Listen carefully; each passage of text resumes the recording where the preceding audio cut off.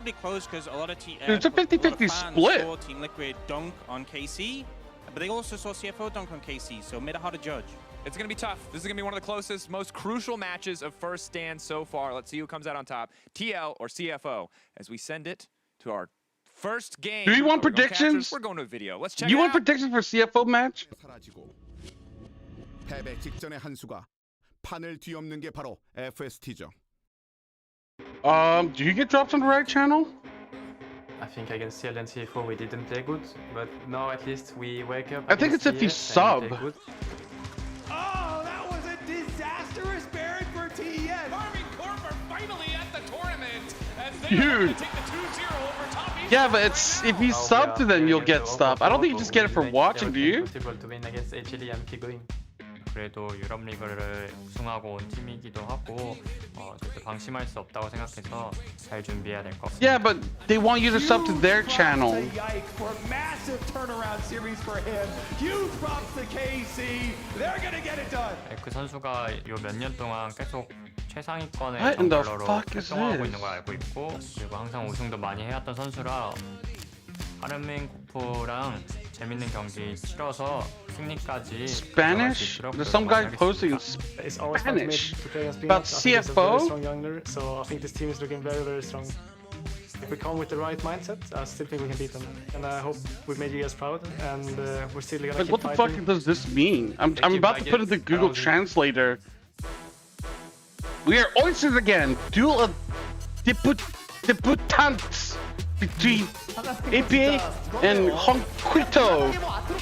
And nothing better than the comment on it with esports. Oh, Spanish. APA versus APAC. I don't know. I'm about to Google what the fucking picture means. Yeah, I was screaming over this. 其实我觉得，如果赢下一个比赛就是对上 TL 赢下嘛，然后我们就高几率会在第3名，所以我觉得这样子会让我们更有机会进到决赛。So I think, at least myself, I'm less concerned about making top 4, but more so, at least potentially try and still make top 2. TL 这个队伍，因为他们也是有很多的老将，然后也是有很多的韩国人，所以也不能轻敌，所以要好好的去认真研究他们。Hong Q, he's like a super rookie, but he looks just like super talented, at least for Hong Q. I know when games don't go your way easily. 听说他这个人很喜欢就逼验对手，比赛的时候我会把他的表情给禁言掉。 You can get kind of nervous and start to make mistakes, so that's what I'm looking forward for you to do. 我们是新生的魔力，我们会让你们常常。 Are you ready, guys? I'm ready, dude. Dude, CFO better win. Oh, I gotta get my shit ready, dude. Dude, I gotta fucking... Oh, fuck. I just knocked over some shit. Oh, fuck. It's fine, it's fine, it's fine. Yo, we're jacking the system. Umpty has 2 jungle champion pool. And here in Lol Park, I'm Captain Flower. Game 1, we take away Sejuani Maokai. So, game 1, Umpty plays Sejuani or Maokai. Junja plays the other that's open. Game 2, no matter what happens, Umpty no longer has a champion pool. He cannot play any other jungle. So even if we lose game 1, we still win game 2 and 3 because of that system. It's so smart. You cannot lose. HLE seems to be heating up, and every single outcome is going to matter massively in qualifying. NA is trash, dude. Listen, dude. It's so true. You're going to feel pretty comfortable about your chances moving forward, making it to that bracket stage. Dropping down to 1 and 2, it can get a little bit dicey. You might start sweating a little bit more, my friend. So for both look at this, dude. This head-to-head is critical. Yeah, let's go. CFO. And Team Liquid still has to play CFO Joe! What does that say? CFO something? To be looking across the aisle right now and saying, hey, we can beat these guys. I mean, CFO. Oh, CFO, let's go. That's what it says. Could be riding that high against the top esports who looked fallible as well. It's not 4, it's 3, dude. 3 Koreans. What we have left in this tournament, And I think that there's going to be, as you've already highlighted, a lot on the line. We set our sights on the bot side of the map. Yon, Gambare. Oh. for the Team Liquid roster. Isn't Jayo Gambare? His domestic performance has translated here on the international stage. Exactly. When you look back at Team Liquid throughout this first split so far in 2025, if you would have asked a lot of North American... Because, like, in my mind, yeah, Jayo's like, let's go, Gambate. Like, yeah. Oh, she wrote in Japanese? Oh, my bad. There were some collapses on the top side of the map, but even when the team was struggling, Yon and JJ in the bottom lane were having a lot of success. Yon is, in my opinion, the best League of Legends. Oh, I'm such a fraud, dude. Continental landmass. This dude. Dude, living in NA, honestly, you can't even say Team Liquid has like Korean imports, because once you live in NA and you start eating that cheeseburger, breathing in all that fucking freedom and shit, you get worse and worse. This is also a very experienced duo. Now, of course, Team Liquid, they did fall short. And he has no talent. They got cash. True. We're going in, baby. Listen, I'm not holding back. We're fucking unloading the fucking like copium. We're gonna fucking shit on them, dude. I believe. They wanted to show more, and I know that this team has more in the tank. So we'll see what they prepare. You want the? Yeah, okay, we can do it. True style in terms of their team fighting. A roster that is traditionally built around Junja in the jungle, the carry player that loves to... Okay, I'm starting predictions then. Team Liquid or CFO? Showing a versatility of different champions so far at this tournament, and I'm wondering what... Look, double jungle ban, dude. Last night when I was going back and watching through some of the VODs from the games that have already happened so far here... Junja's like, what the fuck? You can't play Skarner or Zyra? And you're a jungler? Ain't no way, dude. Is they want to scrap early. They are not afraid to get in your face with only a couple of minutes on the clock. And Team Are they gonna ban a third jungler? Ready to answer that aggro. In the domestic LTA competition, a lot of teams won't be able to pressure them. What would they ban even? Yone? What the fuck? Let's go ahead and jump Yone ban. Liquid on blue side here in the first game. Skarner, Zyra, Yone banned for them. Kalista and Rumble banned so far for CFO. So they are I don't really get that. Kalista is actually bad narrative here just yet. They're going to keep that one off the table. Yeah, they're a team that has so far very much avoided the pick. I wonder if Varus will join the ban pool. We've seen Talia really be a powerful champion. Varus ban, okay. Meta, and with these powerful So I think CFO wants to take Sejuani if possible. Now raising priority for Umti becomes the immediate question, because when we know these teams like to fight, yeah, because Umti can only play 2 champions. If he doesn't play Maokai or Sejuani, what can he play? So if he picks like Sejuani game 1, CFO should just pick Maokai game 1, and then that's GG game 2. They're both gone. What can he play? That were two of the biggest ones that they would continue to put him on. Lots of options available though. Talia. Wow. Plenty of experience on this champ. Team Liquid knows how to play well around it. APA becomes a very good facilitator to rotate up. Okay. Maybe make some picks with impact or. Wouldn't you go Sejuani still though? Sejuani Ambessa? Wouldn't that be really strong? As an effective answer into the Azir possibility that we could see from Hongq just because of its ability to get... I don't know, I mean, there's a lot of options, right? I'm just trying to think, like, how would you draft throughout Sejuani, Maokai? Even if you don't quite have the same scaling team fight threat... Ezreal, I think that's fine, too. Something that is a pretty solid matchup. Now, with the Azir locked in, you imagine that the... Oh, Zero's open. Okay. CFO locking in with their traditional style, that front to back that we very much expect from this roster. And although Talia might have a good answer into Azir with the Unraveled Earth, remember that Ezreal, because his arcane shift is a blink and not a dash, he has a bit more safety against Talia. Vi? Wait a minute. Okay, wait a minute. What? I am very certain. I subscribe to the LS school of thought. Vi is bad. Yeah. That is my opinion. I am not a coach. I am not a professional player, but it looks like Team Liquid is saying... Dude, LS still has impact, dude. Dude, his name gets brought on the broadcast all the time, dude. What a fucking badass. Vi and Kaisa are telling me it's time to dive. And KC adopted a very similar approach in their series against CFO, and they shut that down. They love it when you try to initiate onto their team fight style. I think a Maokai would be great. No, instead they're going to go for a little Zhao? Xin Zhao, really? In the way that Xin Zhao can act as that initiation tool. Xin Zhao into fucking Talia? That's kind of rough, no? Follow-up. You're looking at things like Rel that can be effective. Leona, also nice pairings in the bot side of the map. And given that you do get that first pick priority on the second half of the draft, wouldn't be surprised to see things like Braun potentially banned, Alistair, Nautilus as options for CFO. Both teams still need to draft top and support picks on this one. They might ban like Jack's ban. Flex potential anywhere with the first 6 picks so far in the draft. Jax is going to So we're banning support or top. That's what we're looking at. So we ban top lane. They might ban Leona because that's Kyogre's like best support.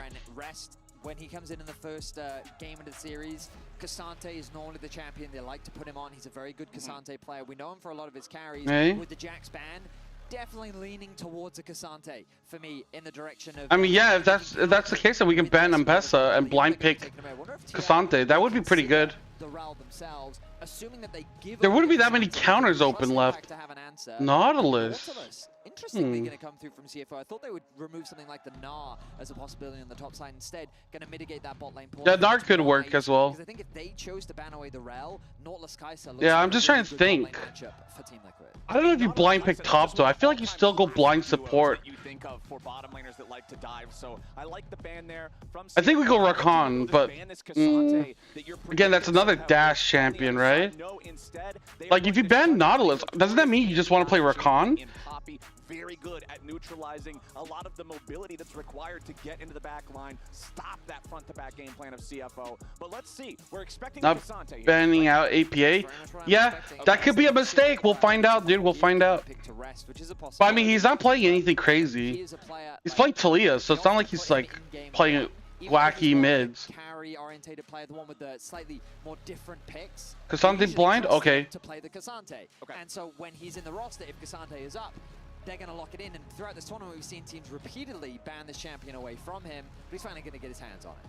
Yeah, usually Ziggs banned out, but maybe we kind of wanted to put him to play it first. But what will that answer be here for Impact? We see plenty of dive already. I'm surprised that Umti's not playing. It's right here, dude. I got it. Impact on M-Pesa. Yeah, they can pick the Rakan. So far, I'm telling you that right now. As soon as you just said that, somewhere out in the distance, I guarantee you, Azale just said, I hope not. Like that's, but in terms of the draft, I mean, that would make sense to me. I mean, Cassante was known as a very effective dive combo because of how quickly they can access. Yeah, they might go M-Pesa here. I feel like that's really strong for Team Liquid. First, it's just easy pickings. Gwen. What? It will be Gwen packed in the top lane. Why? To cut through the tanky Cassante. This is one of those champions that traditionally has fared well in the matchup against him in lane. It also does quite well against these longer range compositions. Just can't ultra Honky. Oh, Honky is muting him. So much of that damage. Her W and Xin Zhao's Honky is muting APA the moment the game starts. And Azir trying to hit you from the other side of the rift. So there won't be any like confusing trash talking. An effective front to back style teamfight comp, especially in these long range compositions. The problem is when that mist does in fact fade. Like, don't buy into APA's bullshit. He's just a fucking yapper, dude. All he does is talk. He's got good follow-up with Core JJ on the Rakan, but in terms of execution, CFO's composition on paper looks like of course, dude. Front to back, easy to play. We talked about it. Easier to play, I should say. And the burden of execution APA is not good, but he gets into your brain by talking so much shit. Incredible skirmishing power with this. Alright, I'm about to close predictions. Anyone wants to vote on Team Liquid, or is it just CFO, guys? Nobody thinks Team Liquid could win. See, I trained you guys well. You guys understand that CFOs is 100% better. I mean, on paper, I do think CFOs is easier to execute, but I think TL's gives them a lot more agency. Okay. So I would say, because I don't really trust TL, I prefer CFO. Yeah, I agree. That's the kind of answer that I'm looking for here. CFO! Fuck Team Liquid, dude! Nobody gives a fuck about Team Liquid. There we go. CFO! Artillery cannons and destroy before they can get into the just such a better team comp, dude. It's easier. The reason why I'm a bit of a pessimist around Xin Zhao, get the fuck out of here. Toko actually put down 50k on fucking Team Liquid. That's how confident you are? You think that your channel points, you can just toss them away and lose them? Okay, okay. Toko's got that NA pride. I got that CFO pride, baby. CFO. Team Liquid versus CFO. Both 1-1. Both would love to go up to that critical 2-win point that just feels so much better for breaking into the bracket stage. Yeah, I did air quote you, Toko. Even though KC got that win over top. Okay, standard setup, scouting the area, seeing what's up. Just put them in a favorable position. So whoever wins here really puts them in a comfortable spot for top 4. All right, nothing crazy here at level 1. Nobody's going for any invades just yet. Looks like, 115 on. He's an American parrot? Yeah, that's true. All he just is the fucking regurgitates what other people tell him to say. Maybe they can get some. That's true. That's true. Their opponents try to enter into the lane. But APA versus Honku, this is one that I'm really interested in, especially since we saw. Yeah, I gotta move my camera down. APA was talking about in the teaser how Honku's, he's this really young player. He's fresh to the international stage. Very respectful. Oh, my bad, Patriot. My bad, my bad. I got confused. When I see your name, I don't think of the word Patriot. I just think of the word parrot or shit bucket. That also works too, but I didn't want to be rude, man. I'm trying not to be too disrespectful, you know? Yapped in America, I should say. Yapped in America. That's what they call APA, dude. You knob. Oh, dude, that's not American at all. But he has also made some fantastic plays that have been crucial to the success of Team Liquid, especially in that series. Okay, we hit level 2 first. KorJJ has the flash. Oh my god, kill his ass.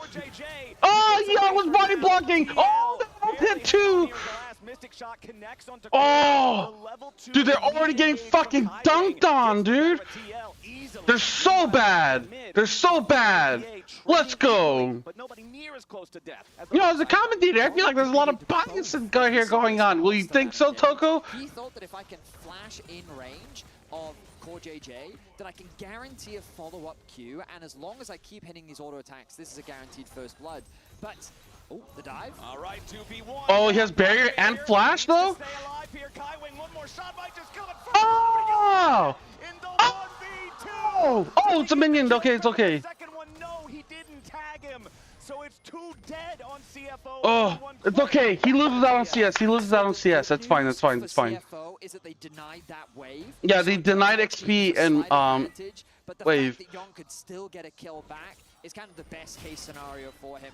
Yeah, he had barrier and flash apparently. You really saw the impact of that in the bot lane. Yeah, those things are no joke when they're heating up early on in this. Fuck. Like you said though, the minion wave being crashed into the turret does mean a little bit of EXP deny. Kaiwing now rotating up here to guarantee the It's fine, dude. It's fine. Don't worry about it. Don't worry about it. He doesn't want to go anywhere near It's fine. It's fine. Dropped in the brush now, going to help remove a little bit more of that vision. No, we denied. They got 1-1 kill, right? Let's take a look at the dive here in the bot lane again. So of course. Yeah, unlucky he had barrier here. Doggo connects the Q, but all he can do is auto attack. That final auto coming in from Yon as well. That was so unlucky. Damage, very little to break down as CFO. I mean, the good news is that the tower did get the execute. If Yon had gotten 2 kills, that would have been much worse. Yeah, that's true. CFO's bot lane 2 versus 2. But they lose out on minions and gold, so it's fine. There is the threat of a dive, good vision coverage on the Yeah, exactly, dude. Got fast pace. That information will be known, and they should be relatively safe in the bot lane. All right, Junja doing a good job there. Gets the entirety of the chicken camp before Umpty can show up, try to steal any of it away. But Umpty will continue pressing all the way forward, trying to force Junja out of his own jungle. And Umpty's going to start up the Krugs here, but Junja wrapping the long way around to try to contest it. Oh, impact is here, that's why. The top lane, as he's ready to rotate over and help his jungler. Umpty's still sticking around a little bit longer, fighting for the baby Krugs. But despite the fact that it looked like we might get a scrap there, everybody just decides, hey, Krugs are gone, nothing to fight for, walk it off. Umpty, nice knockback. Oh. Yeah. Just a bit of damage will come through. The mana relatively low from Honku. Oh, but those auto attacks. Hang on, APA. Whoa, whoa, APA! Look at that dumbass, dude! That dumbass had the flash! What an idiot! Let's go, dude! That was definitely a misplay from... Wow, let's go. Okay. I imagine mana was the You see that shit, dude? Commit to the play. If Honky had some mana, he would have gotten a kill. Still burnt a flash, so it's worth. Impacts and AP are doing a good job of keeping the waves pushed in and the respective solo lanes, and Umti utilizing that to try and steal away some camps. Let's go, baby. Let's go. His full top side. But regardless, Ginger still finds himself with a camp lead. He's going to secure the Gromp on the bot side of the map. He's going to be pathing this way. Flash still available for Yon. And I wonder if there will be items are pretty much the same. No. Ezra has a 400 gold item. Nice, Doggo doing a good job there, utilizing the buffer. Ooh, nice. Even though he technically gets tagged by the TL are so AP heavy? Yes. TL are very AP heavy. That's why we went Cassante. Like, Cassante might not be that good, but it's really good into like heavy like team comps like this. Will take the opportunity. Okay, APA is drawing their attention towards the bottom side of the map, the bot side river. Let's go. Gwen is good into tanks though, but yeah, Jan has to go full AD. Kaisa building AP is not good. Even a little bit, I would say it's not good. Cause like Merchand's value is so good. Yo, Chino, what's up? Like Merchant works on like Gwen. Maybe not Vi, like Talia, Kaisa, Rakan. So much value, dude. So much value. It's so worth.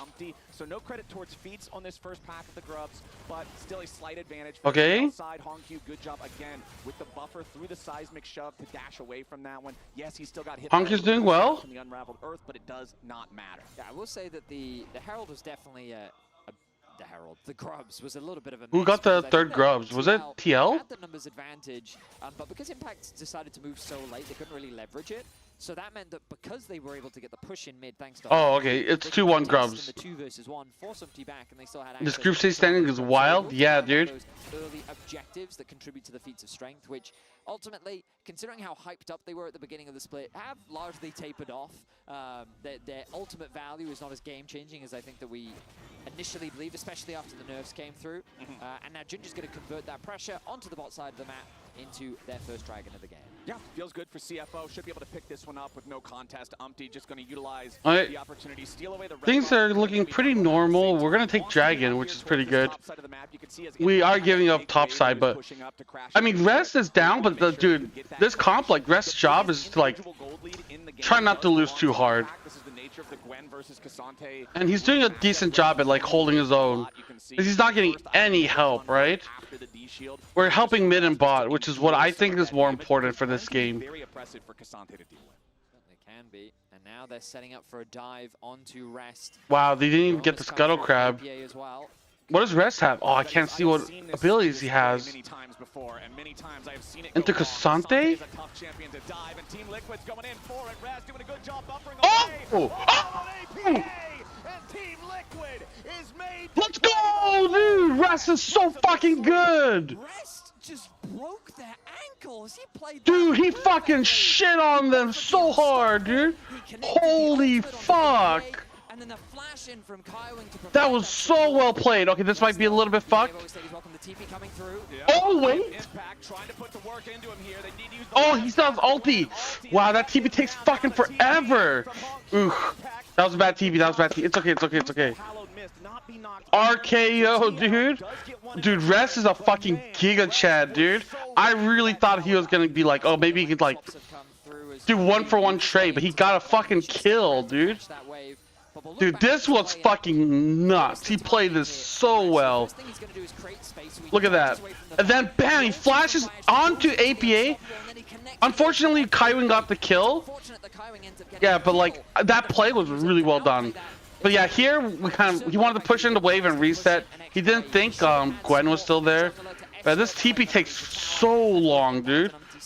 Like, look how long it takes him to get there. That was kind of, like, unlucky. Yeah. The TP timers, yeah, we have to, like, get better at that. A lot of teams still aren't used to how slow TP is. Like, yo, I'm TPing! And it's like 10 minutes later, then they finally arrive. 700 gold lead on the Gwen.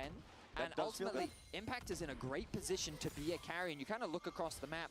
That could have been very bad. Chinese Cassante alt RKO meme. Dude, that's what I think of sometimes. Maybe I've seen the same meme. And then AP even Yeah, went people to aren't top still side, used to so the goal new difference. TP timers. The carries are still in a Because good like you spot. still So have that really mindset, it's like, oh, if I safety, TP in, I'll get there. But you don't realize how much slower it is. Because before it was like, 4 seconds and you're there. Now it's like 6 to 8 seconds, depending on how far away you are. So it's like way, way, way slower. Making his way towards the mid lane now. You can see he's At least until like it's upgraded. There it is. That minion secures it for him. Back down in the bottom lane, Impact with a slight EXP lead. Yeah, Rest is still doing a decent job. If he got that kill, he would be in a much better spot, but unfortunate. For both of the top laners, if this does turn into a full battle up here in the top side river, they will be ready to join, but it is still a pretty slow channeling time. Yeah, So Rest and Gwen both have, Rest and Impact both have the EP. Spotted out Kaiwing on the flank. Kaiwing's gonna go back. Good vision as HonQ separated from his team. Here comes the ulti from APA. Okay, Weaver's wall is going to fly in there, but Is Gwen TPing or recalling? No, recalling. Okay. Now he's TPing. Okay, and now Rest is TPing. they've already claimed 2 of the grubs. Team Liquid Okay. for some kind of a play. Yes, they knock HonQ up into the air, but what else do they even get? What can they do? Wait, this is a 4v3. This is a 4v3. Oh, okay, never mind. They're backing off. To take their exit. Yeah, because there's 2 mid. It was a 4v3. Yawn? Further after HonQ now goes for the killer instinct to cut off the escape route. Yawn has found the enemy mid laner, but he does not quite have the damage he needs to secure the kill. Core JJ wants the rest of the base, but HonQ can just use the shifting settings to slide away. Let's go, dude. Yeah, TL should be the slight favorites, but dude, it doesn't look like that way to me. Dude, fucking like, what the fuck? You fucking flashed as well, dude, for nothing. So critically, I did miss in the grub fight. There was 1 grub claimed by Team Liquid in that one. So the Umpty did steal 1, so it's 3-3. It's still good for CFO, because that was a bad spot to be in. I think if we like noticed that it was like a 4v3, we could have turned it around a little bit faster. Just going to secure another scuttle crab down here on the bottom side of the map. 25 seconds before the next Drake spawns. Kaisa doesn't have T or flash. It's good, and ult. He's missing ult as well, actually. Maybe they can force a play onto this Talia early on. Kaiwing waiting around. Oh yeah, CFO scale is way better. So all this is like good for us. Like even plays and even fights is perfectly fine. All the lane advantage from Team Liquid is from top lane, and Gwen is supposed to hard win that lane. Right? The fact that it's pretty even, it's just that 1 kill that Rest got, or that Gwen got, was kind of bad. But because besides that, it's been like perfectly fine. Contribution to the feats of strength, and I think that this is wise from Team Liquid. They don't feel confident enough to go for the fight right now.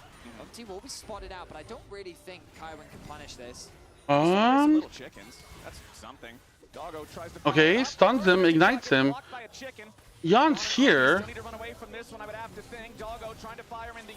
Oh, nice one! Good job, Kaiwing!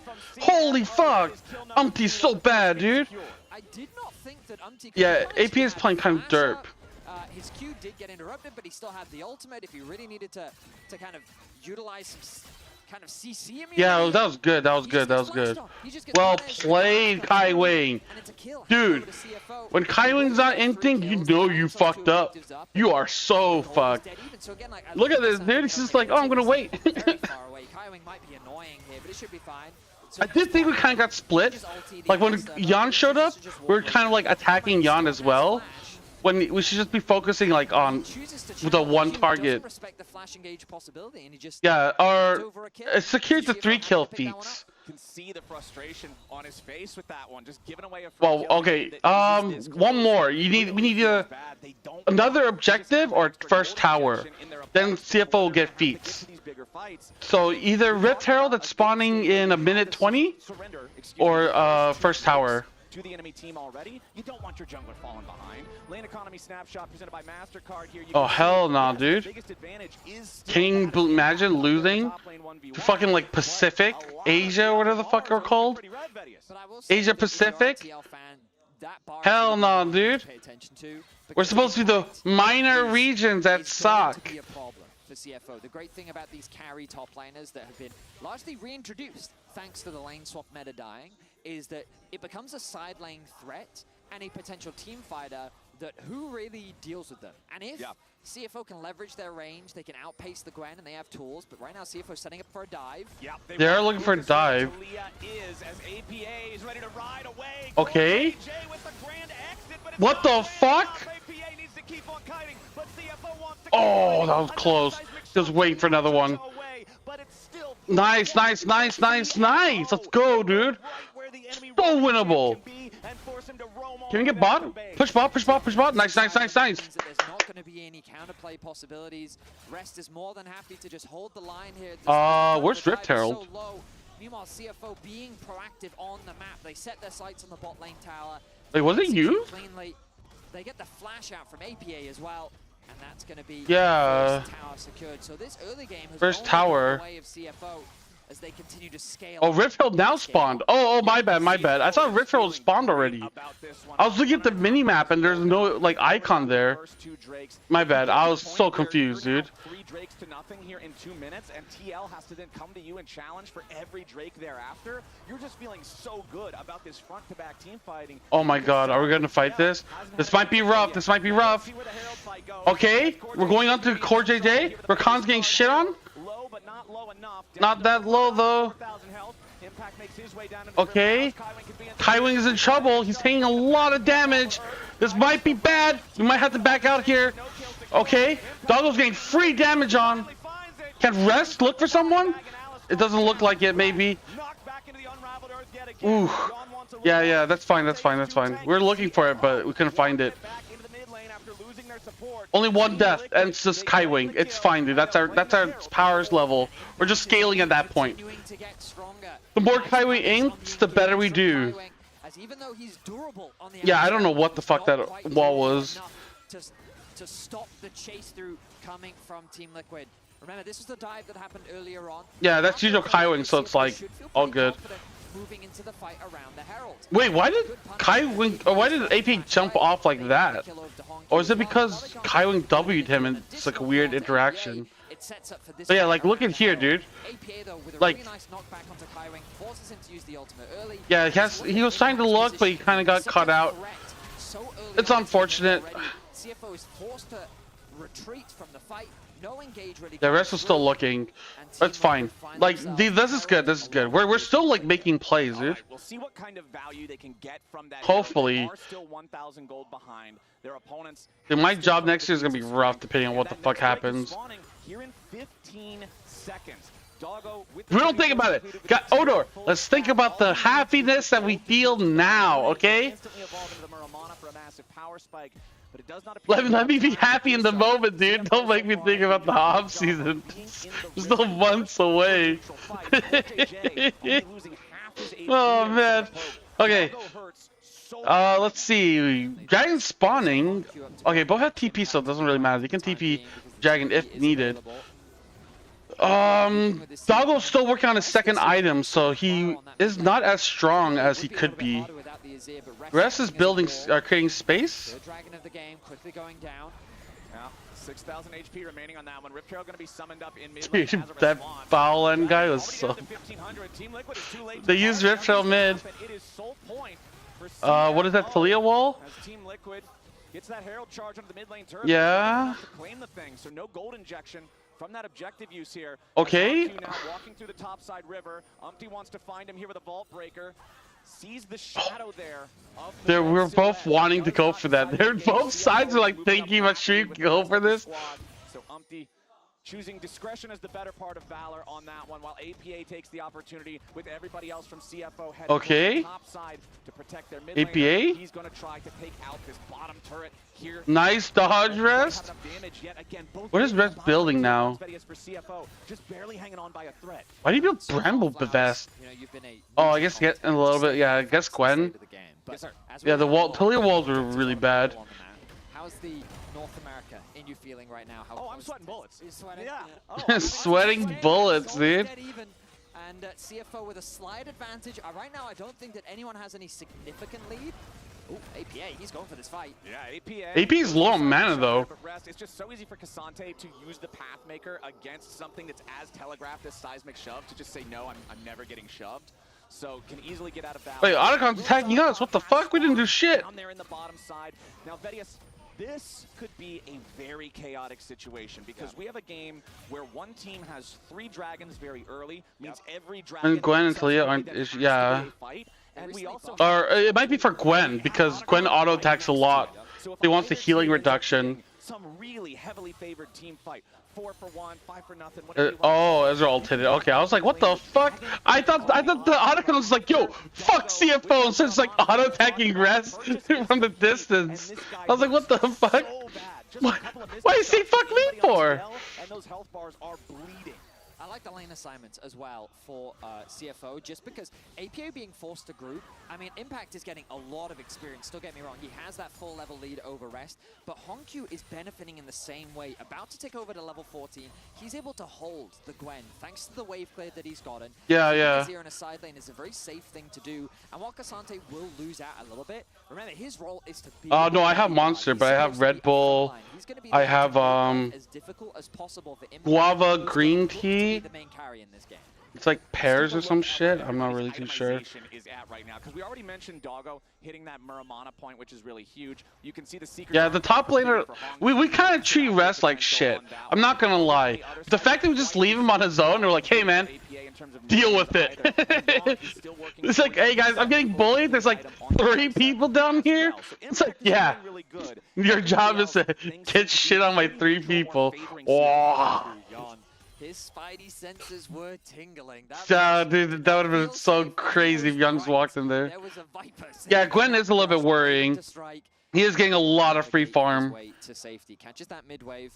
Keep your eyes on the top lane, though. I notice a bit of trading happening between both Honkyu and Impact, but again, it's that slight range advantage that is really benefiting Honkyu, and you'll notice on the HP bars at the bottom of your screen how he's able to just get those favorable trades.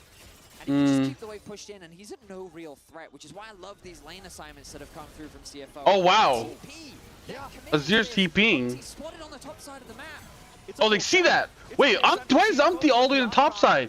Honkyu, no, hit the fucking thing. Otacon. They've already got the thing down to about 40% HP. Nobody from TL is close. Impact's gonna make a TP nearby. Oh my god, that's because he's looking for fucking Vi. Okay. Nice, Otacon, dude. Holy fuck! Dude, TL's supposed to be like the best NA macro team. They look like fucking ass, dude. No, that wasn't the GA one. That was the other one. That gives you experience and like dragon. Oh! Oh, Auntie! Where you going? Oh, wait, never mind. Oh!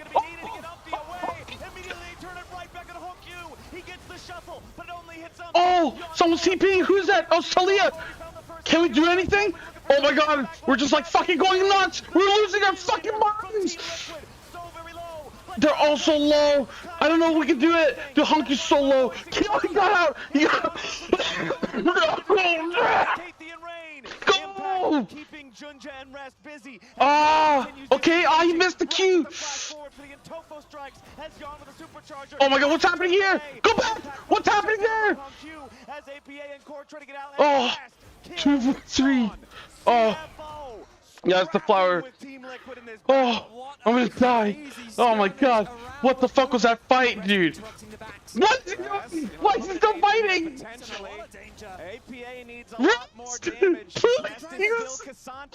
He's still just walking away from most of it. He's still using the path. Someone's gonna fall off! What is that to fall off? We're doing dragon! Okay.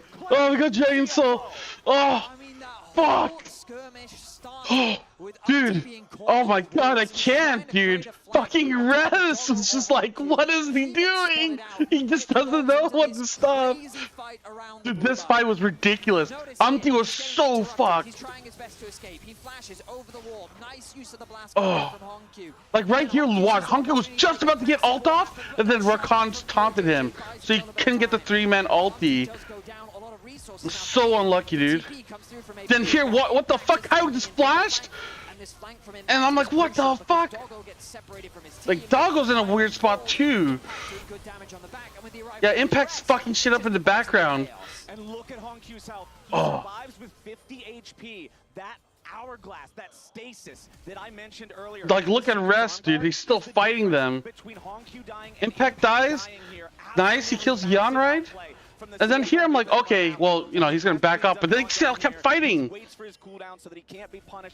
Rez has huge balls, dude. That guy does not give a fuck.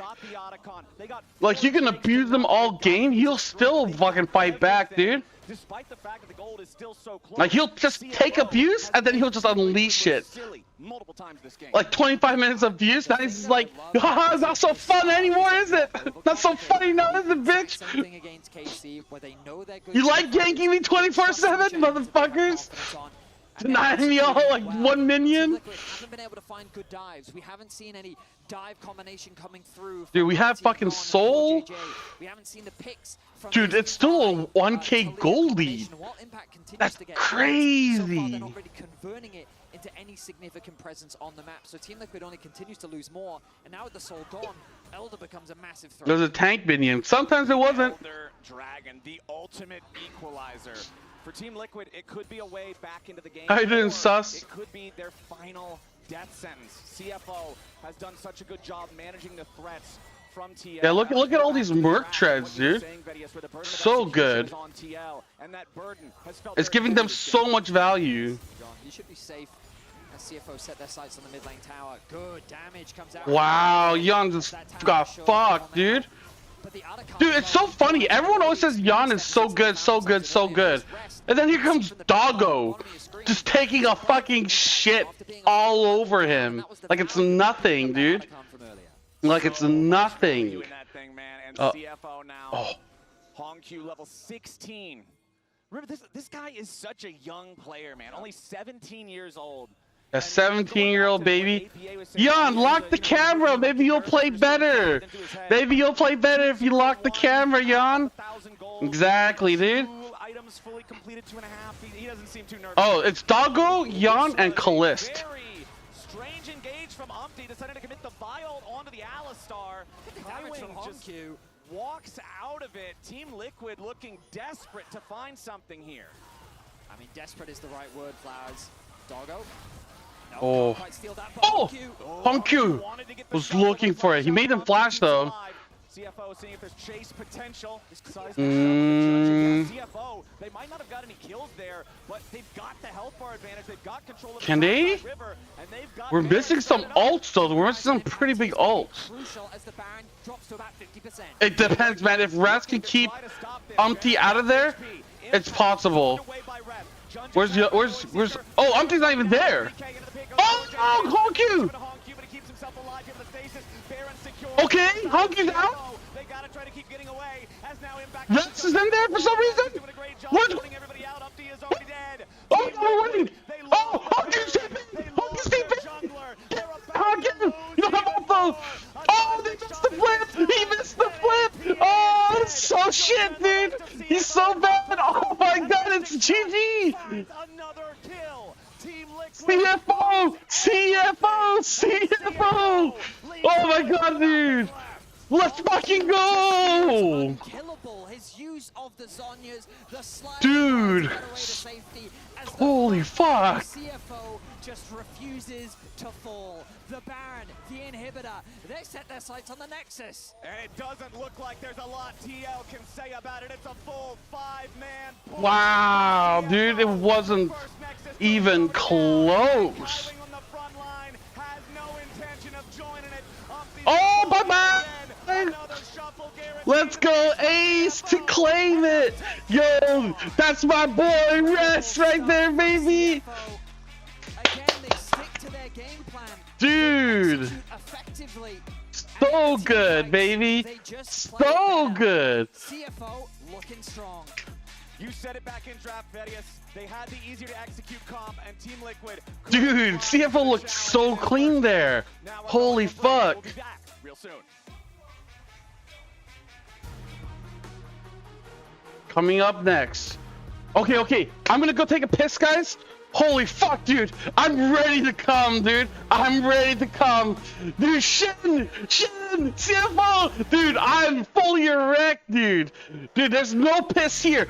Only semen, okay?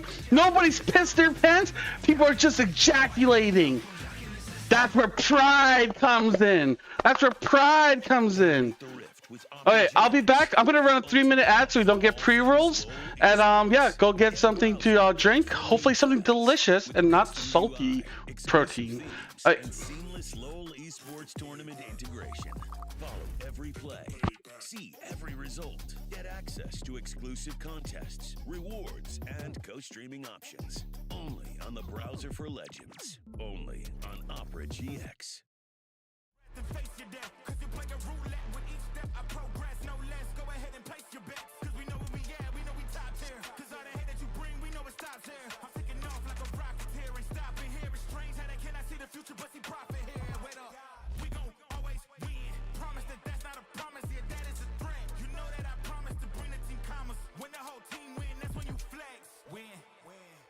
Do it again. Watch me win. Then watch me do it again.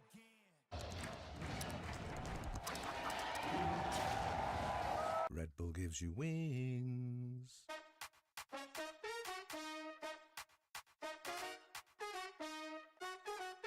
Give me some of that wow. Move to the beat, drop down. Feel it in your body, let it out. Give me some of that. Give me some of that wow. Give me some of that wow. Move to the beat, drop down.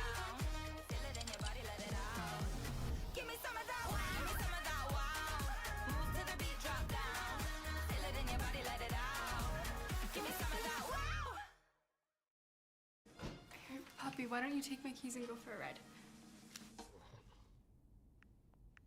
Welcome, Stella. So you talk. Stella? Almost. What's next? Bright blue. It's bold. Sorry, hon. I'm hungry, actually. Your favorite, right? How did you know?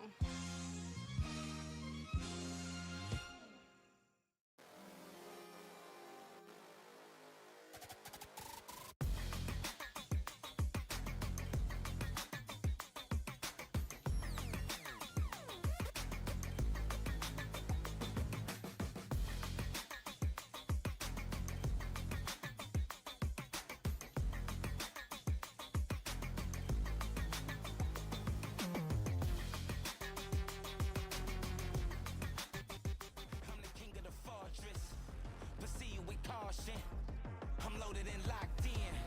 We close to the end times. Spill the blood on the thin line. You got yours and I got mine. Take my shots and no ceasefire. I'm the greatest alive. Yeah. I will arrive. Yeah. And get stronger with time. My power is flawless. I'm the greatest alive. Yeah. Unlimited power, I will prevail, I will devour, I will arise, the kingdom is mine. Unlimited power, I will prevail, I will devour, I will arise, the kingdom is mine. I am divine, I am designed to only be broken, and never defied. I conquered the earth, play with the stars and live in the sky. My power is flawless. I'm the strongest alive. Yeah. I'm the greatest alive. Yeah. I will arise. Yeah. And get stronger with time. My power is flawless. I'm the greatest alive. Unlimited power. I will prevail. I will devour. I will arise. The kingdom is mine. Unlimited power, I will prevail, I will devour, I will arise, the kingdom is mine, yeah, Hey, I'm here, baby. You already got the pre-rolls? Well, now you won't get pre-rolls anymore. Pre-rolls are gone for an hour. it's time for glory, the kingdom is mine. CFO, dude. Holy fuck. One win. The scary part is Sejuani and Maokai are both still up. But you know what the good thing is? We will now get blue side game 3, 100%. So no matter what happens game 2, game 3, blue side, 100%. I am your cheerleader, bitch. I'm too lazy to bring that shit up.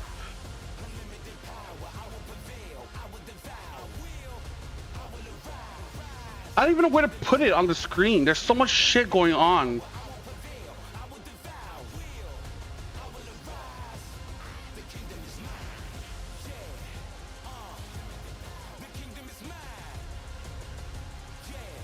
Oh.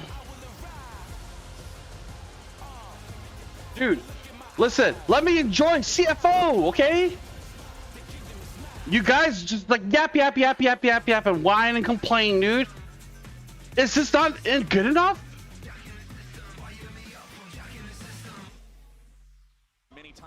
I can't understand you people.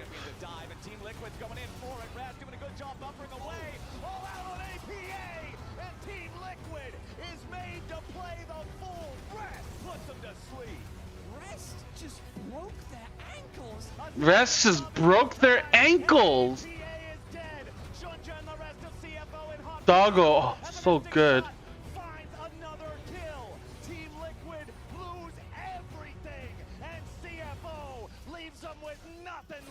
Leaves them with nothing left. A true professional, casting with so much passion as he watches the light fade from his region. That's true. Dude, one of the cast is going nuts. He's from North America. He has to be hyped that his team and regions is getting completely dog walked, dude. That's fucking brutal, dude. I could never do that. I'd be crying and shit. If I had to be like, that's this game completely shit. Like that's how I would do it. That's why I'm not a caster. That is some situations like Vi ulting and because I don't think I could be unbiased in that sense. So let's take a look then, Wolf, at this sequence of play, which kind of summarizes the chaos nicely, I think, from start to finish. A good start to the Otacon, we must call out. Yeah, I mean, Honkyu ends up teleporting in. There's no way to stop him from coming down here. Howdy. TL, and TL decide to all in on trying to dude, push and get North America's going down. North America is going down. At least they got something back, but remember, this is a Drake stacking CFO, so the Otacon value is going to be much higher than those turrets, especially with TL being this far behind. And then TL don't actually commit to a single target here. They kind of just trickle in after getting those turrets, which gives a huge opportunity for a team fight win here for CFO. And honestly, it starts to go a little bit more towards TL from when it initially started, but the fact you've already lost your Vi without her doing much makes it hard, and as the fight goes on, true, you still have this Ezreal pumping out damage. Eventually, Yon has to overcommit to try and take him out, but there's still 2 full health members on the side of CFO hunting down exit kills. Yeah, unfortunately for TL, it felt like this moment was where they were hoping to try to win a decisive team fight and punish that Otacon take. They probably oh, wait. I gotta fucking manage my predictions, choose the outcome. Whoa, CFO, baby! It was CFO! And the composition they were piloting needs so much coordination. We've seen this from TL in the past where they are coordinated, even though the draft's tough to pilot into the Azir, into the Ezreal. TL or CFO for game 2? Who will win game 2? The top side, but the coordination just really was quite lackluster around it. So look at that. They're like, guys, you played like shit. You got owned. Unfortunately, the execution was really the main issue. Yeah, and when we talk about this draft, I think it's safe to say we saw the same thing from KC on day 1 versus TL, right? Like this guy Spawn over here. Oh fuck, he just disappeared. This time around, but he's like a pretty good coach. Really difficult draft. And it really didn't work out. You could look at the stream of cheerleaders yourself. Guys, I can't. Not today. Who won game 1? Moon, who the fuck do you think? Who the fuck do you think, Moon? Listen, you should know. Moon, you're from North America. You should know that you are stupid, and that's why I'm better than you. Always. That's why CFO is just better. It's been the AD carry, not that right? That's how that works, math. Like HLE with Zeus on Gwen, I feel like that's a different story. CFO better than Team Liquid, therefore Kevin better than Moonspun. Right? AP damage solo laners, you have the hybrid of the Kai'Sa.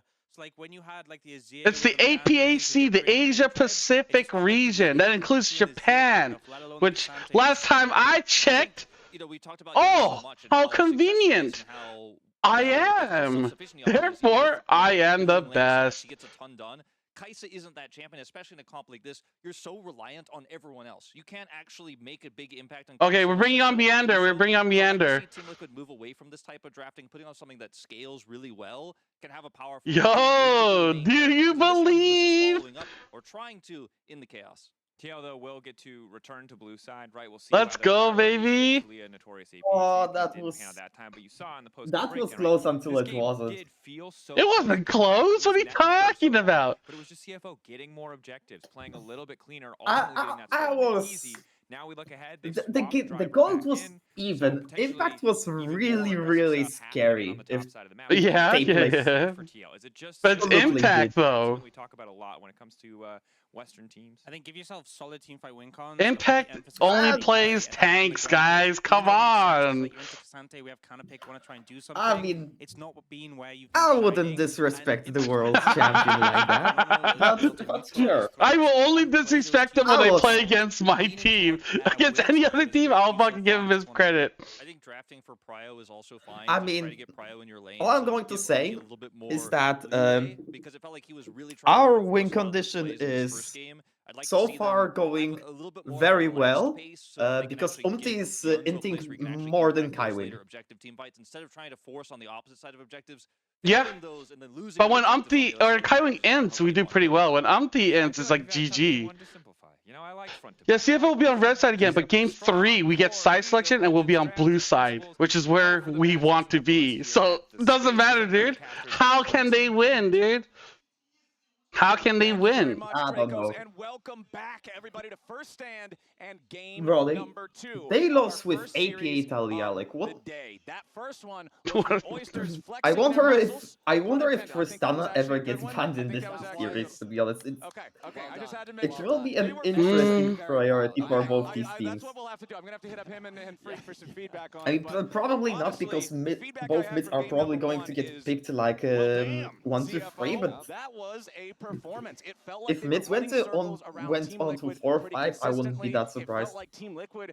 Yeah, I don't know, because I don't think we play like Tristana unless we have AP jungle. My criticism comes You think they will ban? They will ban most of AP junglers. I mean, like so far they've been banning Skarner and Zyra. And besides Zyra, I don't know what Ginger would play AP. Like, I mean, I know you can play like Lilia, but so it'd be like Lilia, maybe Nidalee. I mean, Nidalee would be bad most times. I would say so. I thought of Lilia, but I mean, I guess it won't be that high prio. Like, I wonder what AP picks now because I actually don't know his champion pool. I mean, I know he plays like Ziggs and like Aurora and like Aurelian Soul. Aurelian, yeah. Yeah. They really want to bounce back here. They really want to recover and have a chance to move up to that 2-1 spot themselves. He does play. I mean, Does it still matter if Casey loses to TS? Has had to step away for the rest of no, but I don't think it matters, but we just want to make sure that we shit on the other shitty regions, you know? Make sure they know where they are. They're gonna pinch Doggo's pool a little bit more by yeah, I think if Casey loses, then CFO has to beat TS. Okay, or else Casey are out. HLE, then yeah, like, if Casey loses to HLE, then this match matters a lot. Yeah. Like, if Casey doesn't surprise again and loses to HLE, like, in that moment, CFO are literally just kingmakers. Yeah. No, Casey aren't officially out yet. Because if CFO beats TS, then they can.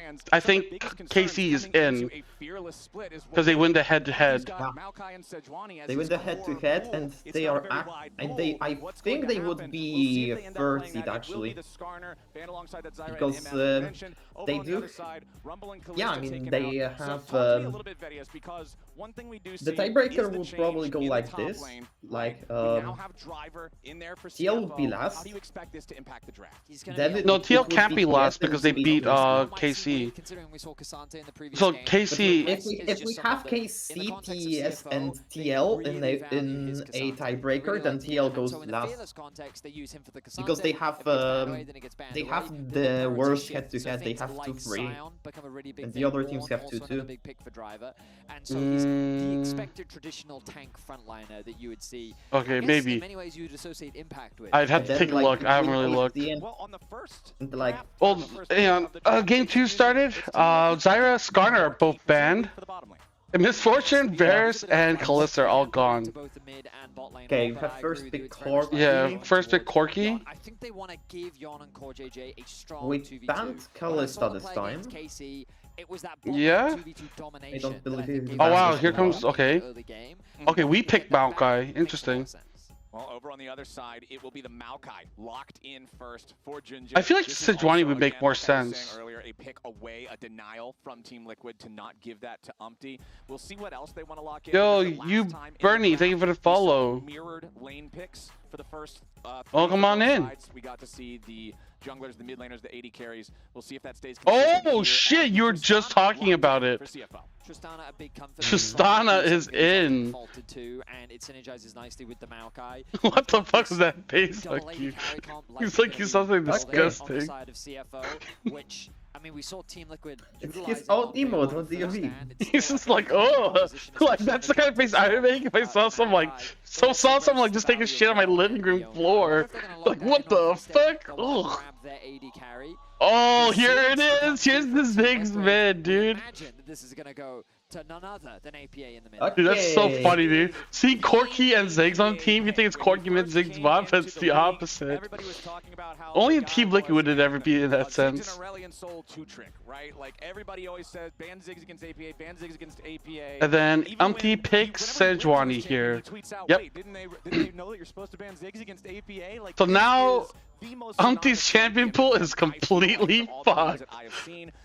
I have no idea what he would play for a third game. I have absolutely no idea. Composition so much more when Umpty is on these frontliners, on these hard CC champions like a Maokai or a Sejuani. Just pick me whatever and let's listen in peace.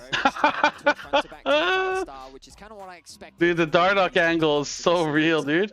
Oh, Ivan gets his Leona. I know, that's if. That's why I'm just so confident, because like I'm like, yeah, no matter what happens this game, game 3, what the fuck is Team Liquid going to do? They have like, they're running out of champions so fast. That they had in mind that they wanted to lock in, but they can save that top lane pick for last, given that you now know how things are going to be panning out in the rest of the draft. All right, let's see how they want to approach it here. I agree with you. Top and jungle are both open. Oh no, top and AD for CFO. I really do wonder whether you ever flex Tristana here. We can, but I don't know if we would. Potential with the ultimate is one of the few tools that can be very good at locking down the normally very mobile Tristana. Oh yeah, TL's scared of Zyra and Skarner. Yeah, like Tristana Leona is a good matchup. Yeah. It's like maybe yeah, MF is also banned. Matchups, but like it is a good duo. They synergize well with themselves. Yeah. I mean, it just depends on like what Honky wants, right? Because like, if Honky doesn't want to play Tristan to Ziggs, then it's like, okay, what would you want to play then? Yep. MF is banned. Yeah, Kate might be coming in. Very narrow, very quickly. I don't know, Caitlyn? Leave supports open and then just into Ziggs? I don't know how that works. By locking in support, it makes it so much easier for Team Liquid. They could get rid of things like Draven. They could also get rid of. Oh, okay, they're not going to get rid of think it's Corky mid? They want to ban out a few more AP options on the top side of the map. I think it's Corky bot. Yeah, I think it's Corky bot. Just because it's APA, that's why. Like, if it wasn't for APA, I would think it's Corky mid, Ziggs bot. But just because APA loves playing Ziggs mid. Oh shit! You called it, dude. Yone mid with fucking Tristana bot lane. It's the old switcheroo. It's Tristana going into the bottom lane, piloted by Doggo, and Honkyu is picking the Yone into the Ziggs of APA. Which means that this Maokai likely going to go. Oh, AP. they picked. They have CFO round things support and top left. They have to go support or top blind. Jack's blind. Carry on the top side. I do Oh, okay, because they banned Gragas. Oh, that's the impact. Okay, that explains why they banned Gragas. I was so flabbergasted at the Gragas ban. Oh, Poppy support. Oof. Yeah, that is such a good Poppy pick. Yeah. Okay, TL's comp is looking pretty fucking good right now. Yeah. I don't know what driver can play that's like OP. What can driver play that is like a good disruption here? I don't think it would be Scion, would it? Scion wouldn't be bad composition wise, I think. Oh shit! Oh, okay. We are gaming. We are actually gaming. Holy. To me, is one of the Gangplank players. You know what I mean? Like, historically, Wow. Okay. know this matchup really well. GP, dude. I don't think I've ever seen GP this year. CFO is a little bit cooking. About the champion returning to pro play, but I wasn't sure if it would actually come through. But we're getting to see it from Driver and Gangplank. So, the ultimate. Yeah, okay, Gangplank. I feel like TL's comp is probably better for TL overall. But I don't hate CFO's team comp. I don't think it's like a shit comp. I don't hate CFO's team comp, but I think like Poppy is just such a menace against this team comp. He just provides so much value and what is a very like map-wide meta. I'm excited to see his impact. And I also want to see how well Impact can play the barrel mini game of shutting those down with the trading in lane. Because you talk about someone who is a Gangplank player, they are much more familiar with the timings and when they need CFO win. Let's go. I'm feeling pretty good, dude. Okay, I'll get Rest to sign it. We're going to find out in this game. A lot on the line for Team Liquid as CFO find themselves one game up. We're jumping into game 2. Can the LTA squad bounce back and bring us to a game 3?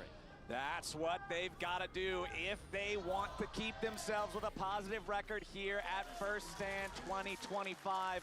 Let's rock and roll. Okay, let's go. We're in, baby.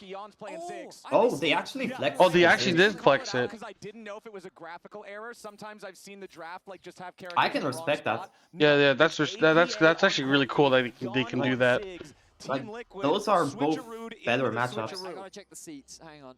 No, Yon's still in his spot. He's definitely playing the Ziggs. I mean, the biggest flex would have been if they actually just switched the roles. That it was going bot. That was But I reckon, like, yeah, Yon synergy, of course, probably way better than just APA's prowess on Ziggs. I don't know how I feel about them swapping things around like this. This is the second best bot lane in this tournament. I'll just be realistic. Oh, damn. Like, by a long shot. It's one of those things where, you know, Yon is such this mechanically talented player. You expect to see him. Like, I don't know what you think about this opinion, but in my opinion, Yon is like the best Western player on the tournament.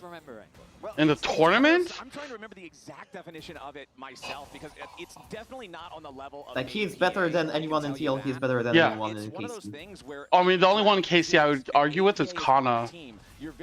But besides that, you are probably right. Yon is probably the best player. Yeah, they put their best player on Ziggs. That is 100% true. So in that sense, I don't really think the swap makes sense. The bot lane 2 versus 2 is going to concede push. But yeah, that is probably true. From like, I mean, he is the best player on Team Liquid. You need the mana before you can really push a few more levels. Like, I don't think APA and Umpty are playing well. Driver also going to concede some pressure. And like, K-Corp, I feel like everyone but Kana was playing bad, except for like that one series. I mean, I don't think Kallis is playing well at all. What the fuck was that flash? What the fuck? Dude, he's fucking traumatized, dude. He has like PTSD. Oh shit, never mind. See if APA still had a flash. I better watch out. Talking too much shit is not good. Still gonna be fine on this one. Does still have the potion that he can drink, heal himself back up a little bit. APA's mana bar is going to be the. He is playing really scared. Running pretty low on that. A nice stun, but both junglers clearing through their respective camps. Of course, with Umti getting a small advantage due to that detour that Junja took by looking for an opportunity in the mid lane. We'll open up the top grab, and I was going to say maybe even a top dive, but I think it's a little risky this early on. You don't have the assistance of APA as well, and it looks like they're going to avoid it for now. Plus, man, it's Gangplank. The orange with the What CC wait, cleanse. driver? Oh, that's Yeah, he has the orange, so. Okay. And Team Liquid learned something about deceptive durability in top lane tower. Oh. Gangplank is such a weird champion. Yeah.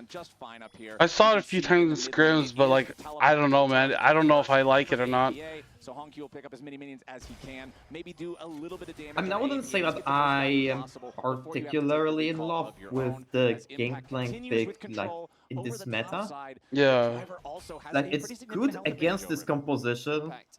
Surprised to see that he still has that pot. I would have thought that he But I don't really trust Driver in a carry position, sadly. We'll spot this out. Judge is on his way to contest, but thanks to the prio that APA has in mid. Maybe. Like, I'm not telling that he's not a good player. Like, yeah, I've already said this to you. Like, I think he doesn't really know how to push his advantage, or I don't win a game with his advantage. How to push his advantage, how to play with his advantage, and like the team also doesn't know how to play with with a top that needs many resources.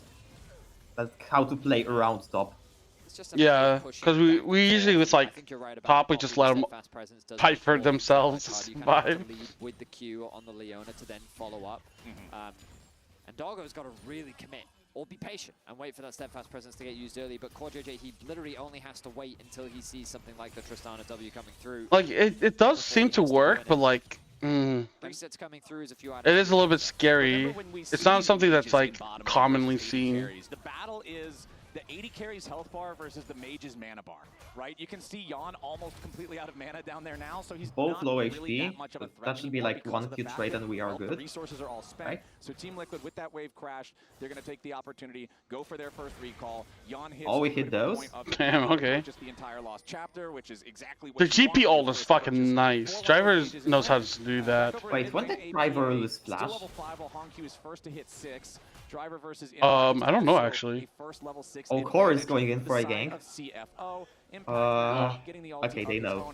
They know. Good grief. CFO is aware that he's there. Umpty trying to slide there into mid lane, but considering that Sejuani has no glacial prison, there's not really an opportunity to go for a kill on Honky. Okay, things are looking fine. As those grubs have made their way onto the rift, good push comes through from Team Liquid into the middle lane. It looks like CFO wisely choosing to just cross map. They don't want to try and fight them this early on. Instead, they're happy to secure the Drakes. And I mean, it panned out for them beautifully in game 1. They stacked those Drakes incredibly I'm not surprised that they are. They got a good. They had prior bot line. Uncontested through some really good fights and map movements. Yeah, those are it's fine. As long as you don't give away like 5 or 6 grubs, I don't think it's that bad. Is the full set of 3 grubs. Score going to make the like annoying to Jinja. I don't think he can. Oh, okay. Fuck. Yeah. High wing. Oh. The Drake is secured though by TL. Doggo and wow. trying to come up and oh, that's really bad. That's actually so bad. That's better come for late. Comes through from maybe Team Liquid? Beautifully done. CoreJJ and Impact just catching. The thing is, like, I don't know what GP's build is like. Like, I don't know what the optimal build path is. Wasn't expecting these 2 members to come through. I mean, it makes sense that you would think that CoreJJ is on the top side of the map, but he's sitting there saying, I don't need definitely to be. Yon is perfectly capable of farming probably by himself. into like gonna do to him? River and so they get 2 objectives just like that. Nicely done from TL. First Drake, first 3 grubs. Impact jumping in here for the counter strike. Lands on both Doggo and Kai Wing as CoreJJ makes his way into the scrap, but Core is like getting. Core just lost half his health for like nothing. Shooting the crit? I'd have to look it up. I don't remember. I don't think it was a crit build. This is what happens every single time you jump mid. I'm pretty sure it was more of a bruiser build, but I could be wrong. You think he's gonna go like I can't say most of my opinions on Yone on the show. Triforce into Shojin?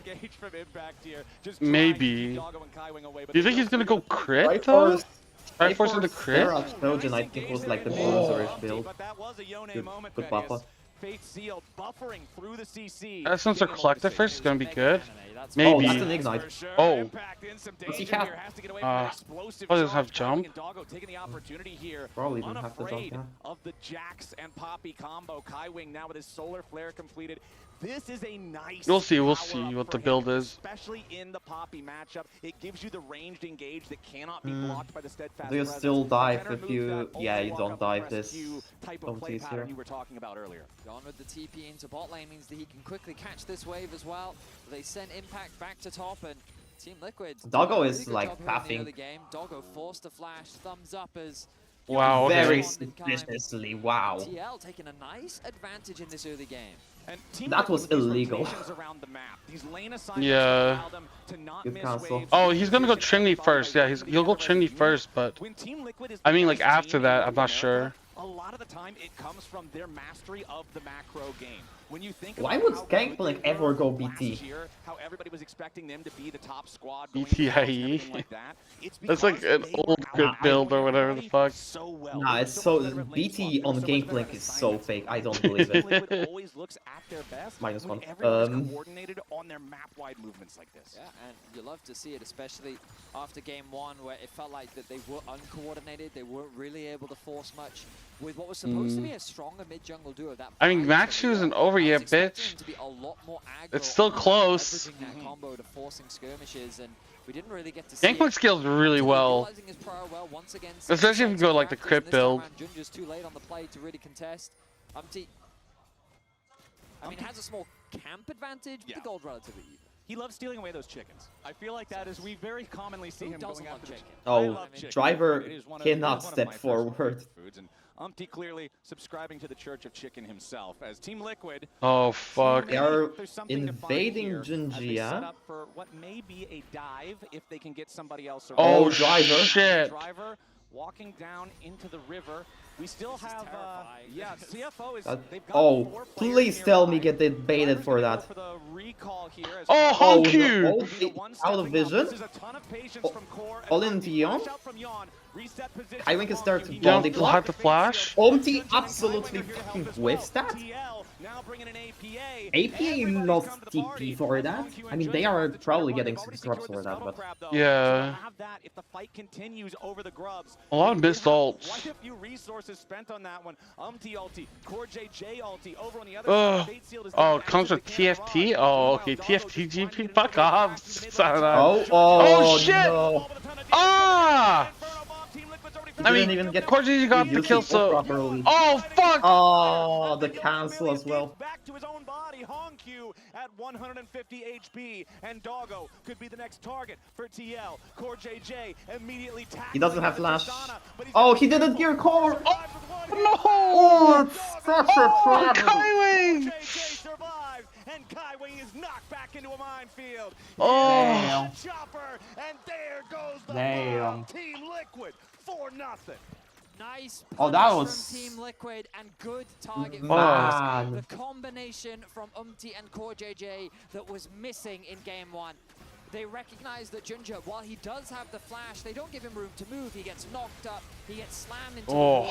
And you mentioned it, Flowers, no resources. It's very difficult to follow up. That interrupt from Yon's W, it's just made even cleaner. Yeah, and I guess Doggo has even buffer because he gets Look W. at the left of your screen though. You'll notice Kaiwing tries to flash in, get this pick on the court, but he completely misses, which means that it's another easy kill picked up. And CFO end up losing another member. It's a tough one, man. When you go for those you gotta kill this guy moments, and you know it's yeah, that would have been like a trade kill probably. Skill shot misses, man. It is just sad times as Driver is pretty happy with these trades against Impact here. The Gangplank with Trinity Force fully completed, very ferocious. Just the quick burst trading with those procs combined with the barrels. And I mean, they just had numbers advantage in the overall play. Like Puggle died, Impact wasn't rotating. Set up the position. And Driver ult didn't really do anything. Wave clear is going to be much stronger now. Guys, stop talking about game 3. It's not over yet. It's only 1,000 gold difference. Right now it's Honku. Wait, they didn't do drops. CFO in a lot of danger. Oh, they didn't. Core JJ jumping in with a steadfast presence. They immediately go after Kaiwing. Wow, that's so fake. Yeah. What is APA doing? Interfering with Junja down here towards Like this the is Drake. free. HLE stepping up gives them enough time to secure it this time around. They cannot steal it away on TL's side like they did. Okay. Nice cover from CFO. Driver Okay, really Impact is zoned. He will probably need to use TP, or he grates and gets just Burrow. Oh, he is so dead. Yeah, I think that's probably just a kill, but Let's wow, even Flash, dude. Driver getting a fucking solo bolo. Let's go. That's my. Hey, if you have no faith, why are you here? Listen to the great hotshot GG. If you have no faith, why are you here? It's still winnable. They are going to be the ones to punish Driver? Looks like it. Oranges? Oh! What the fuck, Driver? Why you gotta be like that? This is fake, right? This is really fake. Dago is like recalling. Yeah. Get the kill. CFO are not backing down. That's only their first kill of the game, Vedius, but they are staying dead even in gold with Team Liquid. I mean, CFO, it's kind of unfair that they don't have just one good top lane. They got two. Damn. Like, back-to-back performances. Yeah, we have two good top players. Both our top players are better than Impact. Just absolutely smurfing. A lot of resources invested by TL will make it harder to contest. Support has a lot of gold. What the fuck? Driver now with so much control in the side lane. Getting that solo kill could be massive. Yeah, for CFO yeah, now, he does. Dealing with this He got the first blood. Yeah, this guy is absolutely. If I remember correctly. Yeah, but still, like, that's a lot of gold difference. Like that is all of the difference, I think. Oh. Yeah, okay. Yeah, because Leona has no kills or assists. What it's the still hit. fuck? Okay, that's a shutdown. And suddenly, like, What the is fuck ahead. was that? I was like, Jinja ult, your ult is really bad. And then Amy's like, yo, I got you, bro. And then just W's into it and gets no hit anyways. What the fuck, dude? Okay. Okay, now we have the goal lead. But now, Oh, they find a solo kill, they find a I don't know what that is, Ravi. look back at this and, like, you look, Impact, you got a base, man. Dude, I don't know what the fuck he was Driver doing actually here. mistimed his E there. Oh my god, like... Impact, you can't do it on your own, Jax, goddamn. Yeah, he even Flash. That's crazy, Flash. Okay, Impact defending a dive. Oh, Core is coming. Okay, it's not fake. They don't get timing though. Oh, they get timing. they Okay. did get him. Oh, that's okay. Yeah, I got the TP. Nice. Bomb. Steel stack. 17 HP. Round of gold. CFO though, Jon doing the wise move of setting his sights on the mid lane tower as the Herald is being started off. There's no one to contest it. Okay, Herald contest. I think it's good. Like Onti is a mile behind, and we still get the first turret. Barely in time, but barely is enough. Yeah. Claimed by CFO. Nice. Okay. Also the Herald going over to CFO. Team Liquid. Dragon's up in a minute 20. I think that wait, what? I think that bot is dead. The bot should be dead. Starting to stumble a little bit here in the mid It's like even if we have Barrel, pressure probably on the next Drake in a minute. Securing that bot lane tower is. What's the feats like? I think it's being annoying. Okay. Yeah. Optimistic, I would say. Yeah. Would like to at least be able to smite. Doesn't have a full item. Get it before Jinja can show up and try to contest. Or probably should have full item in base. But he's going to be no, he doesn't. Okay, I think he just recalled. So. Deadman's play is pretty expensive. Closes that gap a little bit. That's not going to stop. Okay, it's next objective or I don't think that's the Trailblazer. Next objective. Both things work, but I don't think like CFO has many blows to like consider Deadman. Is very much about being able to play the unless like unless you are really like going for that bonus damage. Oh, I mean Poppy's wants I mean, it, so. just E4 no matter what, bro. He's like, how just E4 no matter what? Yeah, that's just Kaiwing, dude. Kaiwing's never found an engage that he thought was bad. Like here, he just goes in. He just goes in. It doesn't matter. It's just another kill. Like, What's this wrong is why here? Kai would, like, you know, like, oh, this guy ints. Like, yeah, but he also does shit like this, where he just finds these kills. Where problem? Our Where's the problem? Hylissang still works.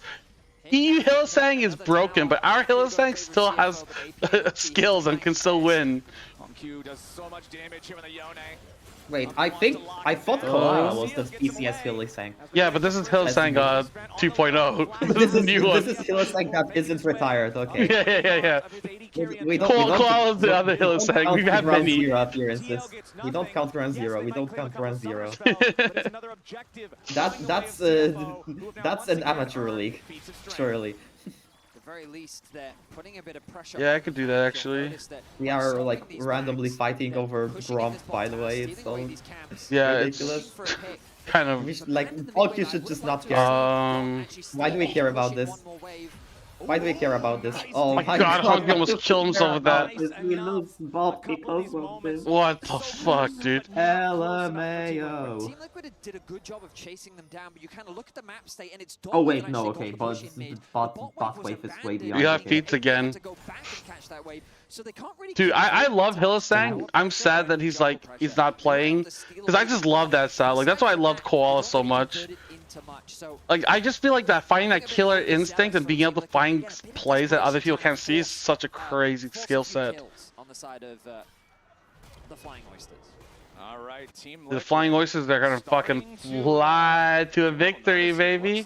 Junja wants to control this top side river, but Umpty wants the same thing. Doggo's still hanging around in this side brush here, ready to protect. Okay, I guess we are like fighting for a position on Atakan. Doggo with the Yuntall Wild Arrows already completed. Is it even? That second fully completed. Ruin is we literally are just getting like the reverse of the regular. Yeah. Ruin is Atakan every time. Gee, Atakan never appears. It's always the flower one. Pike support? I don't know if Kai plays Pike support. He mostly plays the standard like tank meta shit, like Nautilus, Leona, Rel, Rakan. Like, Rakan fits in that angle for some reason. It's just how the champion is. Yeah, Rakan is AK. Yes, sir. Now this is a good lane assignment for Team Liquid. Hilly Pike? Was that even that good? Oh, he had a few games, yeah. Hilly was good on Pike, yeah. Right, range matchup, but the barrels, man. Barrel. Hilly has... He doesn't really pick Pike, but he's had some insane games on Pike. Okay, there is... Oh, we don't... Okay, we trade flashes, okay. I thought that the flash from Doggo was a little bit unnecessary. Yeah, I thought it was a little bit... Now they are like getting ready for a counter pick. Junji should like... Oh, he's drawing those backwards. Yeah. Ends up getting the kill with Ignite. Team Liquid. I didn't like that at all. Yeah. I thought like Junjia. I thought that Junjia should have like ulted like towards mid lane like instantly. But maybe I was panicking maybe a little bit too much. But fortunately, Core JJ saw an angle and he was able to force it. Ultimately, just a good punish on the flashless Doggo as they set their sights on the AD carry of CFO. Yeah, because like Doggo doesn't have jump either. Core JJ gets CC'd under the tower, but that two-man ulti comes through. The damage from APA is strong. He has the flash. Should he have ulted Poppy instead, or do you think it wouldn't have mattered? Stopping them from utilizing a wave to put pressure on the tower, and as you highlighted, Driver securing the which ult? The Tristana ult to knock back Poppy instead of Corki. I don't think it would have mattered, but I'm just wondering. Even when they were at 0 kills, they were so close in gold. I feel like that's shit picking at this point, so. Just through the parlay, the masterful side lane usage with the Yone and the GP, really feeling good for Dragon's up in a minute. Yeah, we need to look at the items because you'll notice I'm not the mid sure. lane is pretty much matched in terms of itemization, so that's not a big deal. 80 carries, Yon actually has a bit of an advantage. As Umti sets his sights on the Kai Wing, not going to convert into much. The real problem is the gangplank. He is like a full item over impact, and that could very well be the difference maker as we get closer and closer to that crucial Yes, Pierce surge in second. We do have a crucial fight. Honk has so much gold? Yeah, 700 yeah, gold. okay, that is Trojan's Starak, okay. We'll see if we can get a battle out of that one. I wonder if the Shogun bug is still in the game. I don't think it is. Again, But I kind of want to go back to what you were talking or about earlier. I should say I don't think it should be, because that's a really this old bug. composition, But especially with the way that Honku and I don't remember if I saw that kind of bug. I'm not really looking for GP bugs. Team Liquid hard force like that and make CFO play into something that they don't want to play. I mean, the thing is, it's okay, I don't think it is, since I see like the 3 on Shogun. TL have much And I don't stronger think probes that simply driver due to the fact just that they like have the Ziggs and queued the 3 Corki. times But on the that wave. barrels can be such a difference maker in these fights, and with the Maokai setup that you have, the ability of CFO to force these fights. Like the bug was that Shogun like very resets cool, especially with the to Leona follow-up as well. 1 So when you kill a I'm curious as to barrel. how they both Oh. approach the objective. Right now, they've kind of set their sights on the Archon. Okay. You also have Impact completing that second item now with the Sundered Sky. Fuck, dude. Teleport available on Why him. does this guy be so Driver close? low, Dragon's if a up, big but fight breaks out here. I'm just going on Doggo. Okay, Doggo just jumps out. Yeah, I mean that's a nice chunk. Yeah. It doesn't have life, like any significant lifesteal yet. Yeah. Honky is far. Mobile champion, unfortunately, not enough damage there. He will have to use ult. That's really bad. Needs to try to get away. APA core and Umpty coming in to try to stop. Oh, he ults like this. He like Wow. trying to outplay here. Can he? He's gone for so long. Can he? Wait, He APA actually is can. dead. Oh my god, that is. Okay. Doggo's back. Umpty is dead. My god. Okay. Oh, Impact doesn't Courtney get- J the delivers. stun Oh, what the is fuck was that? Let's just kill Impact. Yon, please Let's go. kill Yon. Can we do attack on? Oh, we can't. We can? I don't know. This is going to be really. Let's go. Look, CFO's so fucking good. What was supposed to be Oh ends in devastation my god. for Team Liquid. Okay, he's not gonna die. Bro, why is this game so even? Oh, fuck me, dude. I was like so scared when I saw Honky in this position. I was like, oh, he fucked up. I'm like, okay, why is he trying to fight? He fucked up. He lived for quite some time, so that was actually kind of crazy.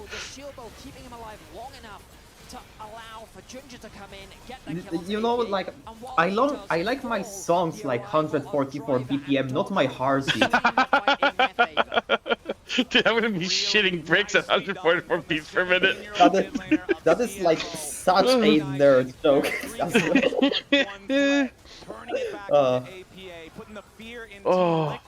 Despite their massive man advantage, and Okay, Dragon's still up.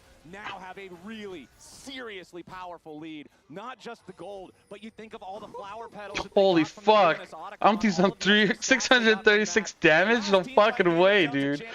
What? How? Oh. Ulti. You don't have GP ult though. Oh, they Umpty got the barrel. That's really sad. Wait, who got hit here? Oh, that was Honky. Oh. Yeah, they have. This They don't have ult, very do bad they? position. Yeah. Okay, good. Orange is doing things to people. Umpty is like getting zoned out, but like, Yeah. as long as TL plays slow, like they win this so hard. AP got close. Oh, Doggo, you are in. Wait. What the fuck? Doggo's so good! Doggo's so good! What the fuck? Bro. What the fuck? Bro, why did I even down Doggo? Like, this kind of play is what I remember Doggo for. Like, just going full inside Tristana W and like absolutely ending the fucking his life and still getting away with it for some reason. Uses the oranges very early. A big ulti from Ginger comes through, but there's not really a conversion into a big team fight. The front line is the one tanking up all the damage. What the fuck? I don't know, man. Like here, like Honky got caught out. It's like, oh fuck, and then he has to ult out. Like these are all really bad ults, and we're just like hiding the whole fight. Like, got so much damage. Yeah, this fight. Doggo just free hitting. But like,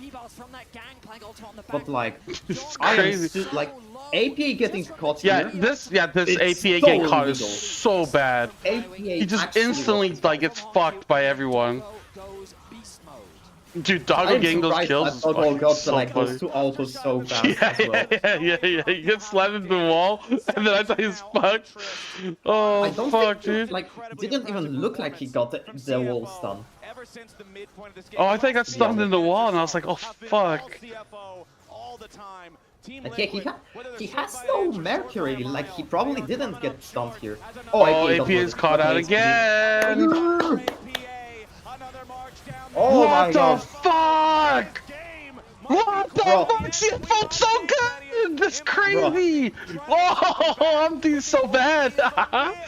We're going. Oh, Doggo is going. Dude, Doggo just don't know when to stop. What the fuck? Yeah. Dude, APA looks like fucking ass. Why the fuck did they not? Why would they have Young, who's their best player, and take away Corky from him? Dude, Doggo's got that dog in him, dude. APA's got a dog in him. That's different. If you asked me, Ziggs and Corky wouldn't have made like that much difference if they They were wouldn't, stuck here, probably. But I just want to talk shit about Team Liquid. I don't get this chance often, but range would have caused him to not into less. Like that would be it. How is APA thinking that instead of Core should have died for that. Like, I legitimately think that APA, like Core got creepy blocked by APA here. Yeah, probably. Like, it actually looks like it.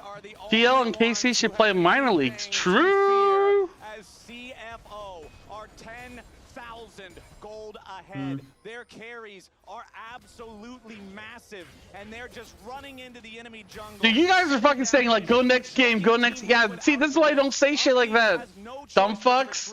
Because you never know how close the rest of the team is. 10,000 gold lead, dude. Crazy. Work into the tier 2 in the bottom lane, while Driver gets the wave pushed up in mid. Honku and Doggo now ready to threaten onto the tier 3 bottom.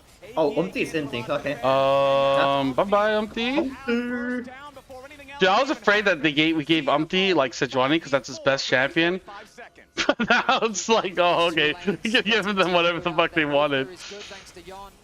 Honku sets his sights on the mid lane. Just going to be clearing out some vision, but this bot lane tower is sure to fall, and it will. The inhibitor soon to follow. Oh. There it goes. Inhibitor down in the bottom lane. Mid about to be treated the same. CFO looking to just end the game here. Doggo. Okay, so we'll actually just like play a game tomorrow for the second. Yeah. I don't think it matters though. But I don't think it matters really. No, second or third doesn't matter. Because you'll play whoever you get second or third anyways, right? I mean, low-key, I wonder if it's better for us to lose the series. Like, give TES second seeds so that we can play against them instead of KC. You don't think... You think KC is better than TES? Yeah, this is one of Doggo's like, okay, you went a little bit too crazy. Okay, we should win. We should be winning. We should probably try and win versus TS because it will be like a game with high stakes, and probably KC will like just choke again because of that. Yeah. No, I mean, I'm not afraid of like KC.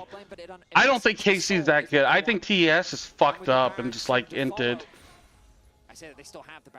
I think if they could redo that game, they would never lose. That Baron timer, you can see 2,000 gold right now on the Red Bull Baron power play with it about to expire. Feeling good about that one. 15 seconds until the Drake spawns. The TP already committed from APA to be here and ready to fight. Team Liquid knows that the okay, so that is so point for us. Thank you. Yeah. Thanks, the new HUD that I needed. I was doing the same thing. I was watching the top left Oh, corner. that's a great flank from Honku. And he's going to absolutely... I mean, yeah, somebody's I getting fucked. Get fucked. Somebody's getting fucked. Oh shit. That's so much damage on Oh yeah, Doggo. that's I mean, Ziggs. it doesn't matter though, because Impact is not going to 3v5 this. Dude, Impact is 0 damage. What the fuck? Dude, Doggo's healing from that. Oh, that was oh, Impact went Zonia's as well. Yeah, he has absolutely What no the damage here. fuck? CFO 2-0, dude! How is that even possible? Oh. Holy shit! Huge. Let's go, dude! That's crazy! CFO, after getting stomped by HLE yesterday, they just brush it off. And it's just another day at the Dude, people were talking mad shit at that HLE loss. Where's your fucking champions now, bitch? Where's your champions now? Exactly, dude. Exactly. Their last remaining matchup up against a top esports squad that is looking very mortal. This is a team that you should be scared. Dude, like we have two top players that can take out Impact. We have two top players that can take out Kana. What the fuck? Have you heard? You can subscribe to LOL Esports on Twitch right now. Oh! Your favorite teams, use custom Driver just shot the cameraman. Regular subscribers are also rewarded with the buy. Have you heard? In-game emote. We're taking a quick break now. Don't y'all go anywhere. APAC have outskilled EU and NA. True. Okay, you know what? They banned the casters, but behind the casters they still like showed what he did. So yeah, I saw the gun thing. Juncha is just casually like going thumbs up.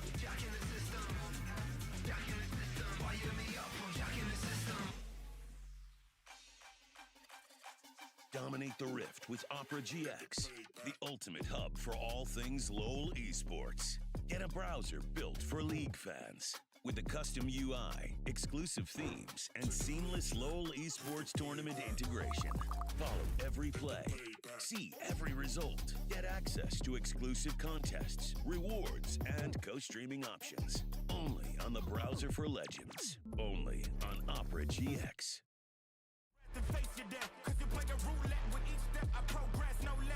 Fuck, dude.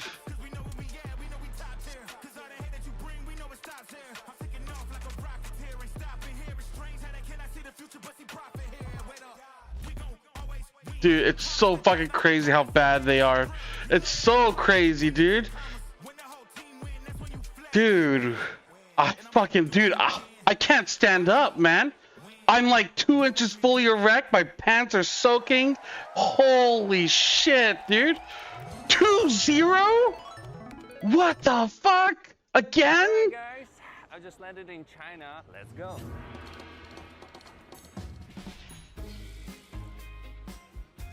Play the local way. Pay your way. Damn, dude. Play the local way. Pay your way.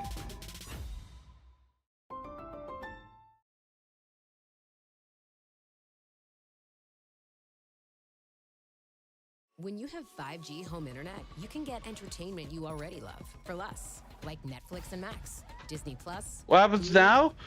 I mean, we're in the playoffs, I think. I'm pretty sure we're locked in playoffs now. Yeah, I'm pretty sure that we are locked in playoffs. Yeah. Like what could happen? Like Hanwha would have to lose for it not to be locked in, I think. Yeah, Hanwha literally just has to lose all of their matches. Yeah, and even then. Dude, look at this, dude. I love it. What the fuck? CFO's the second best team? No way, dude. No way. We don't know who's next. We still have another day of group stage. So we'll have to see. We'll have to see. Even in the worst case scenario, I think we just win the head-to-head, no? Yeah, it has to be like a 4-way tie, right? Yeah. But like, how would that even be no, it'd be a 3-way tie. No, wait, it can't be a 3-way tie.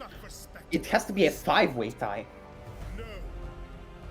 Oh, you're right. Yeah, because Hanwha would have to lose twice to KC and TL. Put him 2-2. Bro, yeah. And then we would have to lose against TES to have a 5-way tie. That's the only way we don't make it through. But it says Hanwha's made it through, though. So I don't know what that is, cause like yeah, it'd be like head to head into like individual game. No idea as well. Yeah. Yeah, how do that? I don't know the tiebreaker. There's like a bunch of like requirements.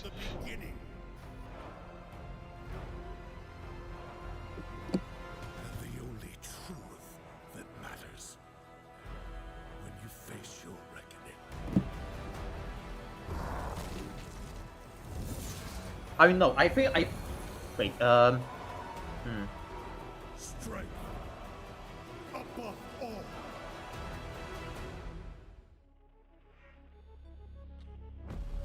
No, I think we're through. Like. Yeah, we should be through, right? I think the worst case is that we like.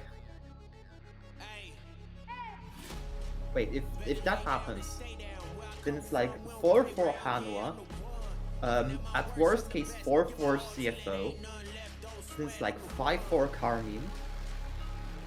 4-4 DS. 4-5 Team Liquid. So TL just loses by game count probably.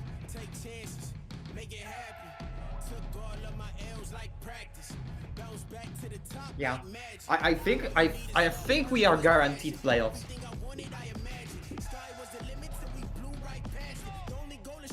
Yeah, I think so. I think so. Like, worst case scenario is 5-way tie, and even in that scenario, it's. I don't know. Dude, it's only March.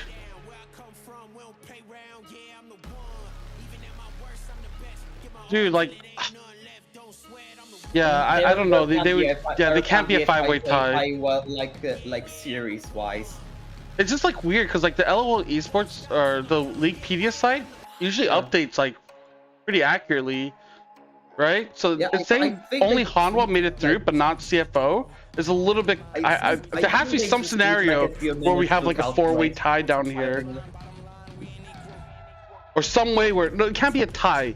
There's no tie because there's a coin flip at the very end, so it can't be. But for some reason we're not guaranteed in. But we, mathematically speaking, we should be 99% in. It would have to be some weird fucking thing with like, yeah. Pretty much, yeah.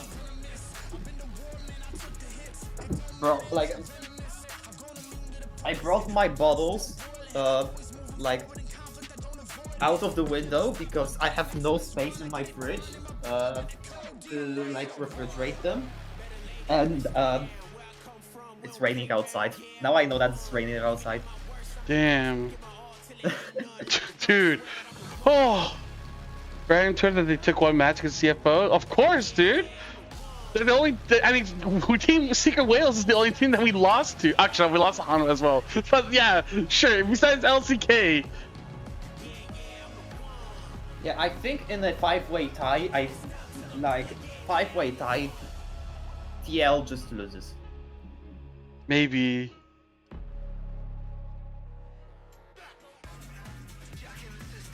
TL is last, like, I wonder if. Yeah, Team Liquid is actually like fucked as well now. Like both KC and Team Liquid need to win versus Hanwha if they want initiative at going into playoffs.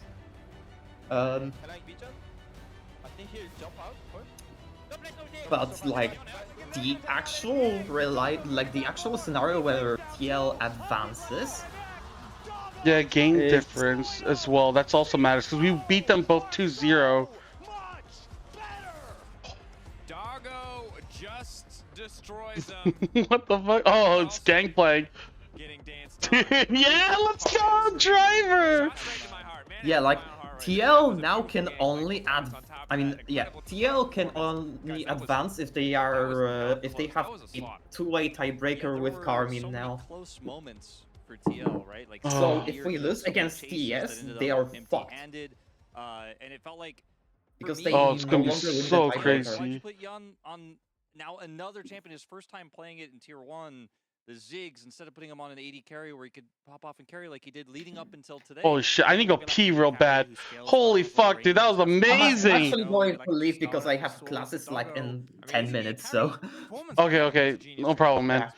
Okay. Take care. Peace. Flex replay. And if you for some reason missed it, we can watch it. Okay. Yo, that was fucking awesome, guys. Yo, let's go. CFO, it's so good. It ended up being like a super scrappy one. This is when CFO were ahead, but the fight didn't start super favorably. We saw the GP going down.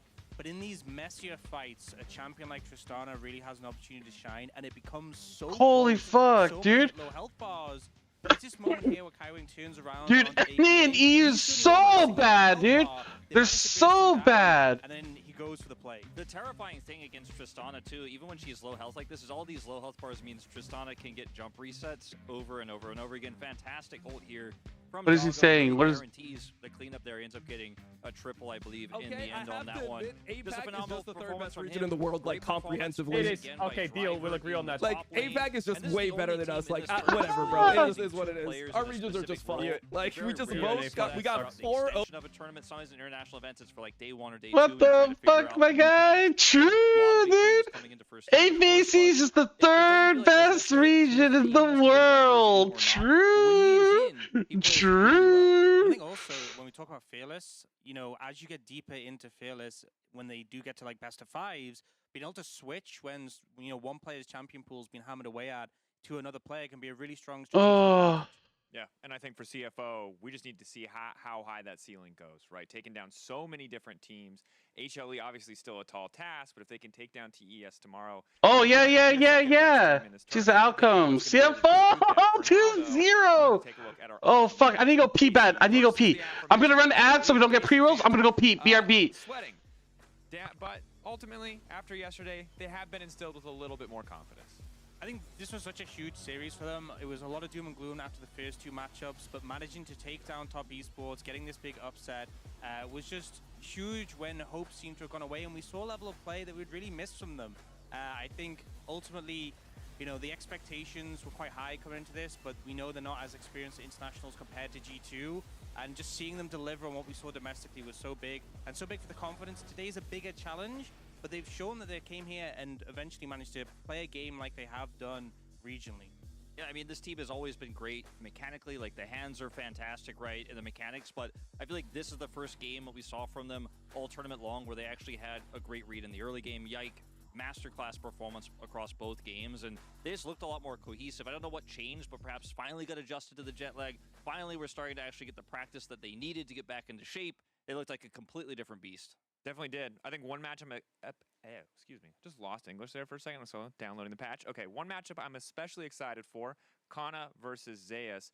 Obviously, I have a ton of history, but I think across even the losses, even those tough first 2 days, Kana really was that rock for this team. Now going up against, I've called him the best player in the world a few times, and I have yet to regret that statement. Like, this man is a monster. I remember Zeus replaced Kana on T1. Like, Kana went into Nongshim, right, and was one of Nongshim's worst years, one of Kana's worst years. And I think a lot of people were like, Kana's done, right? This guy's not going to recover. Came back on KC, main character for this team in a lot of big moments. So far in days 1 and 2, felt like the only character, the only one getting relevant things done. You look at his stats here across the tournament, really strong. The problem is going to this matchup, though, that the strongest top laner, the guy who's called the GOAT of top lane, has stronger stats and is by far the best top laner in the tournament. So your strong point has a stronger point on the opposition. I think ultimately, though, to play safe, to play a more defensive pick, to try and neutralize Zeus might even be a mistake. I think as much as Zeus is a phenomenal top laner, and I give him the edge in this matchup, you need Kana to challenge him. I think you need to show up. If you pick like a tank, we've seen KC not really work when Kana's on these picks. Yes, it's a long shot, but, you know, in a matchup like this, I think if you play defensive, you're just going to lose and give Zeus free reign. Challenge him, put some jungle pressure there. Zeus has been known to sometimes be disrespectful of the enemy jungler. But if you let him have a matchup like this, he will just take over the game. It was one gigantic highlight reel through all of that series yesterday. I mean, even when it was the Rumble, a more standard matchup, and then into the Vladimir, this guy is terrifying. But I think for KC fans, they're pretty excited, especially about jungle. You brought up Yike earlier. And we took a look at the stats, and I think that they tell a pretty clear story about what we might need from Yike, especially in the champ select department. Yeah, I mean, the big thing for me was when he was playing picks where he had to kind of be, he's a little bit squishier, right, on the Vi, especially the brand. He had to be the one who's carrying and actually really making the big plays. He struggled, but when he was facilitating plays, the Sejuani, right, the Ivern, the Skarner, these are picks where he's actually set his team up incredibly well, especially in the early game. You could see a massive difference in the stats. And for me, I saw him in that emotional press conference. He was like, got asked, like, you know, why aren't you playing like what we saw from you in the LEC? Kind of disappointing performance from you. And he basically didn't have an answer. He's like, look, we're not playing as well as we know we can. And to have him have that bounce back, come on the desk with you guys as well, and to clearly be jazzed up and ready for a really tough matchup has got to be feeling good for the KC fans. Such a confidence boost as well against a jungler like Kanavi, who's such a veteran, established jungler, to have a performance like that. Going up against Peanut, similar in terms of his reputation, but Peanut, you know, throughout his career, especially like more recently in the LCK, he still had those moments, those games where he's kind of been out of form, he can be challenged. So I think Yike, if he's playing at his best and Peanut has a bit of a poor performance, we could see KC have the advantage in that matchup. But I need you guys to level with me. As excited as I am to hear you build up Yike. They're so bad. They're so bad. What are the odds that that's going to happen? Are either of you giving KC a game? And I don't need you to do this out of pity. And I don't want you to hold back. I'm here. I'm the European pundit. You're not punching down. I just need to know. I need to know the truth. What are we looking at here? I don't think getting a game doesn't matter. Series win will make a big difference for KC. I put it at like 10%. It's rough. It's possible. We've seen crazier things, but it's still a hard matchup against the best team in the tournament. I think it'll take a big mistake out of HLE for that to happen. Dude. It's definitely a tough fly, Oysters, fly, dude. Look, we're getting ready for this one. Loose optimism for me. You know, I don't want to say anything. Dude, I don't know what to say after that game, dude. Holy shit. I think fucking KC are fucked. Rien à foutre l'analyse. Écoutez-moi, de toute façon, croire en l'Europe, on a bien vu que de toute façon ça ne marchait pas. On va essayer la counter curse pour une fois, parce que de toute façon ces clowns hier ils croyaient pas en vous. Ils en avaient rien à faire. Je ne veux voir personne s'exciter aujourd'hui. Si non, non, non, c'était terrible. C'était merde. Donc vous allez faire comme eux, vous allez vous taire, vous allez regarder les games et on va attendre. Non, non, non, merci. Mon ami, you don't understand? CFO just the best. Très bien, CFO. CFO très bien. They're just so good, dude. CFO's just built different. What can they say? They are just wrong. They're just wrong, dude. They are the only team in the tournament that have not yet lost a game. They had two games with top esports that were close for 25 minutes or so, and then they weren't. They had two games with the CFO that weren't really close. So this is a squad, everybody's tournament favorite pretty much, for good reason. They're super elite, but on the other side, KC, they started off struggling big for the first 2 days. I already made the predictions. Was an amazing turnaround from them. I know that for a lot of the KC players, I mean in particular Vladdy and Kalist. Dude, you want to see something crazy? Opportunity for them, because all they wanted as players was the opportunity. Right here, baby. This is what I love doing, dude. I love doing this shit. When APA, when his opponent doesn't speak English, his trash talk does nothing.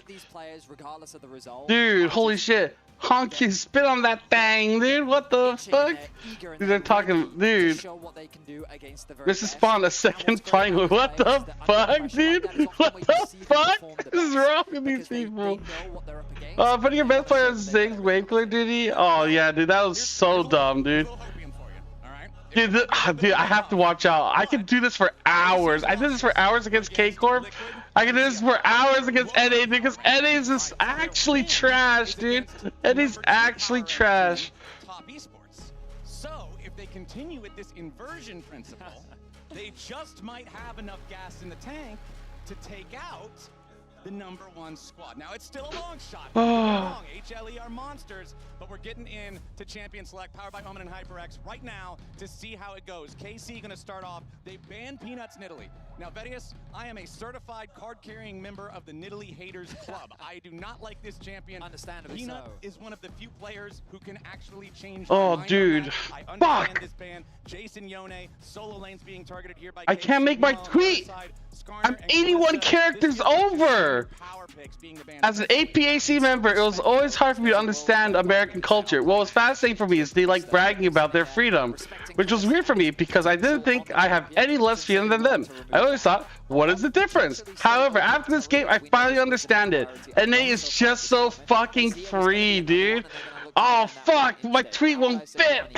I gotta fucking fix it. Even though I know they would be good picks for Yike, instead the Rumble for Kana gonna make a lot of sense. Yeah, first picking that one there in the top lane. Kana versus Zeus. This is going to be a really fun matchup, I think. Oh Zeus shit. is personally my favorite top laner to watch in the world. I think that this guy has had such incredibly high highs. Like, just he's insane to see, and I really want to see him just like throw down the gauntlet against this Rumble and be ready to scrap with it. HLE though, first and foremost, they're going to pick up the Varus. You know, we might have had the Kalista band away, but Varus, another one of those power picks. Vi locked in for Peanut. Now, the advantage of being Peanut is that while you can criticize Vi as a champion in success, you can't criticize Peanut. Okay. So 21 characters? I'm still over. Fuck, dude. He's going to be on this champion. Yeah, I know, but that's 20. I have to give it 25 characters. I'm expecting HLE to go a little bit more in the dive route. They've decided to move away from this Kai'Sa Vi combo, but remember that Ambessa is still available as a potential pick. With the Ezreal going to be the same. Do I just pay? Do I pay? Yeah. I think I just pay. I think I just pay for my tweet. Fuck it. Fuck it. I think I just pay. I want to tweet it. Shift backwards and instead just drag her into the rest of his team, where then she's fully committed to that engage. I think is always a good way to answer it. We know that Kalist has the ability to pilot these types of champions very well at the same time, and it looks like the answer for Yike in the jungle will be the Xin Zhao. Now, Vedius, the Yike Xin has not done it for me so far. I feel like his performance yesterday on the more supportive picks, like the Ivern, like the Skarner, was so much more impressive than his day 1 and day 2 Visons. What do I pay for? Do I pay for the bigger one? You need skirmishing power. Okay. So against the Vi, against like... What if it's written Japanese? Afford to play safe and concede. You have to be willing to meet them where... I don't think it'll fit. So Xin is an important pick in the context of giving Casey some early game skirmishing power. Okay. So when you think about Rumble plus Xin, that's a tough 2v2, right? Now that doesn't mean that Zeus can't pick a strong top laner that can help support the Vi, but what Casey is laying the gauntlet down and saying on the top side of the map, we're ready to skirmish, we're ready to fight you. Okay, it looks like HLE does not want to deal with any more anti-dive power. They know they're already running in to a Xin Zhao that has the ability to disengage with Crescent Sweep, to a Rumble that can lay down an Equalizer, create a zone of control, Ezreal's ability to shift back. They don't want Braum blocking that as well. The ban from KC, targeting that Ambessa that you already mentioned that was still up, that can be a dangerous combo with the Vi, well, not this time. Wondering if Poppy, oh no, Karma gonna come through. Fuck, dude. Away from Targamas just to give the Ezreal a powerful 2 versus 2 lane. They want to make sure that Viper and Delight have that winning bot side. Casey looking to likely remove something else from the top lane pool. Maybe a potential Aatrox. I wonder how worried they are about things like Zeus' Camille as a possibility. I mean, the problem with Zeus is his champion pool is so deep. There's a lot. But the good news is that Rumble is a difficult champion to play into. Wait, I cut it down. I couldn't be fucked getting my fucking thing in. My credit card info. Yeah, I did it. I did my fucking tweet as always. And just create that massive area that it's hard to escape. So really like that ban from KC, but what will the pick be here for Hanwha? I still need to see a support. I still need to see a top lane. I'm gonna speak English. Yeah. Imagine they're gonna lock in their top lane pick here. They go for something safe, and there's the Poppy that we talked about. Of course, the beauty of this, still a flex pick. Yes. Right now, you're not getting a huge amount of value because there's only really the Xin Zhao that acts as a dash. It does dissuade things like Leona and Rel. Not to say that they can't be played in this matchup, but it does make them a little bit harder playing into a Poppy. Right, Rel into Poppy is pretty much like Crashdown can never be cast unless Steadfast Presence has already been used. We'll see what they want to go with here. There's a Talia Dude. you mentioned earlier that has risen in popularity, has risen in priority, and is going to be the pick into the Aurora of Zeka. I did consider Victor. Vladdy's Victor, it's one of his favorite champions. He hasn't had the opportunity to play, and I thought that with the dive coming in from the Vi, maybe he'd want that long-range mage, but instead wants that follow-up and setup alongside the Xin Zhao. Now they want to round out with supports, and it's just going to be the Leona. So nothing too surprising. I think that it's a perfectly fine matchup into the Poppy that I expect to be played in the support position. It does give KC good setup on the bot side of the map, a potential early game gank opportunity for Yike. Now, what will this top lane pick be for Zeus? I'm excited. We know how deep his champion pool is. Give me something spicy. Silas. Okay. Wow. Is the Aurora top and the Silas mid? Okay. I mean, we don't know yet. Of course, the ability is that you can flex them both. I mean, Zeka is the Silas player, right? His Silas and Akali became world famous very quickly. They became world famous for the World Finals. For being a world champion. Oh, CFO, I missed it. What do you think, man? We're happy. Oysters strong together, strong, dude. Oysters together, strong. The Leona ult can be so powerful to steal away. Dude, let's go. CFO won 2-0, dude. Wasn't even close, dude. And so it looks like that the Aurora. What the fuck? So I think it can be a really good match dude, for the Aurora. NA likes to yap, but in the end, they're just fucking ass, dude. The follow-up engage that is going to be coming through from the side of Hanwha Life. They've got a lot of skirmishing power, they've got a lot of AoE, they do have that team fight strength. I think their engage is a little bit lacking, but they can compensate for that given the amount of ultimates that can be stolen on the side of the Silas. So, KC have got a lot of comfort pick for themselves. I think that Game 1 is going to be a strong indicator because if they can have a strong... Dude, yeah, we'll get that figured out, man. Dude, I'll get that figured out soon. Don't worry. That is the first step. I promise. I promise. The first seed of the LCK, proving to yourself that this team is beatable, that you can overcome the hump that is one of the best, if not the current best team in the world. And it's going to be an exciting one. What can the European champions do against the Titans of the LCK? The question on everyone's mind. Dude, it was crazy. I'll let you know. I know. I'll let you guys know. Follow the CFO like social media stuff. I don't know if I have it. Hold on. Couple of days here, the biggest individual performer, I think, in that third series versus. Yeah. Okay. For me, was Yike. I thought that in the first two series, he had so many plays that were just head scratchers. So much KMTlol advisor on it. Yeah, of course. I'll tweet when we get that information out there. I'll make sure we'll try to get it out as soon as possible and figure out something. Especially before MSI. We'll get something out before MSI. So everyone that wants to support CFO can have CFO merch. Or at least something, you know? Like, to help represent the region. Zeka, he's going to be spotted out. Yeah, Zeka, he's been found, but he waits to skill, immediately goes for the abscond to get himself back out of danger. And he will get it. Viper, though.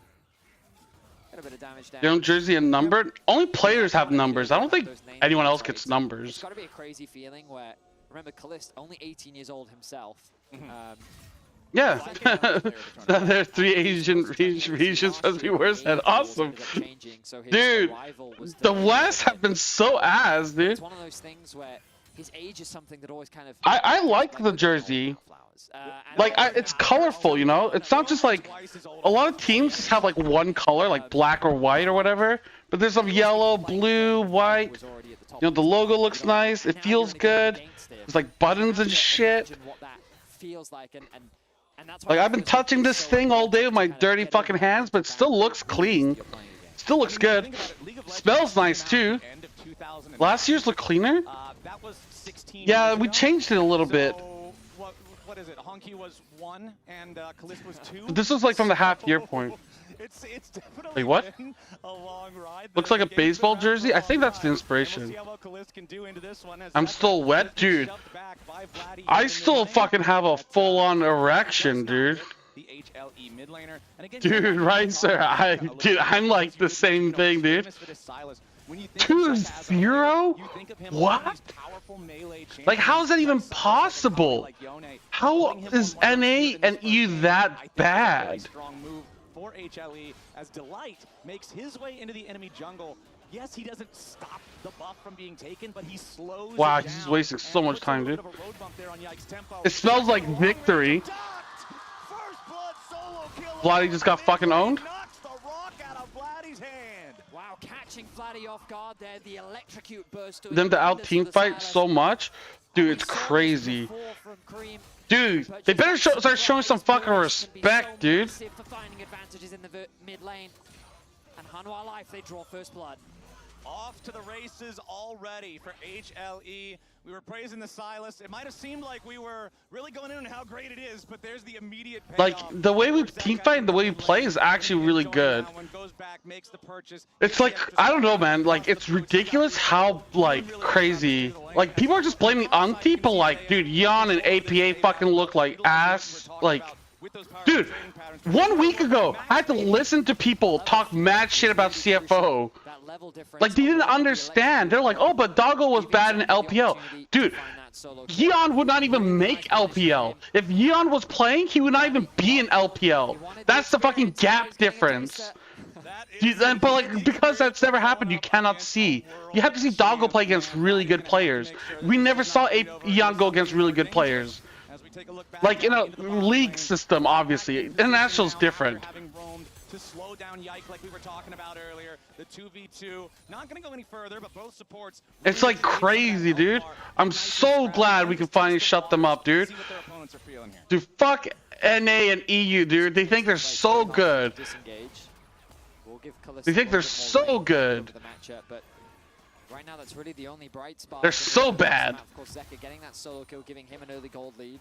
Peanut has just been power farming through the jungle. He does have that slight advantage due to the delays that have come through, but also getting the double scuttle crab on the minimap. Getting that solo kill along with the early prowd that he had on the bot side of the map allowed him to secure both river crabs, and it's given him that slight gold edge. And meanwhile, on the top side of the map, Zeus leveraging the strength and the range that the Aurora does have to bully out Karna and gain a small lead for himself as well. I feel like Delight is the jungler's dream for support. Yeah, like, dude, everything, I don't know, man. I feel like even though we ended early game, like, we made a comeback really well.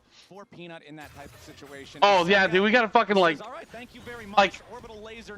I kind of wish CFO was, like, second. Then I would just end stream, start typing all day. Dude. I'd be a keyboard warrior. We need you guys, man. CFO fans, start shitting on NA and EU and let them know that the LCP's legit, dude. Like, the amount of, like, saying LCP, like, saying CFO will lose to HLE is fine. It's when you say, like, oh, they're worse than NA and EU. No, not that much worse. And we saw today that, yeah. Ready for the first one, secures at least that, and now starts LCP is like a region. Viper is also rotated up. Peanut with the smite to secure the first grub for his side, and it looks like Yike is saying, all right, we're not going to fight for this anymore. Backs away from that. Kana and Zeka will pass one another like ships in the night down here towards that bottom side river as the third Void Grub is stolen away. Callista's managed to grab it, and now KC's got yeah, all are equal against HLE. Except what the fuck is going on? Why is KC actually winning against HLE?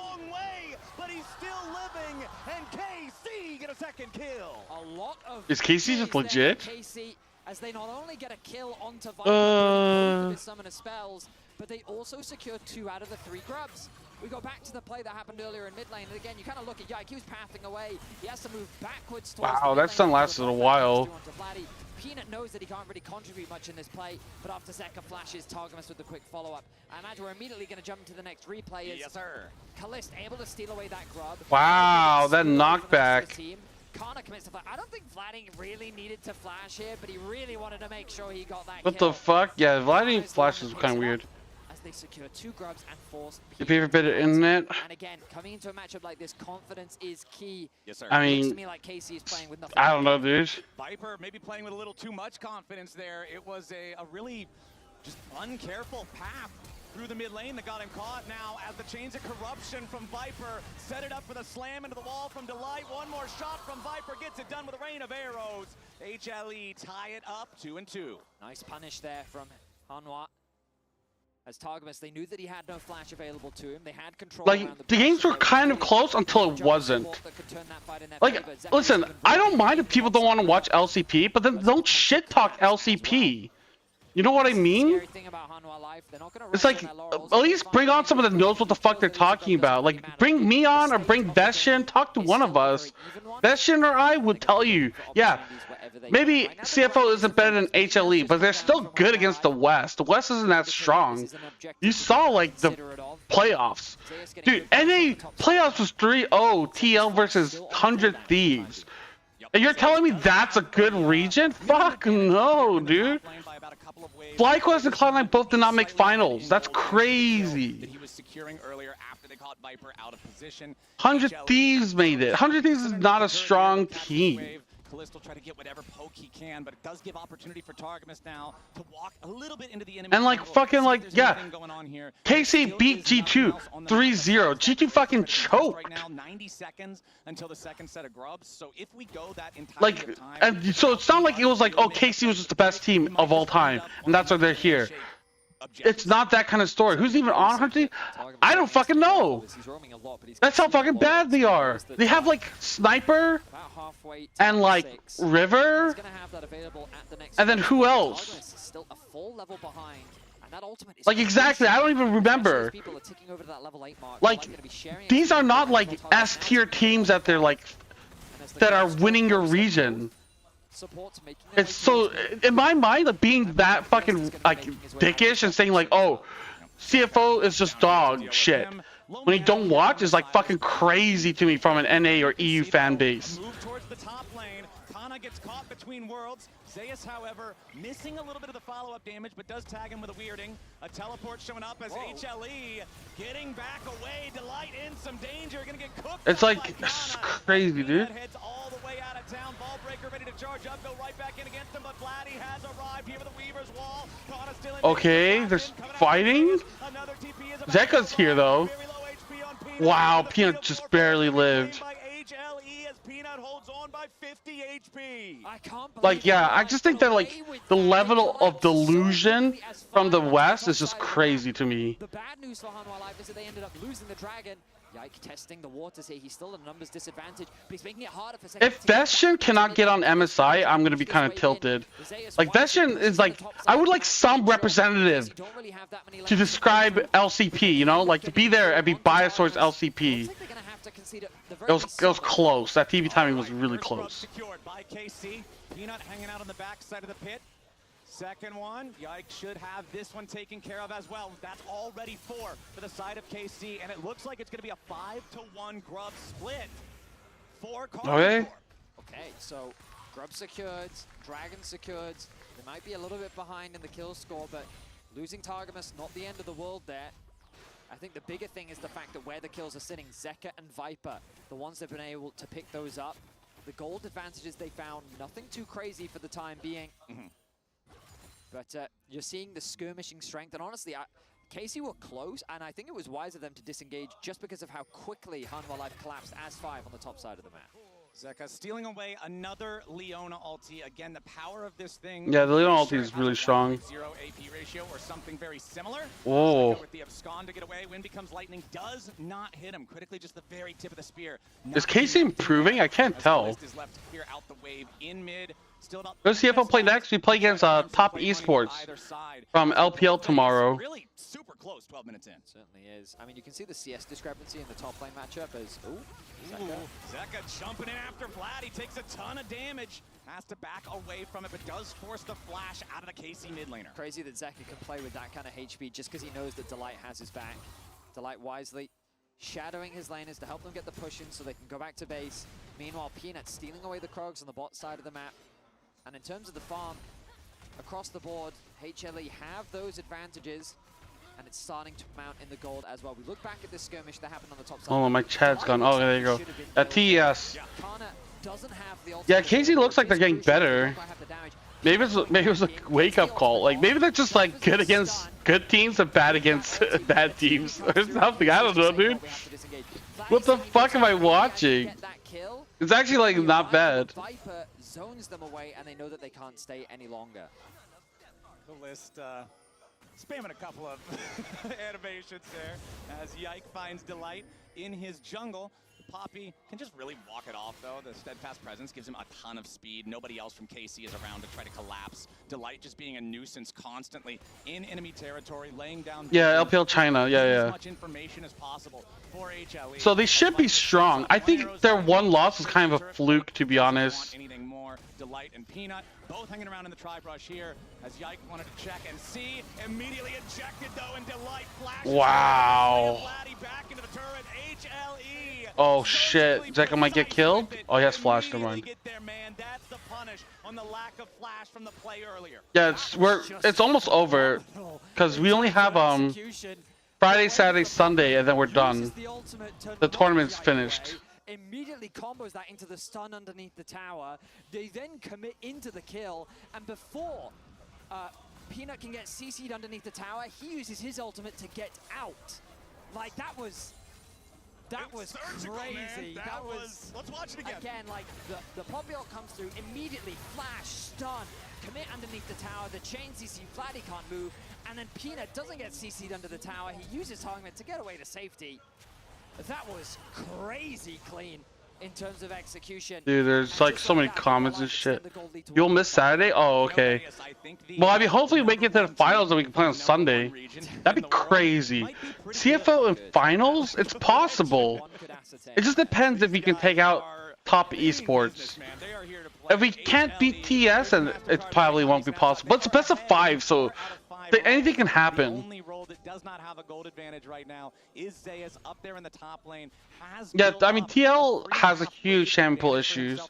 Like, we understood what the fuck their issues were, you know? Yeah, it didn't go according to plan. Like, for example, like the... But I think that no matter what happened game 2, game 3 draft, they would have been fucked.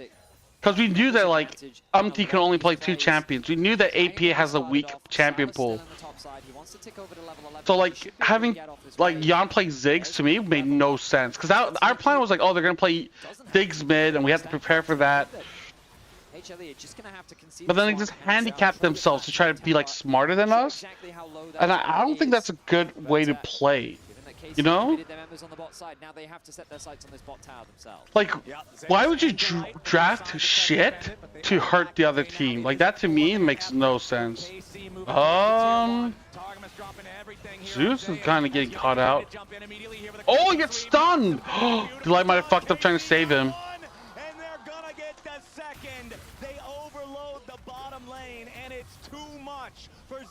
I mean, they're getting tier 2.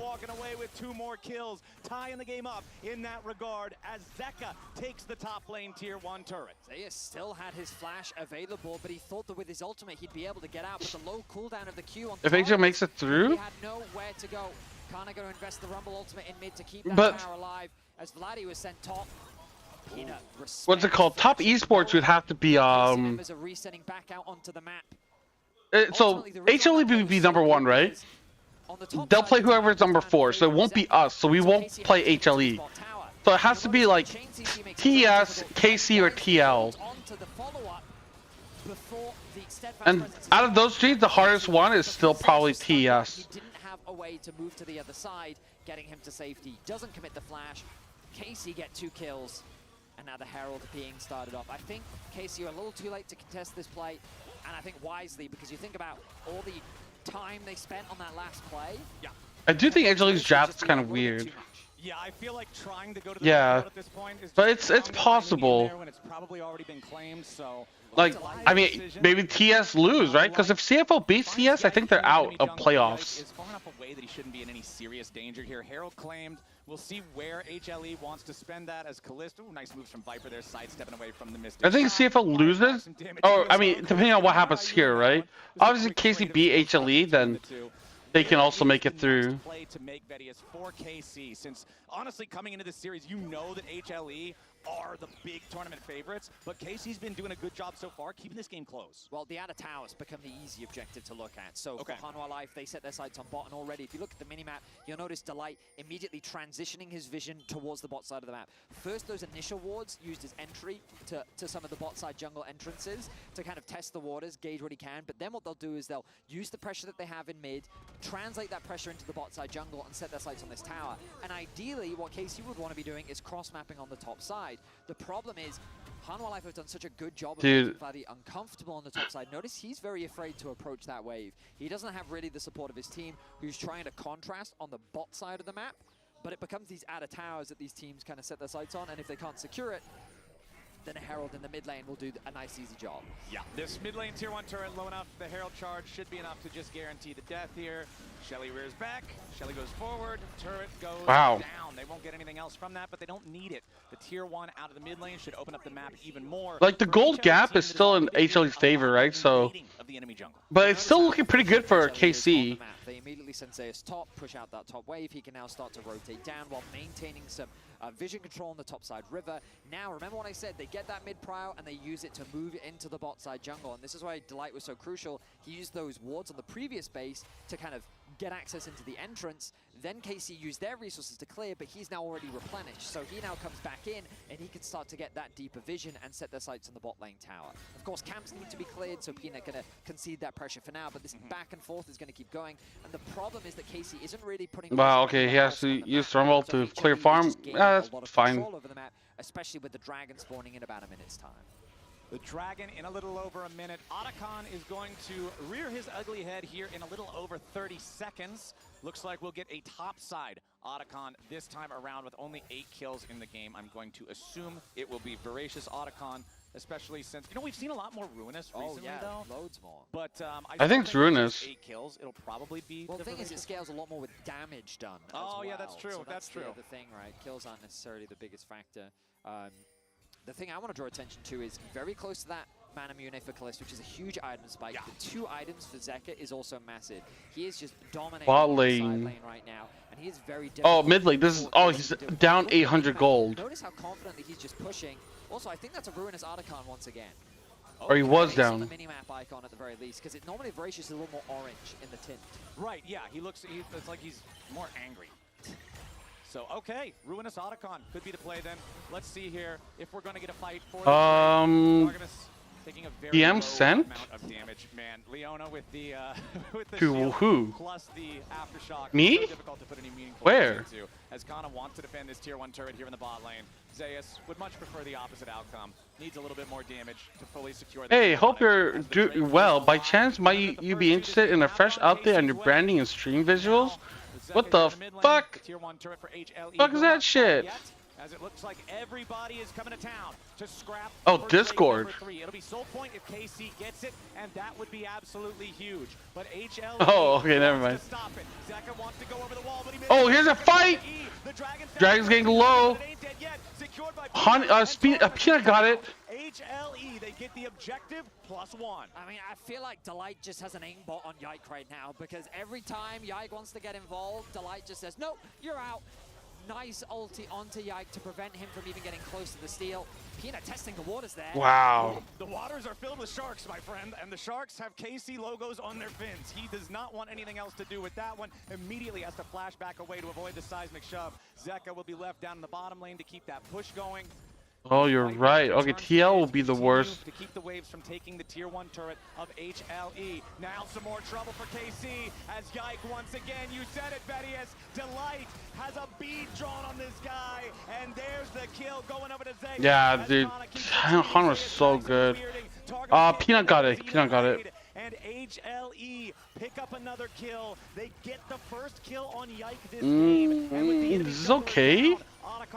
It's poke Varus. It's not like attack damage. Such a small mistake can be colossal in the face of Hanwha Life. They collapse so quickly as 5 on the top side of the map. Low key, I feel like Kalista is like a KDA player.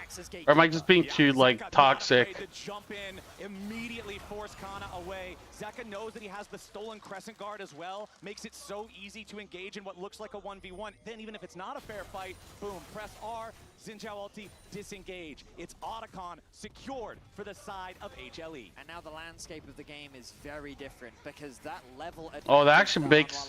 built, thanks to that the flowered Otacon makes it so dragon value goes up. That's gonna be huge for them. We'll look back at this fight, and the idea is that both Targamas and Yike go in together, but Delight, I mean, he just knocks out the jungler, and then it's not a fight anymore. It's a nice rumble onto the backline, but KC really can't follow up on it. The idea being that if Yike is there, it can be good, but then HLE just clearing out vision. Yike, a poor place to back. Callisto. Oh, Cliff's dead. Not where he wants to be either, and again another kill. No, he always had like great KDA, but like his kills are always like way worse than others. Like in the KDA list. Continuing to snowball the tempo that they've earned for themselves in this game. 3,000 goals. Peanut in the enemy jungle, stealing away the red buff. Delight again, securing more and more and more vision. Zeka with a oh, that was a miss. He's got Viper and Delight both near. I don't know, like I feel like he plays a little bit passive as well, but I mean he is against good players right now. They back away as the Weaver's wall is committed by Vladdy to guarantee they don't lose any more just yet. The map movements are just so smooth. Like watching the minimap of this team, like there's just very few wasted movements. They assign their lanes correctly, they utilize the pressure that they have, and again, look at the minimap here. All 5 members setting their sights on mid lane. They collapse onto Callist. He has nowhere to go because Delight is on his flank. It's just, he has no options. He thinks that he's safe, and in Europe, maybe he doesn't get punished for a play like that, but against HLE... We're not in Europe right now, my friend. I feel like this game... Dude, what the fuck? To be a better support player, if you want to learn like what this role is supposed to do besides sit in bushes and place wards, this is your masterclass game to watch. Yeah. Like, Delight has just done... Yeah, Delight's a very good support player. I mean, pretty much the entire side of the year. Delight hasn't really had a bad game this year. He's just been so consistent, and he's maintained that performance here at the First Stand tournament. And now, while it seems that Hanwha Life have taken their foot off the HLE on driver's seat. They're setting their sights on the Baron. Ooh, and again, as 4, they control the space, they make it hard. Yeah, they're against CFO. I felt like KC against CFO was not close. Zeka going to go and answer that wave, but meanwhile on the side lanes, Hanwha Life keeping that pressure up as Zayas is pushing in that bot lane. Like I felt like their draft was like really bad. We are less than 60 seconds away from our next big battle. It will be the 4th Drake of the game. Remember that number 3 was claimed by Hanwha. Meanwhile, it was Casey securing the first 2. Delight just takes the Hex Gate to get right I mean, out of the HLE's team comp is also kind of weird. I don't know if I would want this kind of comp if I was against someone good. It feels kind of like cocky. Not around Baron, excuse me, dance around the Drake. You want to make that dance awkward for the side of KC. Make them feel the pressure in the side lanes at the same time. And there's Vladdy immediately committing the Weaver's wall up into the top side to try to save the turret, but it's not going to matter because Zeka has already claimed it. Now back in the bottom side river, Zayas tags Targamas with the weirding. Peanut jumping right back over to where the rest of his team is. Nobody doing anything too crazy just yet. Still 15 seconds until the Drake spawns. Zek with the abscond duck, jumping in right on top of Vladdy. Hits him with the chains. Vladdy with a flash out. Zeka with a flash in. A little bit more damage required. Stasis from Vladdy. Damn, dude. And Zeka puts him in the ground. But the follow-up from KC. Targamas wants to try to stop the recall. At least get something from the HLE mid laner. What the fuck? Zeka's not going to stand for that. He wants to stay and fight because he knows the rest of KC is coming to try to stop him. The abduct is not getting him away that time, and Kalist They sent 4 people top. But it took so many resources for KC to make. Yeah, I feel like it's a little bit disrespectful. Like Aurora top with Poke Varus? I don't know, man. Poppy support. The map is just being run by HLE because the idea is that KC want to contest around the dragon, but they can't because of the side lane pressure that Zeka's putting out.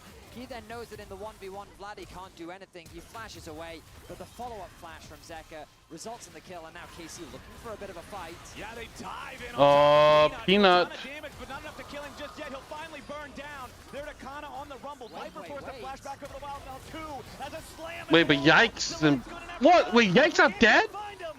Oh, Kalist is going in.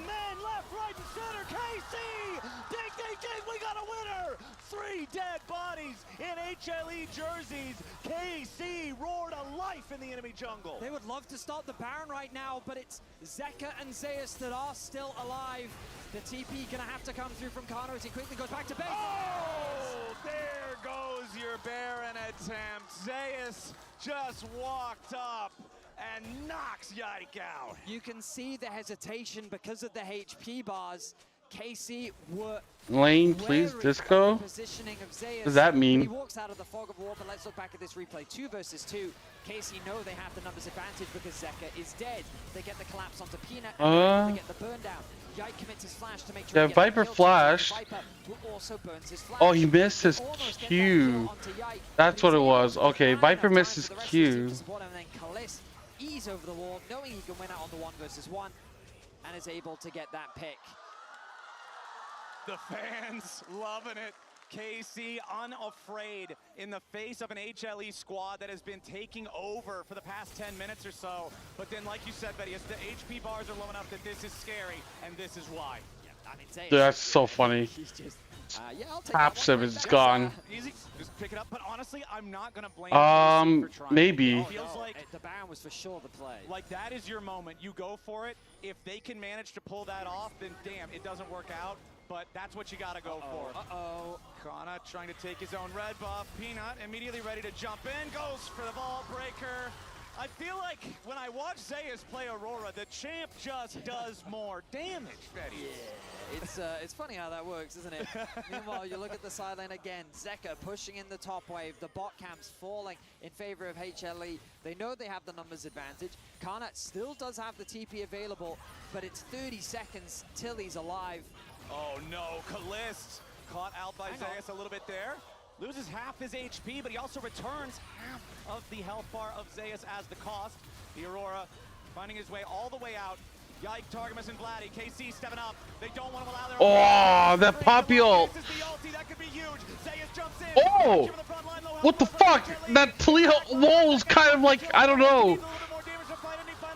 Like, not poppy back. HLE got two, and they aren't done yet. Peanut continuing the chase after Yike. Sinjel does not have a lot of defense to get away from this one. Peanut with the smite. Is this worth? Should they just have gone for Baron? From the rest.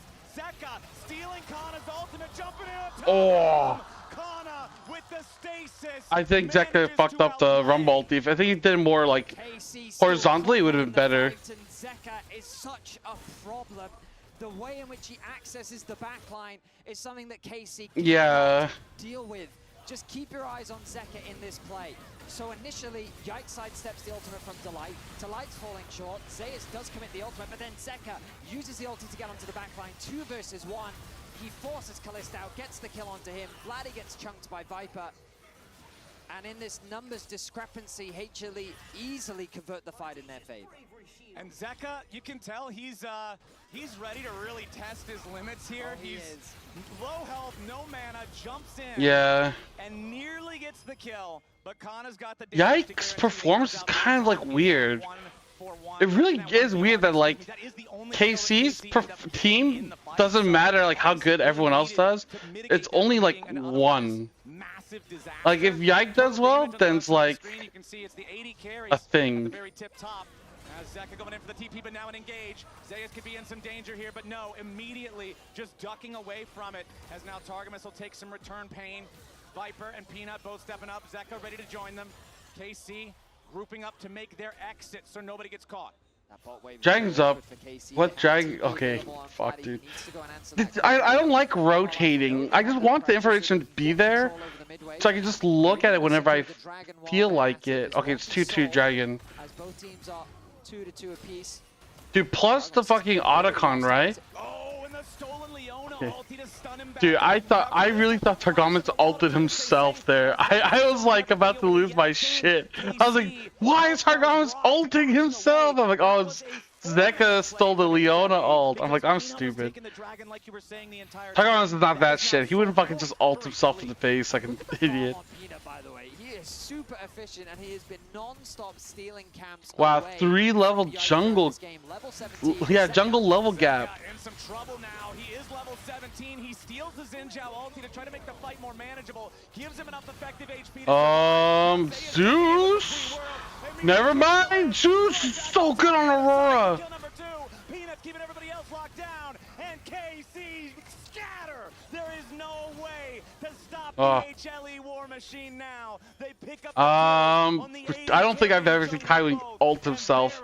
The worst Kaiwing does is just like go in 1v5 and die. I've never seen him ult himself in the face. That would be fucking crazy.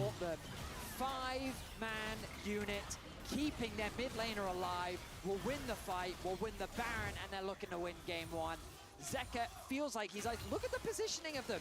They're sitting in mid lane, but he steals away the ultimate from Yike. He uses it to buy a lot of time. The TP comes through from Zeus. He then initiates the fight. Meanwhile, Delight and Viper arrive. They're there to assist on one side, while Peanut alone keeps 2 members isolated. Viper's ultimate is dodged away from Vladdy, but at this point, the damage is already done. 2 members fall, Targamas flashes away, and the Baron is locked in. Man, this is what I was talking about back in draft. When you draft the Sylas, you love to see a defensive option on enemy ultimates. And yes, Alistar is the S++ tier 1, but the Xin Zhao ulti right there, critically making the difference for Zeka, surviving long enough for the rest of the team. Peanut's so fed. Is Peanut level 18? Peanut, Delight 2, all in the enemy red side. Yeah, he is. Holy shit. Mid lane wave being addressed by the Sylas. It's, I mean, I was going to say that yeah, maybe. is that the game had become very scrappy, but now that they have the Baron, I feel like Viper has so much poke available. Connor should play more selflessly. Even if it's not the right play, you gotta make a play, you know? Like, because you're losing really hard, so yeah, the Rumble ulti might have fucked them. To engage on this guy. Kalist does do a lot of damage, but I feel like that Viper just does more. Yes. Okay. It's pretty tough, man. It is an 8,000 gold lead now for HLE. Zeus goes between worlds. Vladdy's enough to kill him, but he's forced to go gold, and Peanut ready to jump back in with a ball breaker. Missed times it, but it don't matter. Peanut fucked up the Q timing? It doesn't matter. As HLE take the first inhibitor in the bottom lane, now they'll put their attention in mid, looking for the second. Another change. Viper, your Qs, please, or ult. Please, my guy. Versus 5. Vladdy's still dead for another 40 seconds. KC making their oh shit. Peanut is a little bit too deep. Burning low, but Zeus has already grabbed another kill. It'll be a 1-for-1 at least, as Kana and Kalist need more firepower. Yike buying a little yeah, I don't know. It feels like Viper has missed almost every single ult of his. Still got 20 seconds left before he respawns, and Zeus grabs a double kill. Kalist falls, and that'll do it. HLE take game 1. I mean, yeah, Peanut went too deep, but I don't think it mattered. I think it was just trying to like be a dick. Show their dominance, an impressive display from the first seed of LCK. HLE remain undefeated after this game, but don't you all go anywhere. We still got plenty more to play. We'll be right back after this.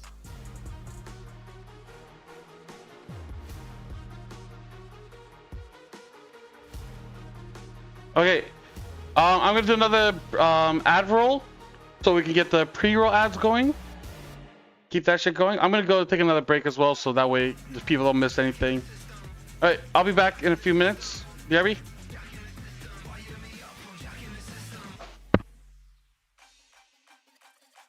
Dominate the Rift with Opera GX, the ultimate hub for all things LoL esports. Get a browser built for League fans. With a custom UI, exclusive themes, and seamless LoL esports tournament integration. Follow every play, see every result, get access to exclusive contests, rewards, and co-streaming options. Only on the browser for legends. Only on Opera GX.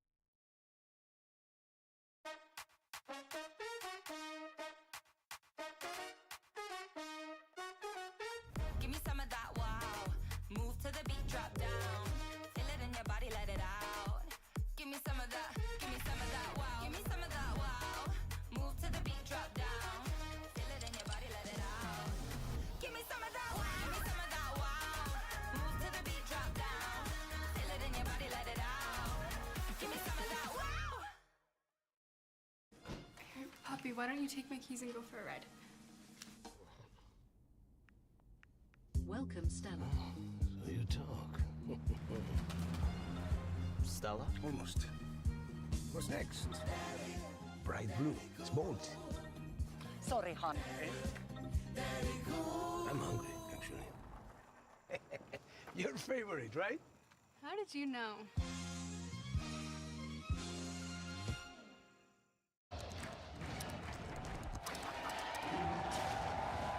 Red Bull gives you wings.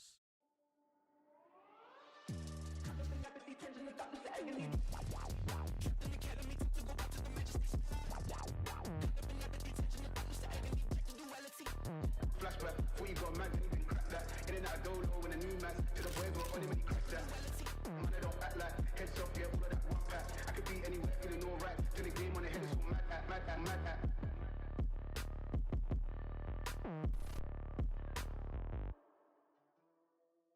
They don't wanna see you win. Don't play pretend. Don't you play pretend now. You don't wanna see me win. You don't wanna see me win. Boy, don't play pretend. Don't you play pretend. I hear niggas.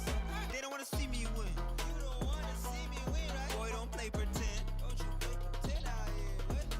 You don't wanna see me win. You don't wanna see me win, right? Boy, don't play pretend. Don't you play pretend out here like we some friends. Let me show my lens up. Shit, I pull my pins up, but just a bit of static in your eyes. I can see panic, boy. Don't you try to mess up, or else you need to clean up. Collecting all them checks up, and then you scream on fix up. Man, all these rappers out here cat. I'm not even mad at that. If you're ready to dry your lies, just give me a Sonic. I am fine with that. I guess that's just the difference. It's your girl, I put some kisses. Had her all up in my mentions and her feelings. Plus she's Spanish. From this pressure, I make diamonds. That's why my pen is so polished. I was done with being modest, cause my bro was suicidal. Had my life all up in shambles. That's the cost of being an artist. But I do it all again if I'm being completely honest. What is life? Am I even real? Am I in a simulation? Tell me how. Oh, my bad predictions. Oh, everyone predicted HLE. Alright. They don't wanna see you win. They don't wanna see you win. Don't play pretend. Don't you play pretend. You don't wanna see me APA off of Street Champions, Impact on Carry, phones on jet lag, it doesn't speak English. The big team had practice like Wild Red, T. Oh, holy fuck, dude.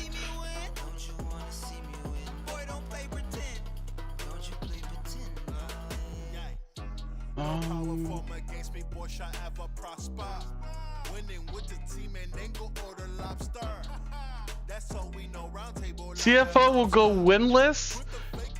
CFO will never be KC, never be TL. CFO will never be TS and go 3-1. You are here. Never reach for how never win the tournament. True, dude.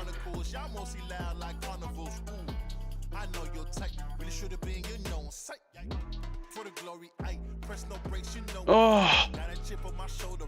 I remember well when he all declined. Tripping like a and all of, but I kept it rolling like I'm Dolomite. Even through it all, you know I rise like the chosen one. You know, like Christ. They don't wanna see you win. They don't wanna see you win. Don't play. Plus against CPL. You don't wanna see me win. You don't wanna see me win. Boy, don't play pretend. Dude. They don't wanna see you win. They don't wanna see you. Boy, don't play pretend. Don't you play pretend. You don't wanna see me win. I mean, like, I don't know, dude. It's kind of nuts how, like, you lost to Seafood.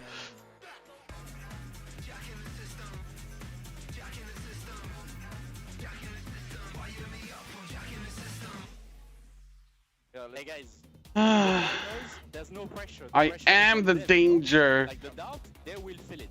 Hey Vladi, hey, you cook light and cream. You think this guy is gonna... Nice, sneaking cream once again. Zaka with a long range of docked. First blood solo kill over in the mid lane. Knocks the rock out of Vladdy's hand. They're getting the door, they're getting the door. Look. Okay. I can stun you what? He consented by the way. I need to go top. Kill by the way. This is good. Yeah. Nice, guys. Vladdy's still got 20 seconds left before he respawns. And Zayas grabs a double kill. Calypso falls. And that'll do it. HLE take game one. That's true. Welcome back to First Stand 2025, where HLE lead KC 1-0. A bit of a weird game overall. No qualifies? To say, gentlemen. While the end result was kind of as expected, it was a bit messy there in the early game. But one thing Is there a way we can play against a Western team round 1, or is it just guaranteed that we have to play against ES? And Zeka's like the poster boy for goofing around. Yeah, they're definitely a vibes team. You know, we kind of saw that a lot yesterday, having a good time. This was a huge moment. You know, Vladdy has been such a rock for KC, but Zeka on Silas just kind of goes hard. Yeah, I mean, it's one of his best picks, right? I think a lot of people thought maybe you'd be seeing the Silas top when the draft came through, but the casters were able to identify right away as well. Zeka Silas is incredible. In LCK, we see a ton of Aurora top. It was actually more common than mid on release, and you put this guy on Silas, and he is just going to take teams apart. He likes to limit test. He gets big enough. He's so difficult to take down. He's such a big threat to the composition that we saw from KC as well. And okay. Less savory moments as well in this game. We have to beat TS and knock them out of the tournament. At the end of the day, that's what's so fun about games like this. Yeah, I believe the term is It's crazy. Oh, my headset battery's running out. I thought I charged that shit. Don't you? Yeah, he definitely hit his limit a couple of times in this game. But, you know, he kept trying to find those limits. And I feel like a lot of the plays that happen in this game for KC are those ones where you think you might have just found the advantage and you're just short. And the thing is, against other teams, you'll get more opportunities, but HLE, you miss that chance, you're not getting another, you know? And I feel like there's just a couple of moments in the mid-game where it's like, with a little bit better play or maybe a little bit more thought going into the setup, and they could have gotten some better fights, but you don't get many mistakes against a team like this. Yeah, and it's a reminder of how terrifying the individual components of Hanwha are, even as their map play looked good. And for a lot of it, it was a very slow, steady, controlled game. And then by the end there, of course, the early Zeka plays are pure highlights. By the end there, he is, as you said, limit testing, finding the ceiling of what he is able to get away with. And that ceiling was disturbingly high, is what I would say. Of course, the other side of it, the early game, KC did find a few kills. You started to see a little bit of hope, but it was in this crucial play from Peanut that he was able to turn it around. Every second counts, and thanks to the reliable Cisco network, Peanut was able to survive when a lot of players might not have been able to. Some support from the team as well. I mean, this looks like a bit of an overextension here for Hanwha Life. Initially, you can see Targamas goes in, they go on to Delight, but he's just so tanky.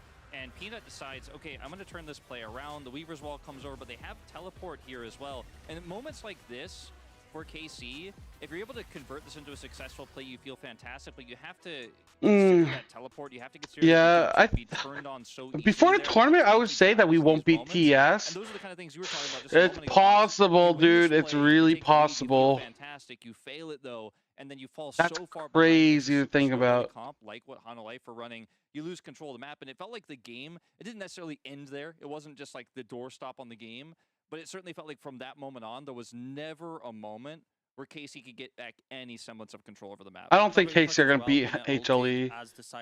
I'll be like really shocked if they do. Just clutch things. Yeah. Whatever happened, CFO already did better than what people expected and thought would happen. Like everyone predicted CFO like, you know, last. Yeah, and it is really difficult, right? Because you're trying to find this perfect draft that can capitalize on all the things that can maybe limit some of these individual. Like nobody thought CFO was going to actually do good, and everyone rated our players like last place. It's actually crazy. Plays, but despite that, the team came back swinging, and it's funny because like there was any avenue we have good players, but they're just like, oh no, all 5 CFO players are just like the worst. Except for Jinja. Jinja got respect because Umpty's just shit. Because it's really hard to know which player do you actually want to limit in draft, who should you be prowling, but what are your personal takes? I mean, when I looked at the draft, you know, that we just had on screen a second ago, it was the second time I think this tournament we've seen the Ezreal picked by KC into the Varus. They ended up kind of having 3 losing lanes. You don't necessarily lose the Talia lane. Oh shit! It can be quite challenging, and especially against a player like Zeka. Question did you mute APA? Did you know his reputation rests smiling? When going in, we saw APA trying to use emotes, so he did mute all of his emotes because he didn't want to be affected. Driver last. So I think that's the reason for today's win. True, I told you, dude. APA is all talk, dude. Yeah, Jesus is the only one that was rated 4th. Everyone else was like 5th. Very many outs in this game 1. Yeah, I think that's the problem is when. KC got wins though, unfortunately. We can't do that joke anymore. But as you said, 3 winning lanes is more than you can really give away. If you're picking like the Ezreal into the Varus, if Zeka's on one of his best picks and Zeus is getting counterpick, then you end up in a scenario where it's just too much to go up against. So I think you have to secure at least one, ideally 2 lanes where you feel comfortable in the matchups, where you have that advantage. Because if you're losing out in that terms of losing out in the early pressure, it's going to make the game so hard no matter what you do. Yeah, and I'm curious to see how much comfort will kind of play into this. I think Vladdy normally very comfortable in the Talia did, of course, that first. Yeah, they had a press conference. Set the tone for the rest of the game. While he did still have good moments, right? This is a champion where you fall. Do you feel like a team captain? The team has very good environment. Really nice playing with Driver. I'm really happy being on the team and being the atmosphere person for the team. Yeah, more poses. I'm very happy to go to the top 4 teams. My first international proves that I'm a big tournament player. Not afraid of being on a big stage for more poses. I have to win more as I do them. What decides who plays when? Like the first and second games are going to be rest because he's good at the meta champions. Our opponents won't be able to ban the champions rest is good at.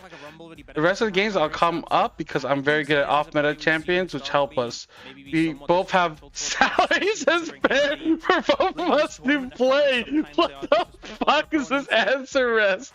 We both have salaries to spare for us both to play. The Rest is such a troll, dude. It's such a troll. Driver gives a legitimate answer. Rest like, yeah, we both get played. I paid money, so we'll both play. It's like, okay, dude, thanks.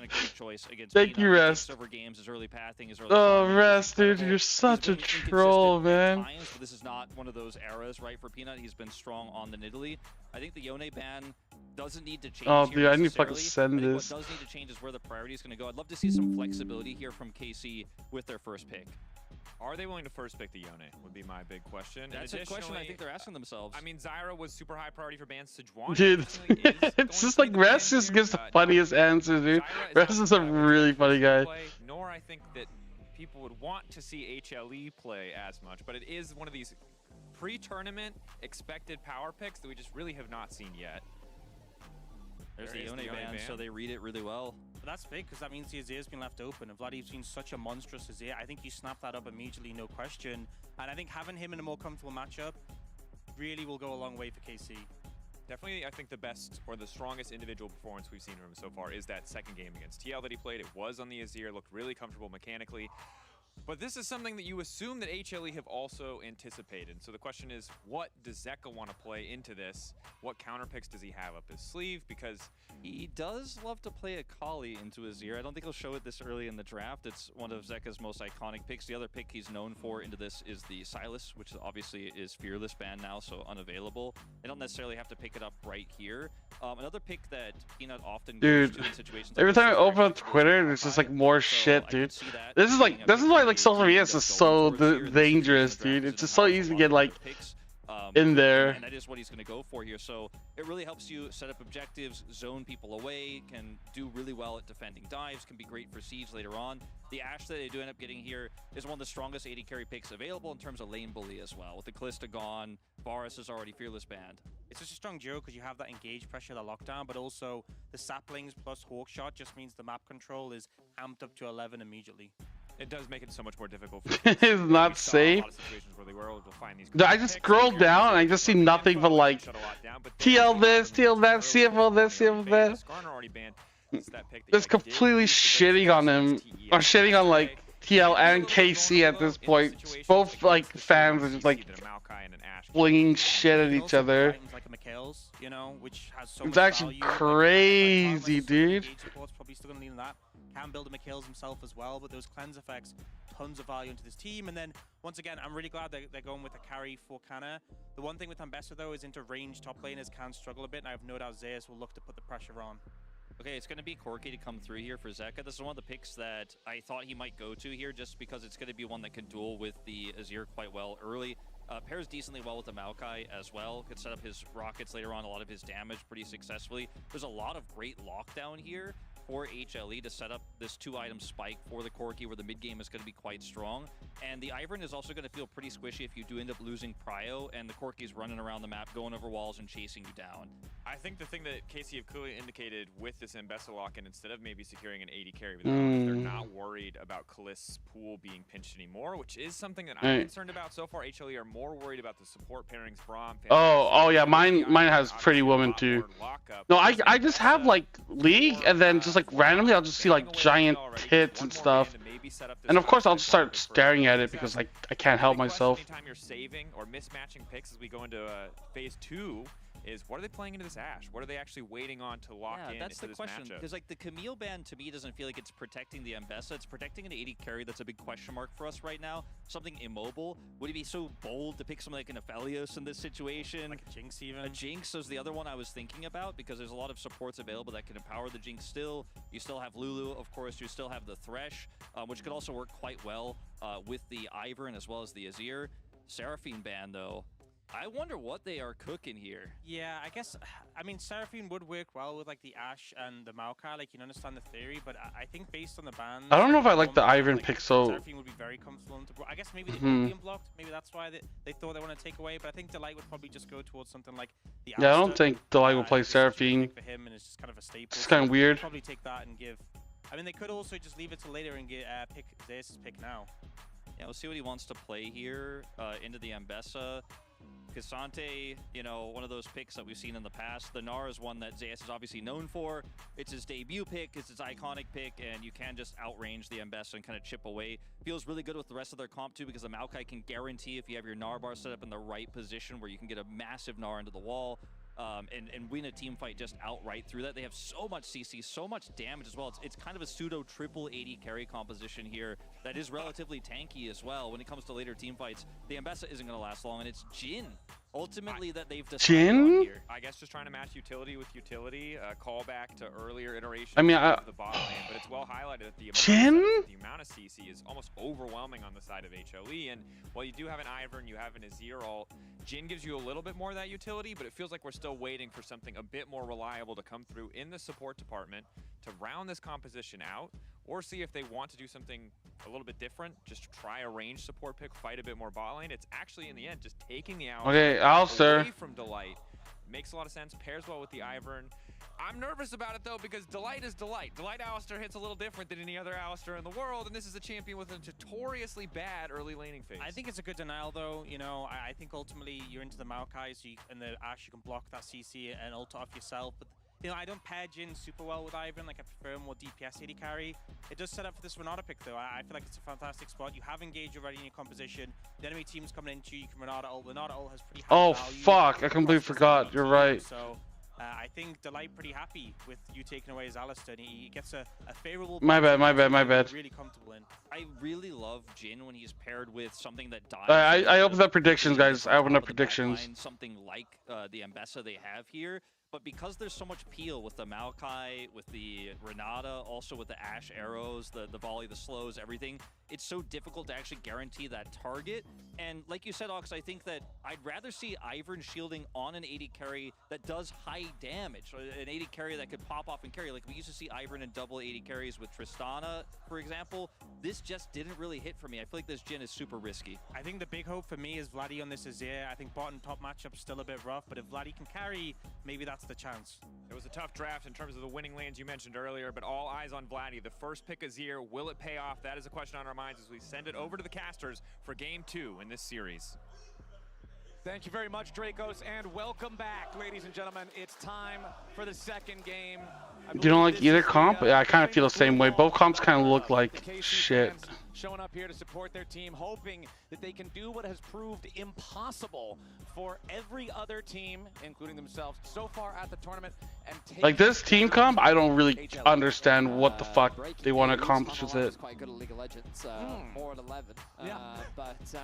Yeah, I much prefer HLE's draft. I think that they have winning bot side. I think they have winning top match. I mean, yeah, I mean, it makes more sense for HLE. It's closer to a standard comp to like before. Right. I think that it's just having winning lanes gives you a lot of agency in the game.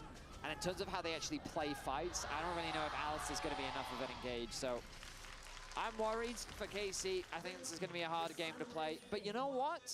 What's up? I love being proven wrong. So, well, one thing that I think is always fun to take a look at, and you and I were looking at this right before the game started, is checking out numbers for a champ that gets played a lot. And we were talking about Peanuts Maokai. Yeah. Now, globally, like for all time, his lifetime win rate on the champion is just under 85%. 55 games, 54 games all time. Yeah, just under 85% win rate. That's crazy.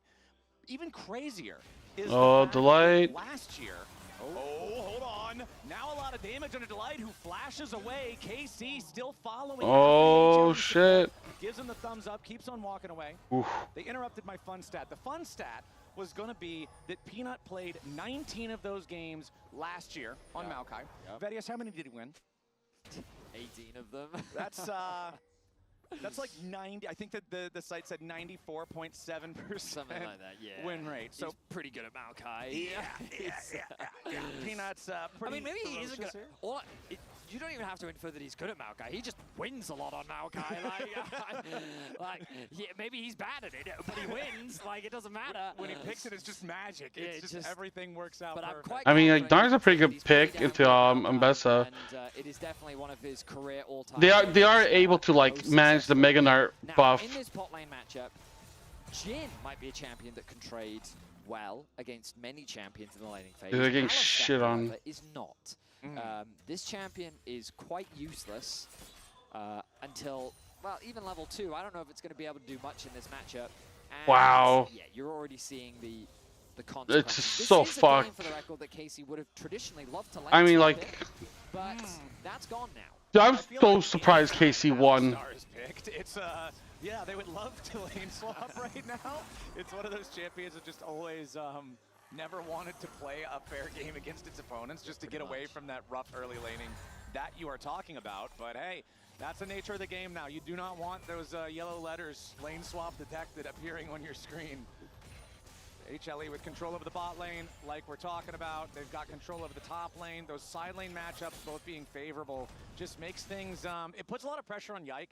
Again, I think that his performance yesterday was by far his best performance so far in the tournament. Playing the Skarner, playing the Ivern, and we'll see if he can get involved and really put the pressure on early with this champ. Because so far these early lanes are all going in favor of Hanwha Life. You can see CS advantages pretty much in every single lane. And it's just kind of the nature of how these matchups go. We already talked a little bit about the scaling. I would argue that neither side has a great engage. Maokai can control a lot of space, but really you don't necessarily need engage when you've got so much poke. Dude, look at this. What the fuck?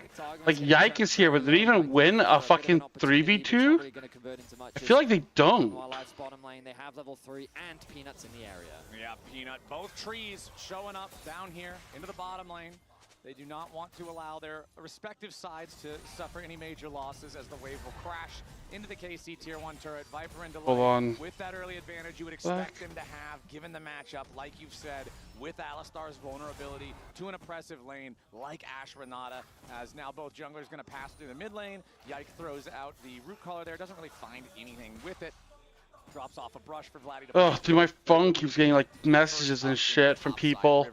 So Yike wants the Scuttle Crab, and he can get it if he can get his passive down, and then he can smite.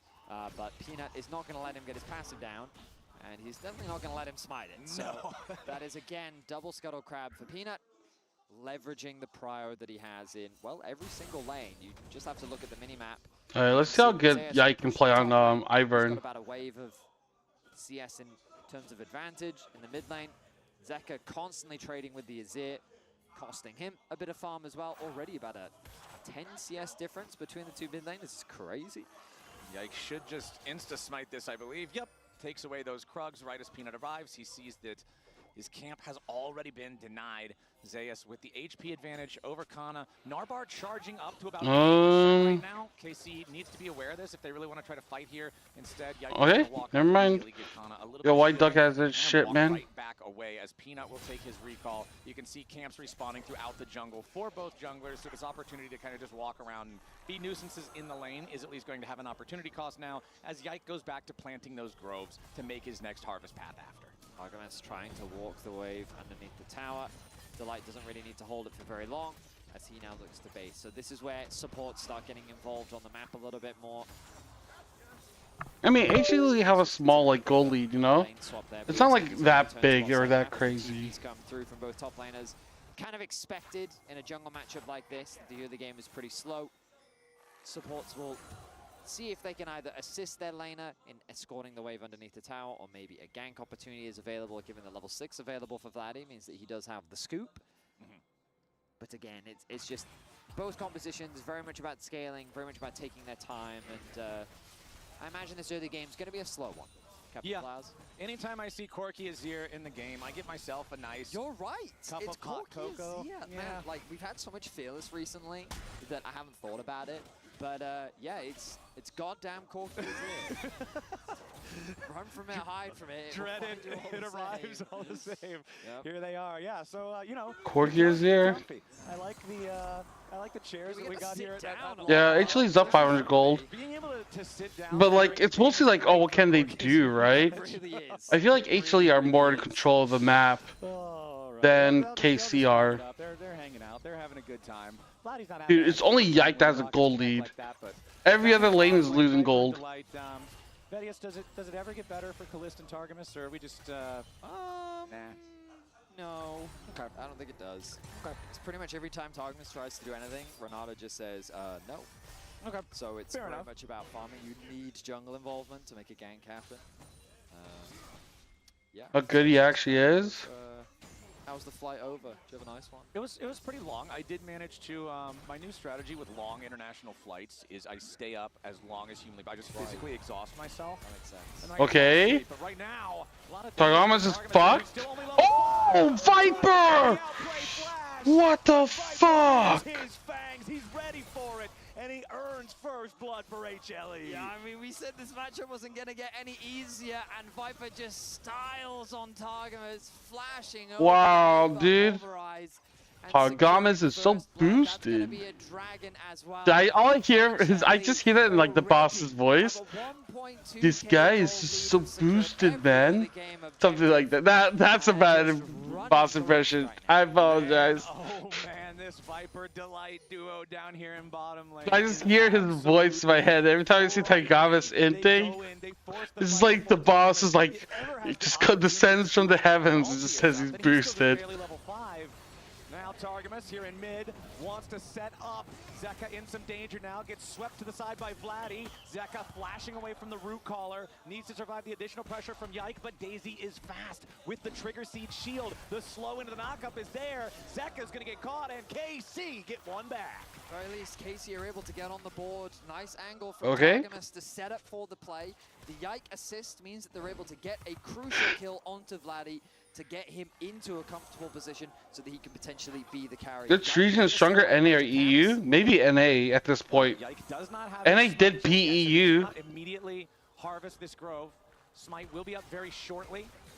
Wants to Don't worry, we're all a secure little bit red drunk. buff as Delight fights Daisy. All right, Yike gets away. Red buff secured. Honestly, really nice sequence there from KC. It was. Ultimately alleviating some of that pressure was... Oh, tonight EU, a few days ago, NA, yeah. Oh, yeah, that's fair. Closing some of that CS gap. Looks like he's going to go for the Nash's tube start. It's hard, dude. Because, like, okay, NA beat EU, right? But EU beat LPL, like China. So it's like, which one do you think is more valuable? There's level 6 on the Renata. Only level 5 on Targamas. Not really super close either. Yike making his way over. Peanut with the smite. Secures the buff. Now the blast cone over the Targamas! Alistar, and there's no ulti to try to save him. A defensive headbutt to try to escape, but it's not going to happen. I don't know if that Maokai is needed. Just the level advantage that Hanwha Life have mean that Targamas is going to lose his life once more. He had the flash available, but he couldn't react in time. Oh, okay. Khan's getting shit on now. I mean, it's Zeus at this point. It's like, how can you, like, flame him for that, dude? With the gold advantage once more. Zeka ready to try to trade with Vladdy a little bit here, but does have to be respectful of that Azir, like you were talking about. Him getting the kill, very important earlier, gets him kind of off to the races here, because KC is going to need something to play around. HLE, you can see the 2 kills already down there in the bottom lane. I guess the second one did technically go to Peanut. And up in the top side, when the camera panned up there briefly, Zeus was taken over, but here's how KC got on the board. So Zeka, he thinks that he's pathing towards his jungler, but Targamas had snuck his way in. You can actually, during that play, see the ping on the control ward as well. So Zeka, thinking he was safe, doesn't realize the vision got denied, and he ends up getting collapsed on. But Hanwha Life are swift to respond. Okay, I mean, Targamas should have just flashed. Maybe he assessed that he wasn't going to be able to flash over that wall. And so he decided even if he did flash, he wasn't going to be able to live. One grub has now been secured. Yep. I think it's going to be difficult for Casey to stop them getting 6. Grub number 2, there we go. But Daisy is ready to approach. Looks like HLE is going to decide 5 is fine. Nope, never mind. Peanut wants to jump back in and try to fight for it. But Yike lands the smite. So at least one grub denied there by KC. But HLE continuing to command. Everyone hates Kana when he's on T1. I mean, Kana was always like mid-tier top laner. And T1 is trying to win worlds, right? So that's why I understand. But when he went to EU, it made more sense because, like, okay, mid-tier in Korea is like top tier in the West. Really hasn't been as present in this tournament, but I mean, we know that. I mean, he looked good on like Damwon, for example. To adapt to the patch, considering the LEC finals was 1 week prior to the first Dan tournament, and like CFO, yeah. Kana was very confident in.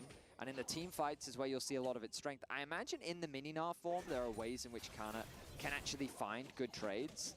But that's assuming Zeus lets him have that. As you can see, he's not always going to get those nice trades. And this is like the best these trades are going to feel for the Mbessa, because this is where Kana has the fully completed item with Eclipse, and Zeus still has parts of a Trinity Force. Once Zeus gets the fully completed item, I mean, like, Kana versus Zeus is like, yeah, I mean, like, I don't know, there's very few top laners in my head that I would say can match Zeus, you know? It's like really difficult. Second dragon spawning in 10 seconds. Kana gonna go back to base, has the TP available. Zeus with a nice interrupt to delay his arrival. The Trinity Force, I imagine, has to be... It must be close. Calist. I'm still kind of surprised CFO won today, though. Because, yeah, I thought we were good, but I don't know. I didn't think NAE was that shit. Look at the positioning here, Flowers. You'll notice. But, I mean, we did work hard. We took a small break after winning, but we started grinding pretty fast and early. And now numbers advantage in favor of HLE. Yike, stepping back away from it. The brushes. Is this emo working? Yeah, like King, Ben. Maybe that's it? Who's better than Zeus? Or who can be as good as Zeus? Keen and Ben? Oh, Peanut got it though! Oh shit! I don't know about that Renata ult. Kinda seems like ass.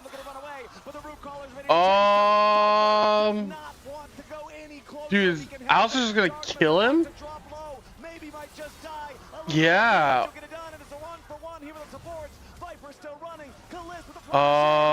Shit. Wow, triple kill for Calist. A huge triple kill for Calist. Means that that's a 1-team. Yeah, I guess it depends on matchups and stuff, but I mean, like, in terms of like skill based, right? Keen and Ben are probably like the best top laners. Right next, underneath Zeus probably, but up there. The collapse comes through thanks to Calist's ulti. KC does have a chance, but it is Hanwha. Zeka can't really approach. You can see the smite came down early. Yeah, here there's no vision to brush. Nice play from Vladdy. Zeka tries to arrive, but he can't really do much this early in the game.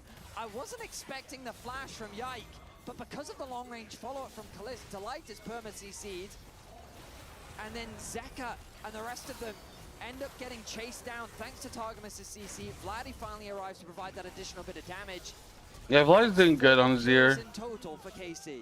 Honestly, really good performance that fight from Targamas. Jumps in, finds the double knockup that facilitates the scoop from Vladdy. His presence makes sure they're able to get the last couple of kills. I just think that, like, when you're playing with rookies, I don't know why you want to make games complicated. Kind of putting up a low light reel, getting caught out, getting punished, but that fight made up for it. That was redemption for Targamas. And I was about to highlight it, but in the MasterCard lane economy snapshot, you'll notice that gold lead in favor of Calist. And when it drops 4-0 for this Jhin. That's the Jhin number. I mean, not only is it the Jhin number, but I know that internationally, a lot of casters don't worry.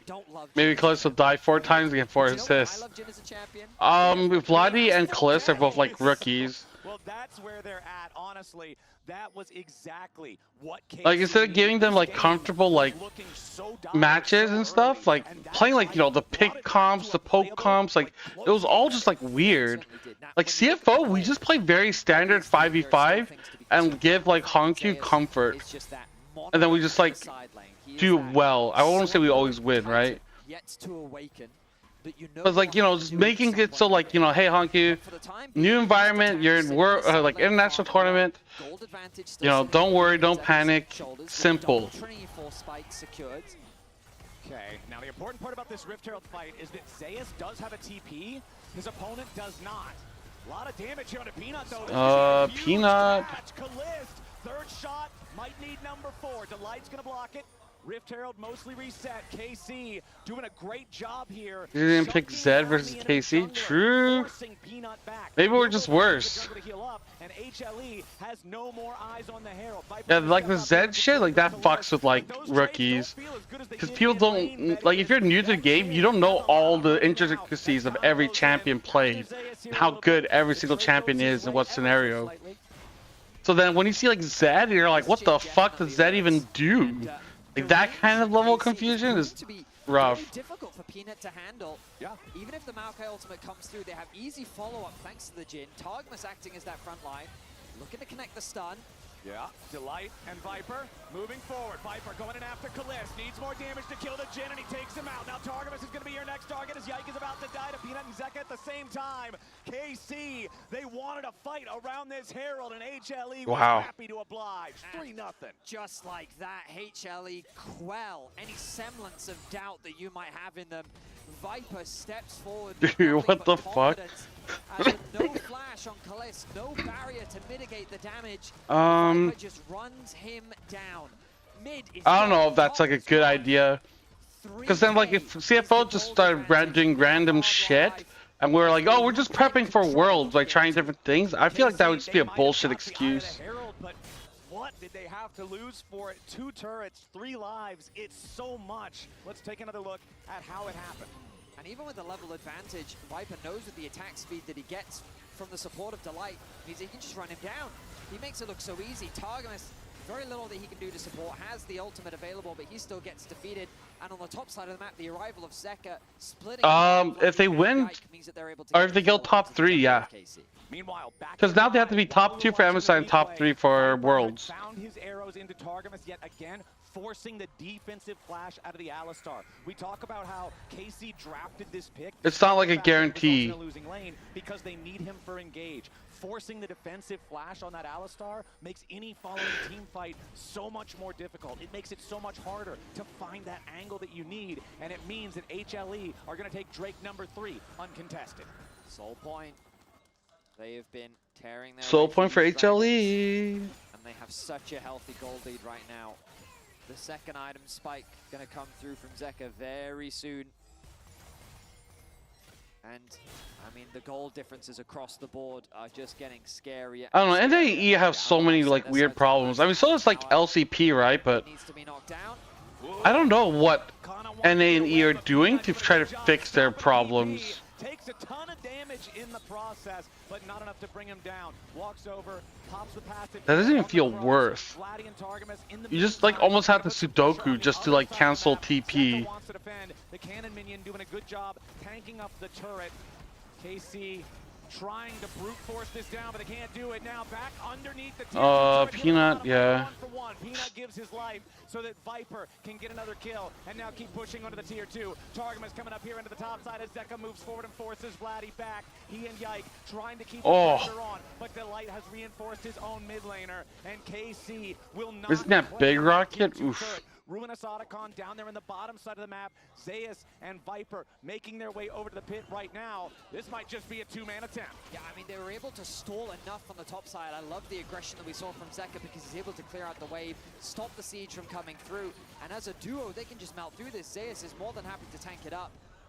I stand corrected. They hesitate. They realize that the resets have come through, and there was a good chance that KC would have stuck around for an extra wave to try and secure that top tower. They wisely back away.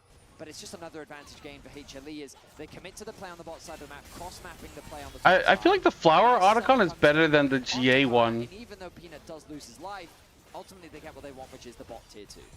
I feel like the dragon buff is nicer than feeling like you get like a GA. Of HLE, 7-6 in terms of kills, and now it looks like KC are the ones who want control over the Otacon pit. Zayas not around here, jumping in, immediately followed up. Oh, he didn't get the ult. Do anything at all. KC are going in. The Maokai ult for the escape route for the rest of HLE. KC with a killer instinct. Jump in there and make now they're going after the Otacon itself, but Zayas has arrived to the fight, and the Gnar bars charged. KC still trying to commit to the objective. The Scuttlecraft's taking the damage a little bit, but now KC Zayas into the middle of the no mega. Just hit the first kill on Targamas. Now Hey, Otacon throws, let's go! Or is it? Or is it? Wants to smite fight. Viper's all alone. He's gonna be careful. Makana's got no. Oh my God! Zayas in the back. Zayas! He's gonna be shut down by Khalid. But Viper and Peanut are going forward. It's so many kills for Viper. Push him forward. No hope for KC and HLE. Bury him in the bot lane. The Otacon is such a dangerous place to fight, but Viper and Zeka make it look so safe. Their positioning is fantastic. They're able to sidestep What the everything, fuck? and KC being attacked on all sides. Yeah, it was smiteable. I don't know why. Like, it was less than 1,200 health, but Piana just like left it. Big win there for HLE after it looked like KC might have found the perfect engage to pick the light here at the very start. Yeah, you can see in this fight, in this replay. Resources into shutting down Delight, which they need still to be able to get onto this double 80 carry composition. And here was kind of weird. A lot of damage similar to Zeka, and they get the Yeah, watch this, watch this. Look at Otacon's health, dude. Like, yeah, they go in, or they're gonna keep poking. Zeus is like fucking off. 2,000, and boom, he can smite it now, but he doesn't. Unless it spikes on cooldown. This shouldn't be on cooldown. And this double 80 carry comp is just monstrous when they have the front line to play around. It was right next to it, but I don't know if he was like looking at it. Stuff. You can just tell the moment where Viper realizes there's no more threat on him, it's just all gas, no brakes. The Ashe now 5. I mean, Callisto has a nice KDA. 2 items fully complete. 5-1-1. Third one going to complete here very soon. 4,500 gold lead for HLE. And Vedius, the Drake control that they've had this entire game is likely about to pay some dividends. 20 seconds until what will be Ocean Soul for HLE spawns. I mean, look at the top lane. HLE doing exactly what they did in the previous game, playing the entire map. They have a strong side lane threat. Viper, he's setting up for an Ashe arrow, perhaps. Not gonna come through, but that Soul. Oh, there it is. Oh, nice shot there from Viper. Vladi's caught out. Follow up with a Maokai ulti, but blocked by Kalist. Both carries from KC far enough away that HLE can't follow up for any. This is Dragon Soul. Oh my God, this is Dragon Soul. Actually, that might have been really bad using Maokai ult and Ashe ult like that. Permanent regeneration, which will just create a nigh unplayable game state around any sort of a neutral standoff. But wow, they're getting so low. No Narbar, though. Keep that in mind. This is huge for these team fights. If Zayas jumps in, he's just going to be tiny. HLE nice. It is secured by Viper. Ashe got it. Run away, but a big engage coming out from Vladdy. They've managed to take down Viper. Vladdy's cutting it out. Zayas is already dead now too. Whoa, did Pierre just flash into a fucking wall? The Ocean Soul went the way of the Korean team, but it looks like KC might have just found exactly what they needed. Another triple kill for Kalist, and KC are marching towards a Baron that's 5 seconds away from spawn. A huge team fight win for KC. Vladdy sets up the perfect ultimate to allow for Kalist to clean up the fight. 8-1 Zeka just pushing bot. What the fuck? As the Baron is going to be secured for KC. Zeka taking the opportunity to get whatever he can in the meantime. I mean, he's up in 4 seconds. Is his target, but KC securing this Baron. Yes, they lost the Ocean Soul, but they are gonna get something massive in trade again. Teammates, as long as Ike plays a champion that's relevant without teammates and these others get carried, KC can win. True. So the TPs come through from both top laners. The Dragon gets insanely low. Delight flashes in with a crazy ultimate, but then Vladdy finds the angle alongside Targamas. Kana is That was a there as good well. Azir ult. Kalist is untouched on the backline, but crucially getting Viper right at the start of the fight. That peanut flash. Means that KC can easily pick apart Hanwha Life. A massive team fight win to potentially. That's fucking wild, dude. That's two massive team fight comebacks for KC in this game, and both of them have been the Targamas and Vladdy machine. Both of these guys working together to find multi-man engages, to throw their enemies not just up into the air, but right back down into their own graves. It's been huge. It's been what's keeping KC in this game. Now, a lot of Light? The curtain call opens. KC try to get themselves away. Vladdy? Right back onto Vladdy. He's in some Okay. Oh, dude, I just noticed the Maokai saplings and the Ash E to like see vision in the brush is so good. Why is if Kana is split pushing, why are we getting caught mid? You know what I mean? Like they're not playing 4-1 well. Misstep from Vladdy in the mid lane. Immediately, all of the wind is taken out of the sails. It's Hanwha Life on the push. Kalist has to be so Oh shit! Where the fuck did Kana come from? Viper and Zeka, they thought they had the angle there to kill the KC-80 carry, but Kana ready, jumping into the wall with the public execution, secures the kill on Viper. He can't kill. They had Delight to get any sort of a bailout. Nicely done. That was very close. We look back at this mid lane play. Vladdy. Yeah, but like it's just so aggressive though, because like yeah, Kana is still top side. It just feels like it's not worth. Because the goal should be to take towers, not to get kills. When you have Baron buff, it's about push, push, push, push, push. Oh, okay. Ah, unlucky. He can get the resurrection from Delight, but it's not quite enough damage. And now KC, I mean, what even is the state of the game right now, Flowers? Elder Dragon in 2 minutes time with the Baron. KC are continuing the siege. The Baron power play still 2.6k in KC's favor. Red Bull Baron power play about to run out here. Only 15 more seconds until it expires. Arrow from a long way away. Not going to get a whole lot of value out of that one. Zeus in some danger off to the side as he scraps with Kana. Targamas forced to use the Unbreakable Will now. Oh, the Corky Rockets! Oh, that fucking Renata ult is so strong. And they've also lost Targamas. Kana's the next target, flashing away, trying to survive, but another TP is ready to answer. Zeus is looking to cut off the escape for KC. Kana's gonna teleport to save his own life, but Zeus is in hot pursuit of Kalist. He misses the first boomerang, but he catches it on return. He doesn't want to chase any further. It's another win, just barely, for HLE, a 2-for-1 trade.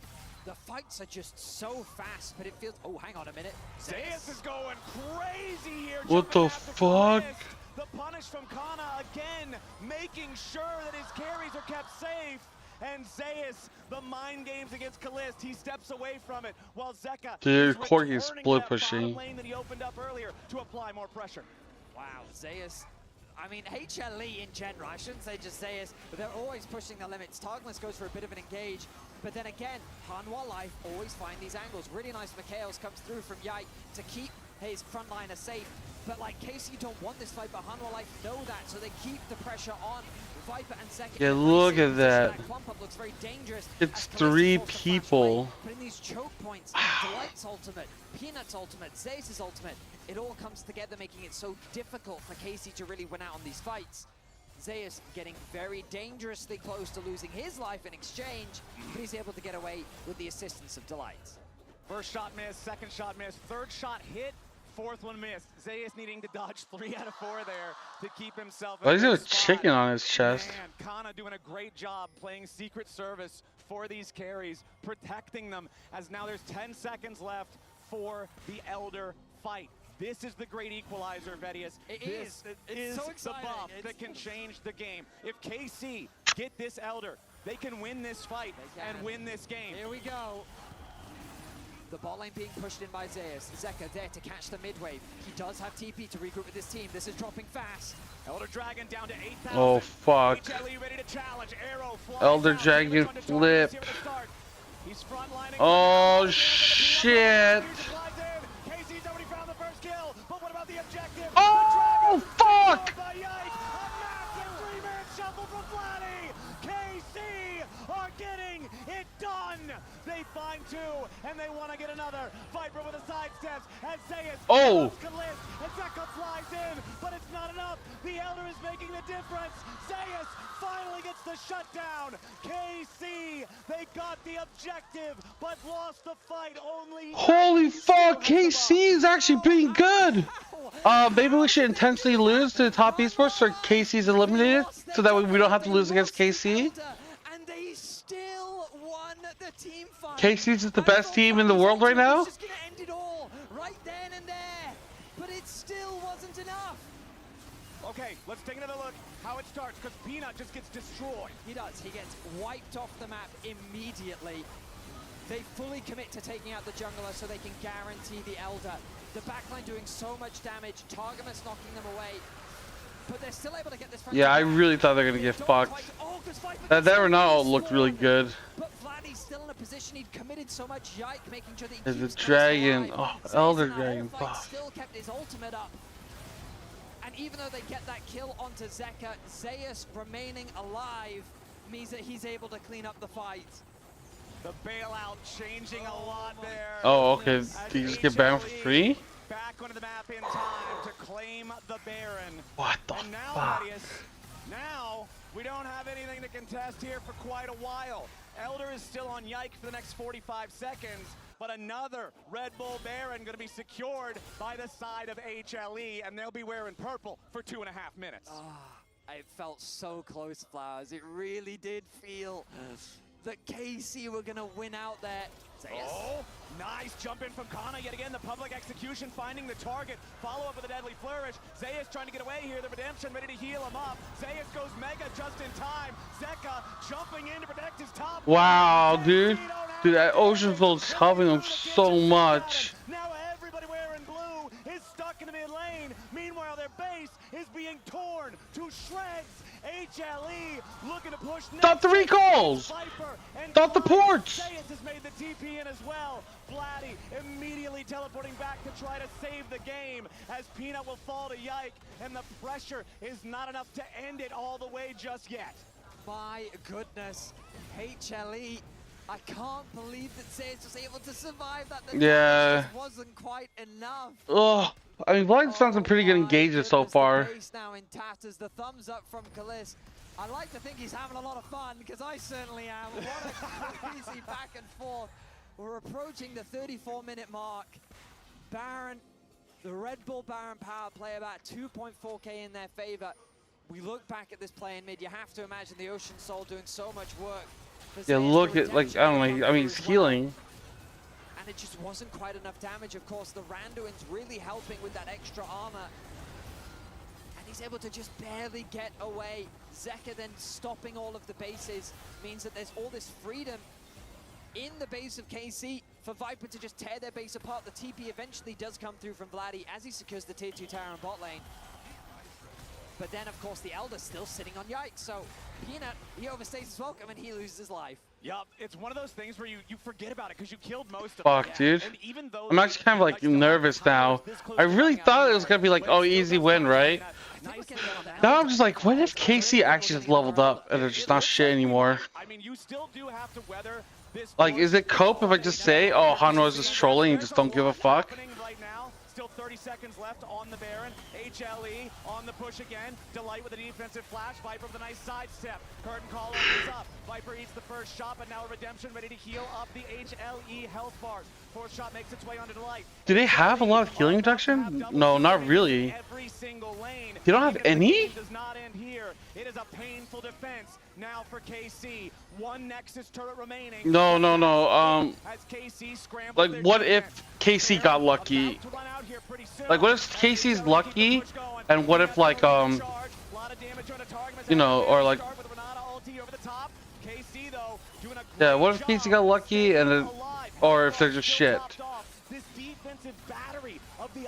Maybe they're just really bad, you know. But they got lucky against TES and HLE. Maybe the other teams just like disrespected them and then fucked up with the amount of disrespect. Was going berserk, and he could have done some serious damage to his own teammates. We've seen these Renata ultimates do some serious damage. Viper, though, he's locked onto his target. Kana. The mental dragon. Kana gets caught trying to flash away, but Peanut is ready here for the twisted advance to follow it up. Kana wants a defensive public execution. Wow. But that is flash. Maybe they just had jet lag? Honestly, Spam, maybe they did. Maybe they had jet lag.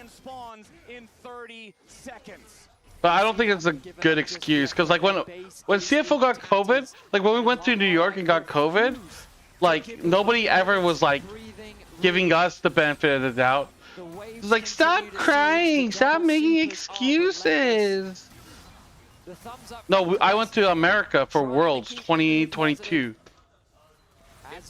And then I got sick. Targamas with a very early unbreakable will. He goes in. He catches Viper. The carry from HLE is dead. Wow. With the kill. And at the darkest hour, KC continue to hold their heads high. The base, it's just too broken. They need the No, I mean like when I went to America. When I went to America and got sick, and we're like, oh, we lost, like CFO lost because we got sick. Like Western fans were like, oh, don't make excuses. But then when, you know, when KC went to Europe and it's like inting, like, oh, they have jet lag. It's like, okay, then I would be like, well, don't make excuses. There is a TP available for Zeus. KC are saying, all right, we're going for it. They're going to be Gen, the Elder, Vladdy, and Kana, both with a TP available. Vladdy, a lot of damage here on his A. Oh, min pop Derek's. Make the fight happen. Delight uses the ulti there from Renata, doesn't get a lot of value out of it. KC. And Elder Drake has Delight now trying to retreat down the bottom side. Should be caught. I don't see any way for Renata to get away from this. Targamas is first to the scene, and with Kalist nearby, it's another pop.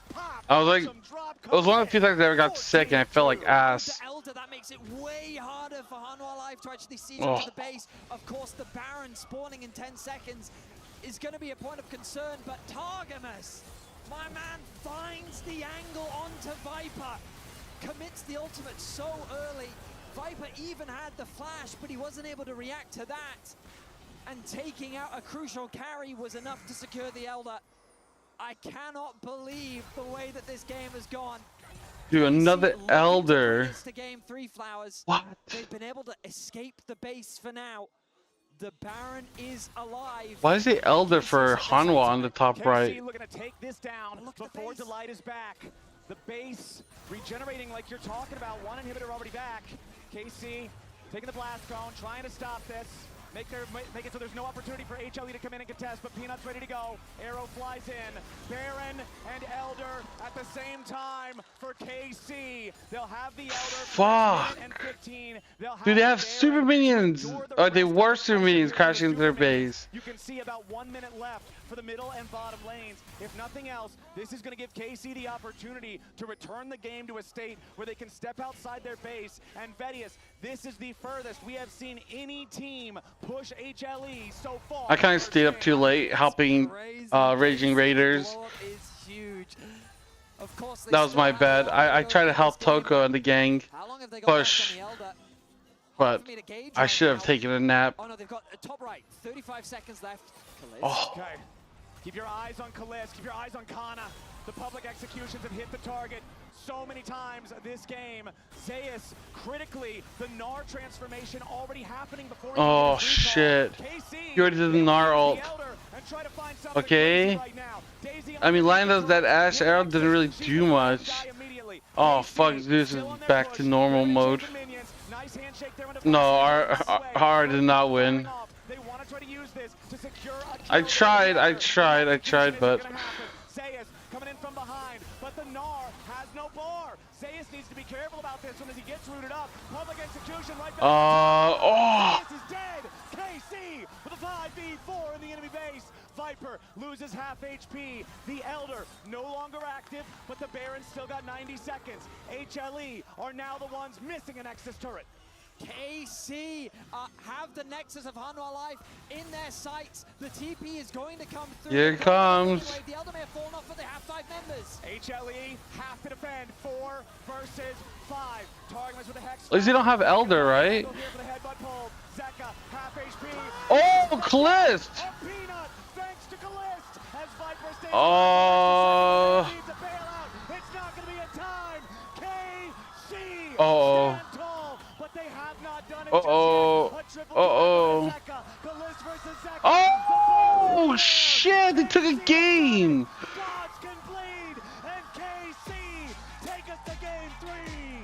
Unbelievable! 3 inhibitors down. Only a single Nexus turret. But they were able to stand their ground and fight their way back. KC is not dead yet. The best game at first stand so far. No contest. I don't know, dude. Their base so many times. I don't know. KC weathering the storm. Oh, that was awesome. That was such a great game. KC did a phenomenal job. All right, that's it from us for now. We'll be back for the third game. Desk, take it away. What can I say? We never doubted. Great cast, boys. Great game. Hanwha Life, I mean, did some pretty crazy things. Like, credit to KC, but like, that was the weirdest, wildest, most fun game I have seen in a very long time. Best game of the tournament. 100%. 100%. I mean, so Fuck, many dude. things went right and so many things went wrong. What the fuck do I even say? And for a team, if you think about the performance of KC in their first 2 series, night and day. The only team to have taken a game from HLE so far. It took everything, but they managed to get it and keep their hopes alive. It's one of those. I'm gonna use the bathroom. I've been really need to pee. I'll be back. I'll talk more. Maybe HLE are just trash. I don't know, dude. It's crazy. You have to defend. You have to make calculated decisions on when you're moving to Baron. Are you going to try to fight for Elder? Are you going to look for that pick? Who defends when Elder is up? They made all those decisions quickly enough. There was some hesitation, and I think there were certainly some nerves from Calist throughout this game. But they made the decisions quickly enough when they needed to, especially the base defense, where you see Vladdy pushing Zeus back. They're able to get over to the Elder, take that one down, turn that into a Baron, and then slow push it. Could they have cleaned up maybe a little bit of that final push? Yes, but doesn't matter, because ultimately they're the first team to beat Hanwha in this tournament. They've taken the first game off of our Korean representative. And what's so exciting to me about it is there's so many young players on this roster. And you could feel, I could almost, like, my hands were shaking like Calist's hands were shaking, you know, with some of those Jin ults. And, like, they stuck it through. They were able to do it, because we were worried they weren't going to actually stick the landing. I mean, I feel like one of the tensest moments was when they got the first Elder and it didn't pan out. But there were some good moments throughout the game. Obviously, it went for the long haul. But I think we saw Calist on this Jin. This is a pick that can be quite feast or famine, you know. Often it can feel really underwhelming from behind. But some of these skirmishes, he was able to have that big impact, get a decent amount of gold under his belt, and the damage was there throughout the game. And again, yike on these utility picks, coming in clutch to stop a lot of that early damage in these fights from coming through. The range well used here. I mean, you said it yourself, right? There's so many fights that felt like 1 kill difference could have ended the game for Hanwha so much sooner. KC did, I think, just barely manage to hold on for the vast majority of this game. The Ocean Soul acquired so early by Hanwha, and it was multiple back-to-back Elders. How many Barons did we even have in this game? It was literally everything you have, tooth and nail, drag yourself across the finish line kind of game. You know, even though they lost that first Elder fight, if Hanwha had secured it, they would have just lost the game there. If it had been a different soul, maybe a stronger soul, they could have ended up losing. There were so many factors in this game. And as well, when you go in a long game like this, that's so back and forth against a team like HLE, they've played 4 best-of-5s in their playoffs run that went to 5 games. They are the team that we always label as being very clutch. And KC out-clutched them in this game. Yeah, and what's crazy to me about this, just in general, when you think about the narrative of KC throughout the tournament, they dropped their first, series, right? They dropped the second, and everyone's like, oh, this team is done. Everyone's already, like, doing the memes, early Uber, etc. And then they beat Top Esports. Now the first team to take a game off HLE. One win away from being the first team to actually take a series over HLE. And they could solidify themselves today from going from considered the weakest team in this tournament to maybe some people will say they're the strongest if they can win that third game. And I love what you're saying, but I think the most crushing thing for KC fans, and I'm hoping this isn't what the players are thinking, is knowing that if you had just won one of those first 2 series against teams that people would compare as weaker than TES, at least in terms of initial expectations, weaker than HLE, you wouldn't be in this situation where one game isn't enough. Because if they were going to best of 5s, they got one game off this team, even if they lost, we would be singing, dancing, cheering, running around in circles like, yes, this is everything. But the pressure is on. They have to win another game against HLE. That one took every ounce of energy I have watching it, so I don't even know what they have left. What do you do if you're KC to make sure you can secure that game 3 to actually find that win and bring yourself further in the tournament? I feel like it's a tale we've seen so many times before when Worlds had group stages and we had the week 1, week 2, and a team would really underperform week 1, bring it back week 2, but it wasn't quite enough. I think at this point you can't think about that, right? You've beaten this team. You beat Top Esports. The players were talking about it in the comments before the game as well. Like, think of the players you've matched up against. Vladdy has managed to beat on stage and in scrims. You've taken a game of HLE, right? That's what a lot of teams aren't able to do. You just have to do it one more time, and you'll be making it through to those best of 5s. I think confidence is key. You know, I think Ox and I, we weren't thrilled with the draft from KC. We actually thought it was a really weak draft. They still won, right? They played confidently enough in those key moments. I think after winning this one, you also saw the confidence in comms. I saw after one of the post games, I don't know who said it, but saying like, look, we beat Top Esports. It means more to them to lose. Like, they're more nervous than us.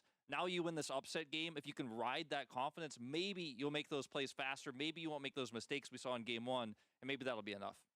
Confidence. Is comfort still on the table? I feel like after we see the Ivern, we still got the Azir. We got a lot of things that they have experience on. I'm wondering how deep the pools go, because I don't have that question for Hanwha. And domestically, I wouldn't have had that question for KC, to be honest. But what we've seen is a stark contrast in terms of the picks that look really good, things like Vladdy on the Azir, now the Jhin that's come out from Kalist, Yike on this utility, and the things that look really bad, pretty much everything else. So I'm wondering what's next to come in draft. If you're KC, is it still realistic that you can secure the winning lanes you mentioned earlier and comfortable picks for Yike?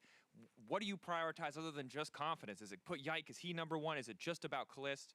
What's the angle? Securing a good matchup for Vladdy seems really important. You know, it's very uncharacteristic how game 1 went down against Zeka, and Zeka is a player who will like be ruthless if he senses his weakness. But I haven't gotten Kovic in forever. Matchup is really big, and then we've I seen rarely ever get again, sick. These utility picks as a facilitator, it's worked so well. So I'd say lock down a pick for him that can work in that way. For me, your red side, because Hanwha picked blue side. Counter picks for solo laners. Try to get that favorable matchup in the mid lane. Maybe Kana actually gets the strong matchup, and for once in this series, they'll have those winning lanes we've been begging for. I think that Kalist has shown it doesn't matter what that bottom lane matchup is going to be. He's going Every time it's just grass to get sick? I don't know, dude. So getting your solo laners into a good position from... If anything, it's like Moon that's always sick. And love to see smiles on the faces of KC as they review. I'm assuming they're reviewing the game. I actually can't see the screen, so I'm not sure what they're reviewing. We're moments away from going to break before we go to game 3, but I have a feeling, gentlemen, as happy as they look, as smiley as they look in those instances, this is a wake-up call for Hanwha, and they're going to be a lot scarier coming into the next game. Still, I think the favorites of the tournament. And are you willing to give KC the hope? Are you willing to believe in them? Or is this still just going to be Hanwha crushing All I'm going to say is we have this massive win streak from Zeka in Game 5. They call him the Game 5 Devil, right? Yeah. Little germ factors, true. Game 5, so... Yeah, but I have 2 little brothers. They're like animals. Consider is some of those picks like the Jace. That's always been banned on blue Those side. motherfuckers will like eat dog duty, in most scenarios. sniff each other's Those butts. Are picks that on red side you can't necessarily budget all of them in. So we may see Peanut in Italy. We may see Peanut on another carry AP Kevin, pick in this game. I want to go outside. Will definitely be No, shut up. blue side. Obviously, haven't really had that opportunity to pick sides. So That's usually how they sound like. But it'll be their first time, and I think they will definitely be ready. So draft reactionary, play for those counter picks. Look, it took 110% of what KC had to win one game. We're hoping they can take it up to 150 in this next one, because Hanwha probably will be doing the same. KC with a massive win against HLE here. Are they able to turn the series around? Let's find out after the break. I can fall asleep, but right now, a lot of damage on Dude, I don't know, dude. It's kind of crazy to think about that. KC is like, I guess, just playing better. I go touch, yeah, I go touch. Lucas. Looking good. Touch that. In it, right?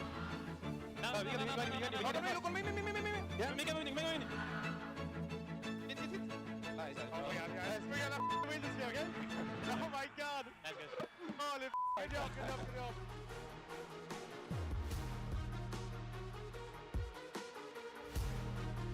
It was funnier though when NAE just sucked.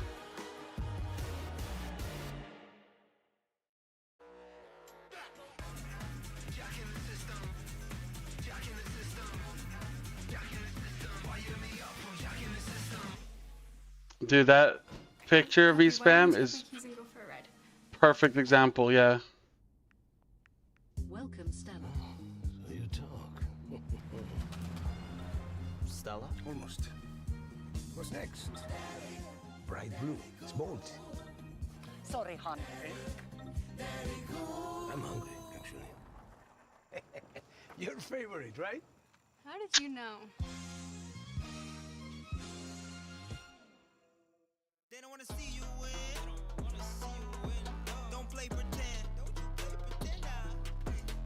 You don't wanna see me win. Boy, don't play pretend. They don't wanna see me win. Boy, don't play pretend. Okay, you know what? I gotta do it, yeah? You've only bet 10 channel points, you stupid fucker. What a disgusting scammer you are.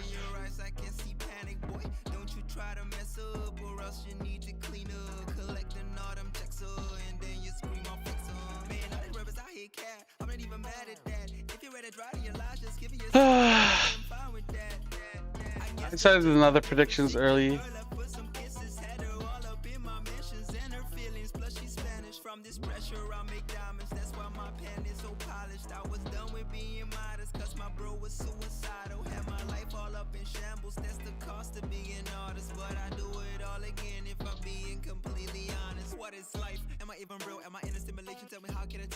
Oh well, I mean, predict game 3 then, bitch.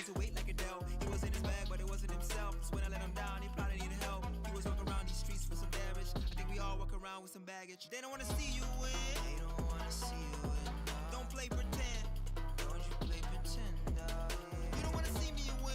You don't wanna see me win. Boy, don't play pretend. Don't you play pretend.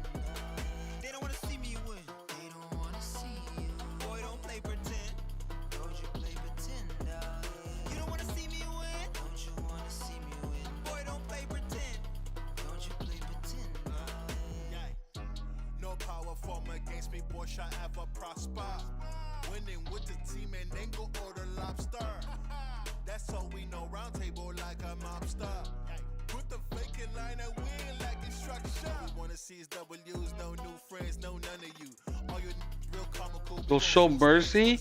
If HLE lose, that can put them in a bad, or I'll put KCE in a bad spot, a good spot, and then it'll be like bad for top and TL. TL could get knocked out actually.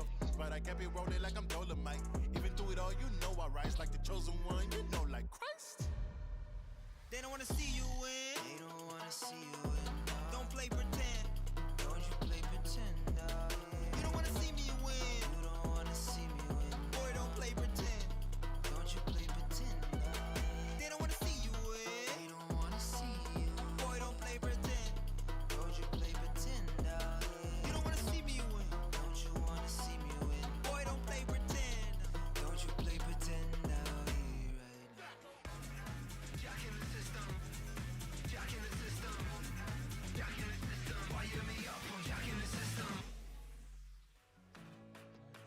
Ladies and gentlemen, welcome back to First Stand. Yeah, KC with TL's in a bad spot. Draft here for our third and final game between KC and HLE. And don't worry, that wasn't an audio blip. You heard me right. It is game 3. KC. Dude, you know what's really funny? Like, taking a game off the as so far undefeated. Yeah, I mean, favorites, Vedius, and doing it in a I way think that shows TS is okay because even if they lose to CFO, they'll still have a better head-to-head than Team Liquid. some amazing opportunities to come back and win the game. Now they're gonna have to do it on the red I mean, Team Liquid, that's assuming Team Liquid lose to HLE tomorrow. The Zyra also gonna be Alright, get your channel points in, baby.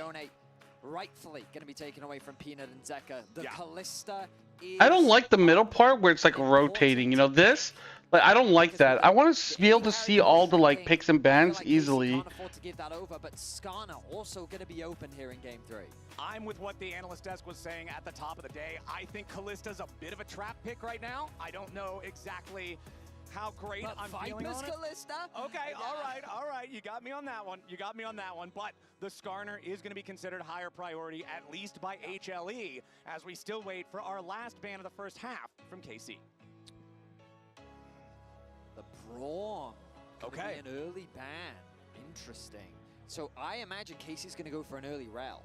Would be my instincts from this. But we get the first hit on the Jace. This has been a first half ban from KC both times so far. They did not want to give it over to HLE, but this time around, it's time for some Zeus Jace. I don't remember what skins they chose, but I want to say that Zeus is...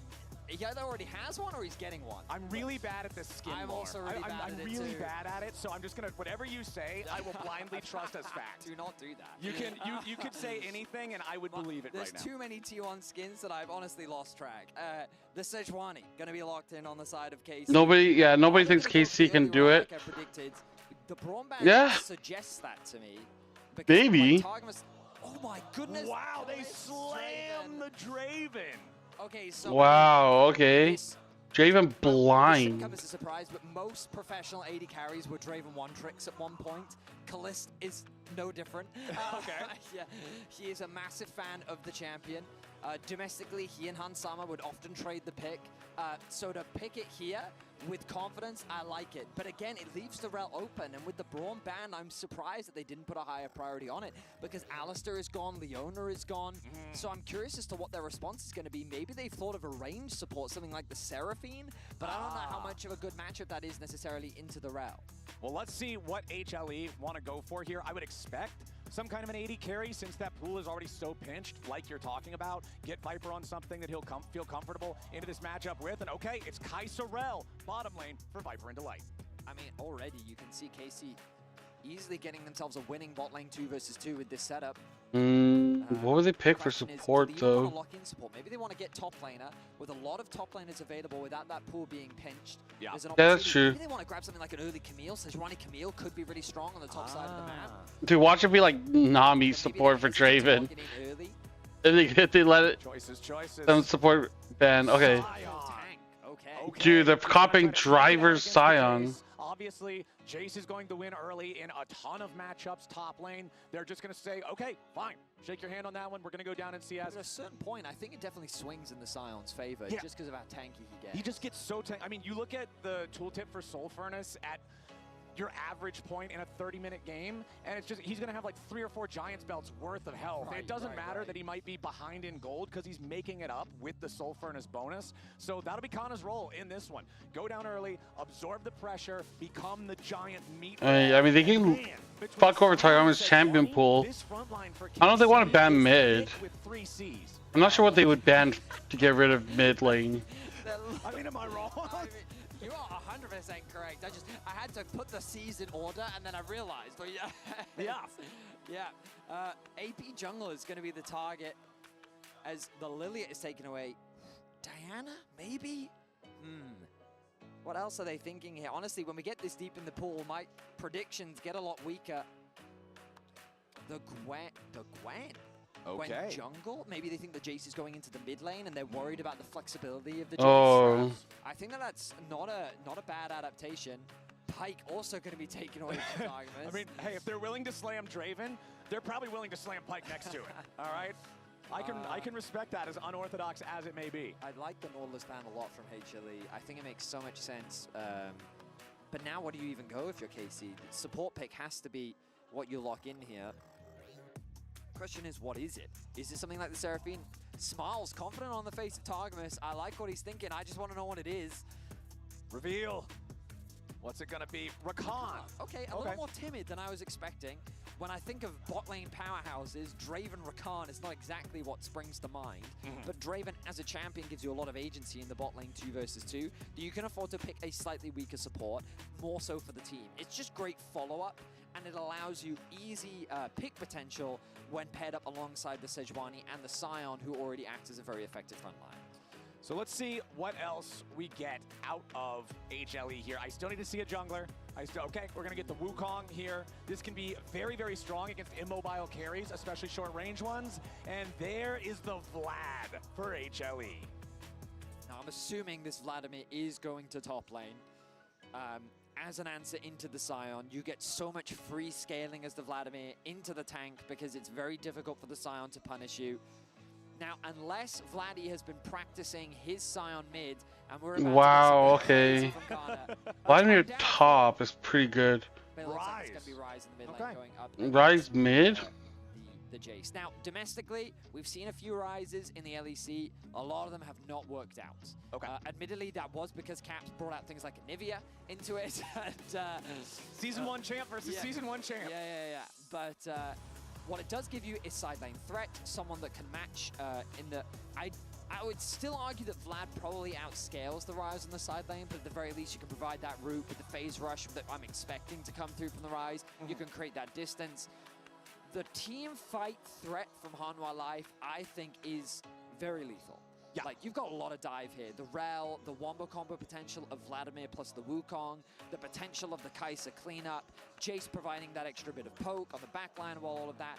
Meanwhile, you've got this front to back, but the comp is very short range from KC, with both Draven and Rise needing to get actually quite close. I feel like champions like Vladimir, Rel, and Wukong really benefit from that environment. So I do think, again, that Hanwha Life have a lot of tools. I think these team fights are going to be quite difficult, and later into the game it goes. No pressure, the whole E is rooting for you. Last game with how they executed on the fights, and so I'm looking forward to being surprised again. I mean, when you look at this is so much damage on HLE, right? Like, everybody that's not Rel is a damage threat. Meanwhile, on the other side, it's so tanky, man. Like, Rise can get very tanky even. You've got Sejuani and Scion, like we already talked about. Like, Rakan's... Dude, it's so funny, dude. This is like... Hey. Let's get in, dude. Last game of the day. We have another game tomorrow, by the way, so... Then, Friday, Saturday, Sunday, that's the end of the tournament. So 3 more days left. Dude, the week's gone by so fast. Will be the Jace pilot here in the mid lane up against Vladdy's Rise. It'll be Zeus on the Vlad versus Kana on the Scion. Both of them just looking to stack up and scale here in top lane. It's like it. Zeus has been so monstrous throughout this series. Even if they didn't win in the previous game, like, it's so difficult to avoid his constant impact. And on this Vladimir, he's going to be looking to do the same thing. He had a strong performance against CFO. He's looking, I imagine, to get a ward in. That's going to be Zeka's responsibility. That was a close one. You could see he walked up right outside the range of where the Decimate would be, even giving it the extra, just like slight bit of distance beyond the graphic, because we know that Sion's Q is designed. Kana with comment? Oh. He knows his ranges, as you might expect from the. Does he need to poke, or to like be able to like lane against Vladimir? That in the finals of the LEC, I felt like it was more like it just like both laners will just farm and then AFK farm, and then whoever farms more just wins. Full on front to back. On the one hand, it's a little bit concerning, but on the other, I feel like that what they've recognized is that trying to... Wow, bottom lane, 2v2, immediate scrap as Delight is knocked up into the air. Targamas there with the grand entrance. Flash. Wow. KC unafraid. I mean, they do get the cleanse out from Kalist, but getting the flash and the ignite out from Delight and getting a really good spot. Keep your eyes on the junglers right now, because I wouldn't be surprised to see either of them make a beeline towards the bot lane. Delight gonna look to get the quick remount. Is this... I don't think Delight is low enough to threaten a dive. He has that shield. Yep, just Hex Flash down there, trying to get a little bit of extra EXP. A couple more minions on it. Look at Sejuani right now. Look at Yike. He's making a beeline towards the bot lane. And they know exactly where the Wukong is as well. Yike might step up, try to challenge for these chickens. No, instead he's gonna look mid. Oh. He's down to 100 HP. Zeka Vladi's low. try to get away from this one. Oh, fuck. Vladdy, knocks Yike away. Zeka needs a little more damage, but it's not gonna happen. It's first blood to KC. They need to push out this wave, but great pathing from Yike. I thought that his sights were set on the bot lane, but instead he finds an opportunity. What the fuck? Alleviating some of the pressure and setting up Vladdy for success. Dude, this is like Scroogedinger's like KC. Draven also, because of the way that stand aside just flies out instantly, very easy to deny Rel the engage that she wants if that ability is not wasted on something else beforehand. Now Yike also still hanging around down here in the bot side river, waiting for the scuttle crab, kills that one on spawn, and you can see Peanut. Yeah, I want to edit an image real quick. Has not bothered to clear through his own bottom side yet, just spending the time on that gank in mid instead. Here it is one more time. A look at it. And the observers highlighted the vision for us. They knew exactly where Peanut was. Yike is able to circumvent the vision, stay in the fog of war. Zeka, with his level advantage, is a great trade onto Vlad. Oh, because like, how is KC like the best and worst team at the same time? Like, I don't understand that. Bottom lane, yeah, it doesn't work out, but they're going to force the summoner spell. The flash from Viper, critical there. That one's off the table now, so KC might be able to make a follow-up play in the future. And look at how much farm is being lost here as well. Peanut doing what he can to steal away. You know what I mean? Like, we're laughing like, oh, the KC's so bad. Now it's like, oh my god, KC's so good. What the fuck happened there? He hasn't actually cleared them yet, and he's not going to realize this as Peanut is taking away the camps, and there's nothing that Yike can really do about it. I mean, he'll walk up, he'll see that Wukong is getting most of them, and then easy for Peanut to just jump back over the wall there with the clone. Kalist and Targamas, they're ready to scrap again with the HLE bottom lane. Viper with some quick feet, getting away from that one. Crash down from delete. You know what I'm like? Yeah, dude, it's so weird. Continues taking shots there. So Viper, weird. HLE doing a good job getting away from the engage there. Viper, if he would have got caught out by that grand entrance, could have been in some serious danger. Those deep wards are so important as well as Delight. Remount. Oh, Targamas with the flash engage with the grand entrance. Delight stunning up Kalist, wants to keep him away. What the fuck? Comes out on top. Yeah, like HLE is coming out on top now. But Yike is first to join the fight. He wants to see if he can get this potential kill into Viper. Flash in, and Yike gets it done. Now Peanut shows up. He wants to kill off the enemy jungler, but it's not gonna happen. Yike can't get the extra kill onto the light, and now Peanut looks for more. He uses the W forward, but it's flash for flash as Kalist barely survives. KC are just over-forcing right now. That play from Targamas, it was just too disconnected as Yike was way too far away from the rest of his team. We even saw Vladdy roaming down to try and help with the play, but he's going to lose a wave in mid. He is going to catch this farm in the bot side. But again, look at the minimap. Yike says that he's on his way bot. They make this play committal onto Viper, but it's way too deep. The Ignite comes back up. They have the level advantage as well. He's only level 3. Delight ends up picking up the kill, which is kind of the good news on the side of KC, but Kalist is so low. Yike is able to get this kill. Delight plays this super well though, gets the remount, brings him underneath the tower, keeps him CC'd here, allowing for Peanut to pick that one up. And then good away. Yeah, I was just photoshopping an image. Away from Peanut, who is hungry for a kill. Dude, they're all like, oh my god. Don't give up, KC must be win. Damn, dude. They're cheering for him?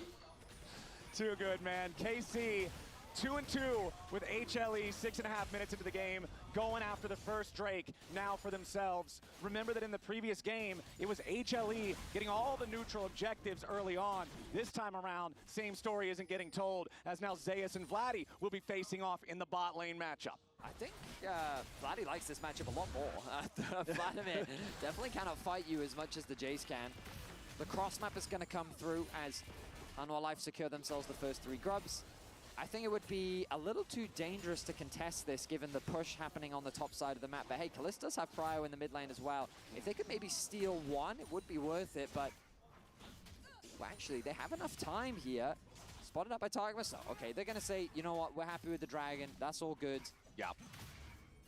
Maybe try to throw a cheeky projectile over the wall, but they don't even have one that has enough range. Gleaming Quill is pretty short.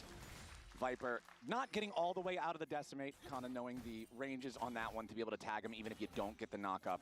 Delight ready to rejoin his 80 carry up here. Nice use of the Shattering Strike. Crashes right back down on top of him. Quick and easy trade for the HLE duo.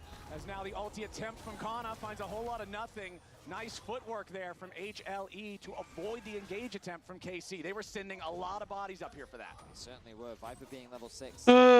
Situation. It's done 0 odds. Yeah, I know. We need to get more people to join in on the predictions. For Peanut to use the Nimbus strike into the Cyclone to throw him up into the air, put the pressure on the flashless Draven. But Kalist staying far back enough that he does not put himself in that danger. Zeka wants a couple of auto attacks here on the turret. Just dude, KC lost to Team Liquid and Flying Oyster, and now they're beating Top Esports and Hanwha Life. What? What? That makes no sense, dude. That makes no sense. Against multiple world champions, against all odds, against 3 dead inhibitors, ended up with, what, almost 20 kills to win the game? What if KC is good? I don't know, dude. Hyphy around how many plays they can actually make in the other game, because Peanut... I don't know. I don't get it. I don't get it. I don't get it. I have no idea how to read this team. Staying on the top side of the map. Meanwhile, Zeka's getting a lot of farm isolated in the mid lane. CFO might be good too. Yeah, but HLE completely shit on us. Wow. Well, they fucked up his passive. Draven, when he dies, he loses like half of his passive. So he loses out on a lot of bonus gold. So much time was invested covering for Kalist on the top side of the map that they knew that Yike had nowhere to go. You had to clear on the bot side, which means that they can say with confidence that it's going to be a 2 versus 3 on the top side, and he can afford to overstay because all of like CFO, like maybe. All of Peanut's camps I mean, I think we're good, but like, what the fuck is happening here? Why is like KC just like winning hard? Oh, not this game, but like last game they won. They're the only team so far to have taken a game off HLE. Yeah, whatever questions you have, shoot.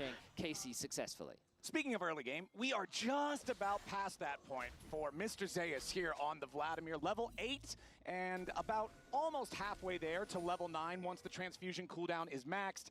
It's pretty impossible to die. You see someone teleporting? Yeah. Spend a lot of resources guaranteeing it. KC right now going to spend resources moving into the enemy jungle as Zeka gets discovered. Realm Warp ready to bring in some firepower from Vladdy. Zeka caught unawares out of position, trying to get away. Cannot do it. KC beautifully done. Oh.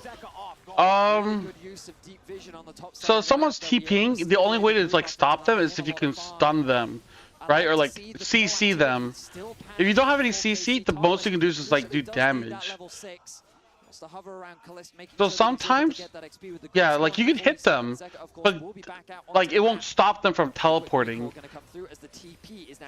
So sometimes if someone's TPing in front of you, that means you also should have to TP to match. Because if they go and then you come later, then it might be like bad. Yeah, the channeling can only be stopped by stuns. But you can still like, yeah, like obviously if you can, you should like walk up and start hitting them. But if you have TP as well, it's better to TP and join your team than to hit the other top laner or other player, I should say. Yeah, maybe they might be at half health, but that doesn't matter. They might still like, because then it'll be a 5v4 on the like on another side of the map, while you're just like chilling and not doing anything. But anyway, let's focus in on the grubs. Okay, let's focus up as the supportal combat starts off in the bottom part of the topside river. Delight and Targamas just trading meaningless blows with one another as Peanut and Zeka have control over the grub pit itself.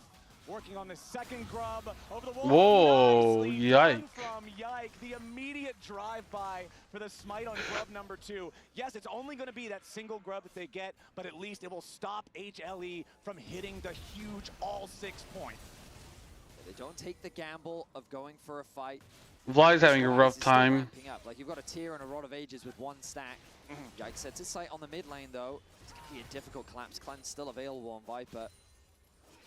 You know, it's interesting, Betty, is because the gold lead is so small, it might as well be meaningless. But I feel like it actually does favor KC because more than the gold lead for HLE is all on Delight. And support gold really usually doesn't mean that much, as KC is going to start up the Dragon for themselves in this bottom side. Zeka putting a ton of damage in the top lane. That sounds good. I need to get something like that. I want to start cooking again, dude. I miss cooking food. Like, cooking food is so much better than just going out and eating food. Oh, what the fuck? Why did Kliss do that? And HLE knew it. Peanut ready with a punish. Peanut is so smart with you can type. You can type in chat, but sometimes the other team, if they find it annoying, they'll just like mute you. He found a great angle. Like our team muted the enemy, muted Team Liquid because they like talking shit during a game, and instead of like getting bothered by it, it's like, oh, we'll just mute it and then we'll just keep playing like it's normal. And then they're just able to focus much better. Punishes the aggression of Kalist, not really giving him any room to move. He's a little frustrated with that one, as he should be. And that's going to be another kill going over to Viper. And look at that gold lead really starting to mount between the 280 carries. Yeah, it's you can understand the frustration there from Kalist, especially on a pick like the Draven, and against this composition that you already highlighted. They're muted? Maybe. It doesn't tell you if you're muted, but if the enemy team doesn't respond to anything, you can kind of guess like, oh, maybe I'm muted. And then as soon as you step up, boom, Peanut's there, instant death. Kalist has completed the Infinity Edge, going for a lot of damage very early on. Often we'll see things like the Bloodthirster, but Raw AD is the name of the game. I mean, Infinity Edge first item does mean that 1 out of 4 attacks that you get the crit, that thing is a chunk wherever it hits. I believe the expression is thick with 3 Cs. Yes, sir. Now you got it. Now you're speaking my language. And that's what we're going to look for. Can Kalist get the crit that has thick with 3 Cs? Yeah. Is that what happens? I will keep my eyes out for it. All right, there's our MasterCard lane economy snapshot showing biggest gold lead in the game is for Viper over his individual counterpart. The biggest individual gold lead going the other side is Kana on the Scion. 616 gold up over Zeus right now, who is very low HP on this Vlad. Nearly killed by the Whirling Death. Remember that it has extra execution potential based on your stacks. I think it actually would have killed him if the second half would have hit. Interestingly, they've conceded the top tower completely. That should be the feats of strength going over to Hanwha Life. Unless I've miscalculated, nope, you actually got the 3 kills first. Yeah, they've got them. They've got the boots with the little red hue. Yeah, they actually sent the Ryze down towards the bot lane. I am shocked by how much free reign they're giving Zeka. He's largely uncontested in a lot of these side lanes. Peanut's going in. Jumping in on towards Targamas, but Yike waiting right in the brushes for him. Viper, here. Viper tanks the Glacial Prison, then uses the cleanse to guarantee no extra follow-up. Kana also TP'd into that. KC really trying I don't know if that's good, but Viper doing fuck a good it. job. Normally it's the 80 carry that everybody else protects. This time around, he was the one making sure the team got out okay. I don't love this TP though. It's such a big summoner spell invested, and while Zeus did use his TP to get to the bot tier 1, you lost a lot of farm as the Scion in top lane. So I don't know if making Kana play Scion is like a good idea, to be honest. Like, he's kind of like your best player. Dragon spawning in about a minute and a half. Kana's not going to have that one available. They'll likely move Vladdy up towards the top lane, given that he does have the TP. Kalista's going to be forced to catch the mid wave. The Herald currently going in favor of Hanwha Life. Okay, also checking in on itemization. We've got 2 tiers in the mid lane, both of which are getting closer and closer to being fully stacked. 267 for Vladdy on the Ryze, 306 for Zeka's Jace. Neither one of them. The question is, what do I do after this game? Anyway, but those are going to be massive. Do I do variety stuff, or do I end stream and just chill? Herald was secured uncontested by Peanut and HLE. Where do we expect to see them use this? Is it just a drop it mid, use it for pressure before the Drake? Yeah, I imagine so. Like, it's, you got to remember that Kai'Sa also relatively short ranged. Jace does have a lot of. I don't know who's still hanging around and who's left. Those towers, it can be quite difficult, especially when approaching a champion like Sejuani. So really I don't know. Breaking open that tower, maybe it's because I'm yapping too much and all my fucking like air is leaving my brain. 2-0 is the Dragon lead in favor of KC for now. Hanwha Life lead with the gold leads, with slight advantages coming across on the side of Hanwha Life. No second item completed, just a few components for the time being. But Because it's only 8 p.m. here. So far. They've done a great job of escorting Viper through what was a rough laning phase. Valor? I don't think Valor is good like streaming content though. Second BF sword purchase for Kalist, but also critically, no boots even of the tier 1 persuasion. Like unless if you're already popular, I don't know if it'll help. Oh! Viper! Nice dodge! Oh shit, Zeus is losing all of his health. I don't think he even ulted. Oh, he got into the fucking thing by accident! Or maybe on purpose? Whoa! Is half watching still? Okay. Then I'll play some variety stuff and we could just chill and talk. Yeah, I don't like FPS games streams. I feel like it's kind of hard to actually like stream. Chrono Trigger? I did buy it for my mobile phone. I used to play it like, you know, just on my phone during trips and stuff, like flights. Does HLE get punished from this though? Everybody else gets away in time. It looked like Kalist and Yike not quite on the same page. Kalist backing up as Yike. Yeah, but how's your YouTube stuff coming along? You seem to be getting decent viewers for like the no. I mean, I don't want to. I don't mean this as disrespectful, right? But like as a like no name like no viewers channel, I feel like you're getting like decent like viewership. What the fuck is Vladdy doing? Well, did he do that or did someone else knock him in there? Kana? Oh, fuck! You're chasing Viper like crazy. Wow. Yeah, I don't know how else to say it without being mean, you know? My bad, my bad. Try to contest this dragon. We look back as the Herald comes to remember. Zeus ends up becoming the target as they desperately try. But my RPGs are different from the RPGs you like. Oh. And then he'll get into the Herald. He'll get the knockup onto Kana. They'll turn their attention. A 3-man knockup comes through from Peanut, allowing Zeus to get away to safety and Hanwha Life to get that first kill. But now, crucially, Vladdy goes over the wall. Yeah, because you're getting like 10, 20 viewers, so that's pretty good. That's what I was getting when I first started again. Like right now, it's like a lot more because I have a lot more content up there. Poor coordination once again from KC and HLE punish it. Nice flash investment from Zeus to lock down Kalist. Zeka is there to support him. Roleplay? Does eventually get I mean, I play like Yakuza, but that's different. What a massively long fight. If you go all the way back to where it started, all the way through to how it ended, the goal, HLE really did not want to allow KC that sole point state for the rest of the game. They do end up denying. Yeah, I know. It's an RPG. This gold lead is nearly 5,000.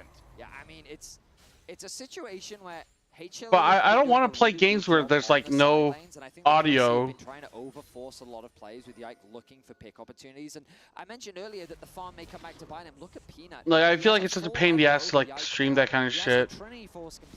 Like if there's no like people like reading the text for me, I don't want to play it.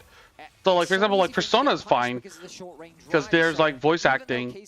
Like Chrono Trigger, there's no voice acting, so fuck that. Move away from constantly trying to catch a Viper out and instead just focus on killing the target that's in front of them. Delight wanted to clear away that control ward. Targamas keeps him away from it as he does have backup nearby for the FF15. HLE overstayed. Viper also getting closer and closer. That second item fully completed. Remember that for maybe these item completions are huge. Not just I'm not a big fan of the series. Like I did FF10. The gold difference powered by AWS. But I didn't really care for it. The blue staircase climbing up. Normally the color associated. I didn't think it was that fun. But working against them here in this one, trying to hold on and stop this from going any further away. I feel like they could still maybe Peanut. Getting this potential pick on the Peanut here could be the start of that. Oh my god. Assault, trying to use the second half of the Cyclone to get away. Peanut still in a ton of danger. Nice. Oh, Peanut's still alive. Somehow, but now the counter kills will come out. Okay, Kana has to flash out. It's another one picked up. It's 1 for 1 as HLE trying to get a little bit more. They won't find anything here just yet. Vladdy's Realm Warp got interrupted Okay. by the Atakan, meaning that Arena? Zeka goes in. He wants Whoa, what the fuck? Oh! Oh! Dude, close is 0-4-1. What the fuck is he doing? Kalist now goes to 0-4 on the Draven. The game is quickly falling out of control. KC, are they getting collapsed on? There's so many pings here. Oh. Okay. Everyone's like pinging it. That was close, man.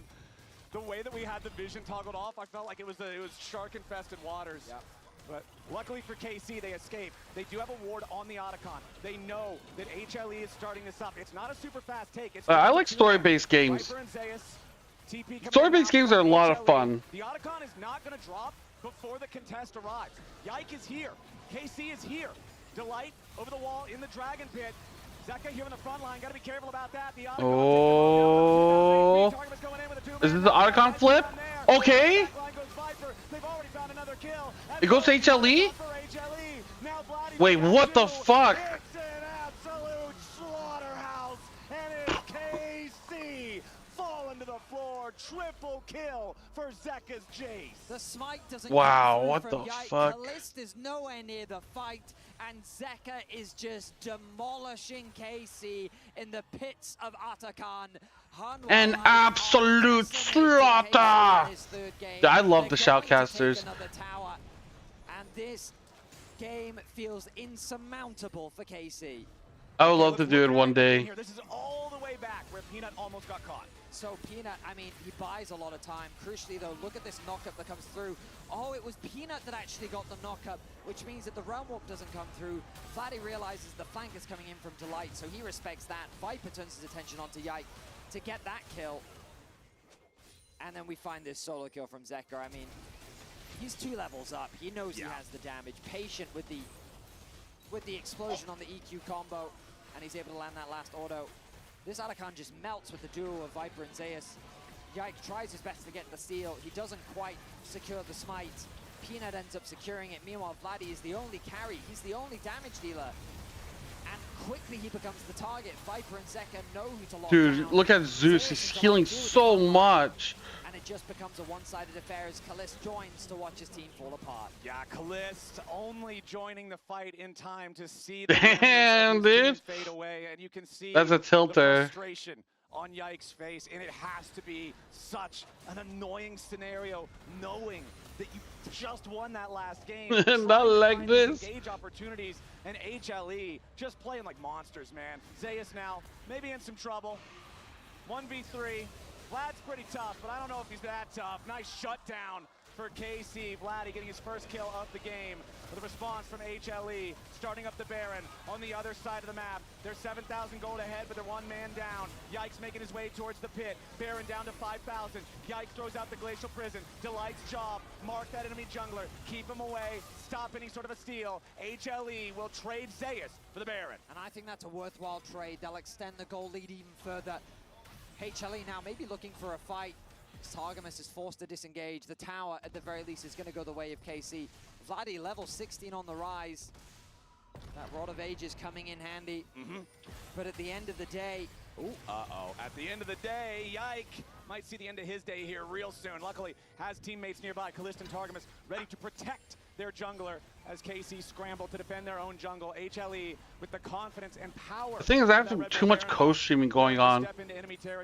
Like a story-based game, I want to play for like several hours, not like a few hours here and there. That much scarier. It's still a 7.5k gold lead, and now Zeus is back on the map. The game feels very difficult for KC to turn around at this point. They have a front-to-back composition, but HLE have so many damage threats. Zeus level 16. Yeah, he gets caught in the side lane, but Hanwha Life know exactly what to do in this situation. You cross-map, you focus the Baron that just spawns, and I think you could argue maybe they should have given that kill over to Kalist, but it ends up being picked up by Vladdy. He's very close to that Rabadon's death cap. Would be a nice hide-and spike for him to grab. Targamas looking to threaten Zeka there, maybe just make him sweat a little bit, but no, Zeka calm, cool, and collected on that one. TP from Zeus to join up with the rest of HLE. Oh, dude, that game's old. It's like super short. It's only like 4 hours long or something like that. That was like one of the biggest complaints. Like, there's not much going on. It's like a short story, and then there's never made a sequel. So it just ends on a cliffhanger, and you're just like, fucked. Such a massive level advantage as well. Another tower will fall. What the fuck was that, yike? Gonna lose the glacial armor. I mean, at this point, might as well like look for anything. Continuing their push. They want to try to go in, but they only find the CC. Okay. Wow, they're so deep in there. Holy fuck. And Vladdy's about to join them 6 feet deep. Yike barely walks away as they at least Can you end? down onto Zeka. Peanut and Zayas chasing after the remaining members of KC as HLE will leave Viper in the enemy base to destroy the inhibitor. Kana trying to rough up the minion wave so that Viper Oh, he's TPing. I was like, what the fuck is he doing? He just killed him before he could TP. But the base of KC is broken. Life return to business as usual. Maybe they fucked up by going a little bit too deep. Because he should have ended the game by now. Kalist gets chain CC'd. He gets locked down as Viper comes in towards the back line, assists the rest of his team, and like you could just see the dive threat on the side of HLE. Zayas, Peanut, and Viper make it look so easy. The base now falling apart. Inhibitor gone. Unwild Life, they're likely going to wait for the next dragon to spawn, set their sights on the final 2 outer towers, and looking to close out this series in convincing fashion. I mean, there's a bunch of games, right? But the longer the game, the less games I can play overall. Viper and Zeka both is going to put KC in a spot to win a fight from this position. It's a nearly 10,000 gold lead. It's all of the map. That's why I was just chilling without like not playing like story-based games. The damage on the composition that HLE has drafted, everyone that's not Rel is a damage threat, and Rel is ready to set it up for everyone else. Connor's getting fucked. There as Delight made the engage. Just so much pressure from HLE. Vladdy able to clear out that wave, but look at the bot side. Collins? Jim got a kill at some point. As Yikes your next target, the Sejuani trying to slide away, but Peanut takes him down. HLE have already killed all and they're looking for even more. Delight finally gets traded back, but Connor's quite tanky. Is the only thing keeping him alive. Oh! He dies to the hemo plague. Targamas survives with 100 health. Peanut still chasing after him, getting juggled around a little bit, but it doesn't matter. HLE is on to the Nexus itself.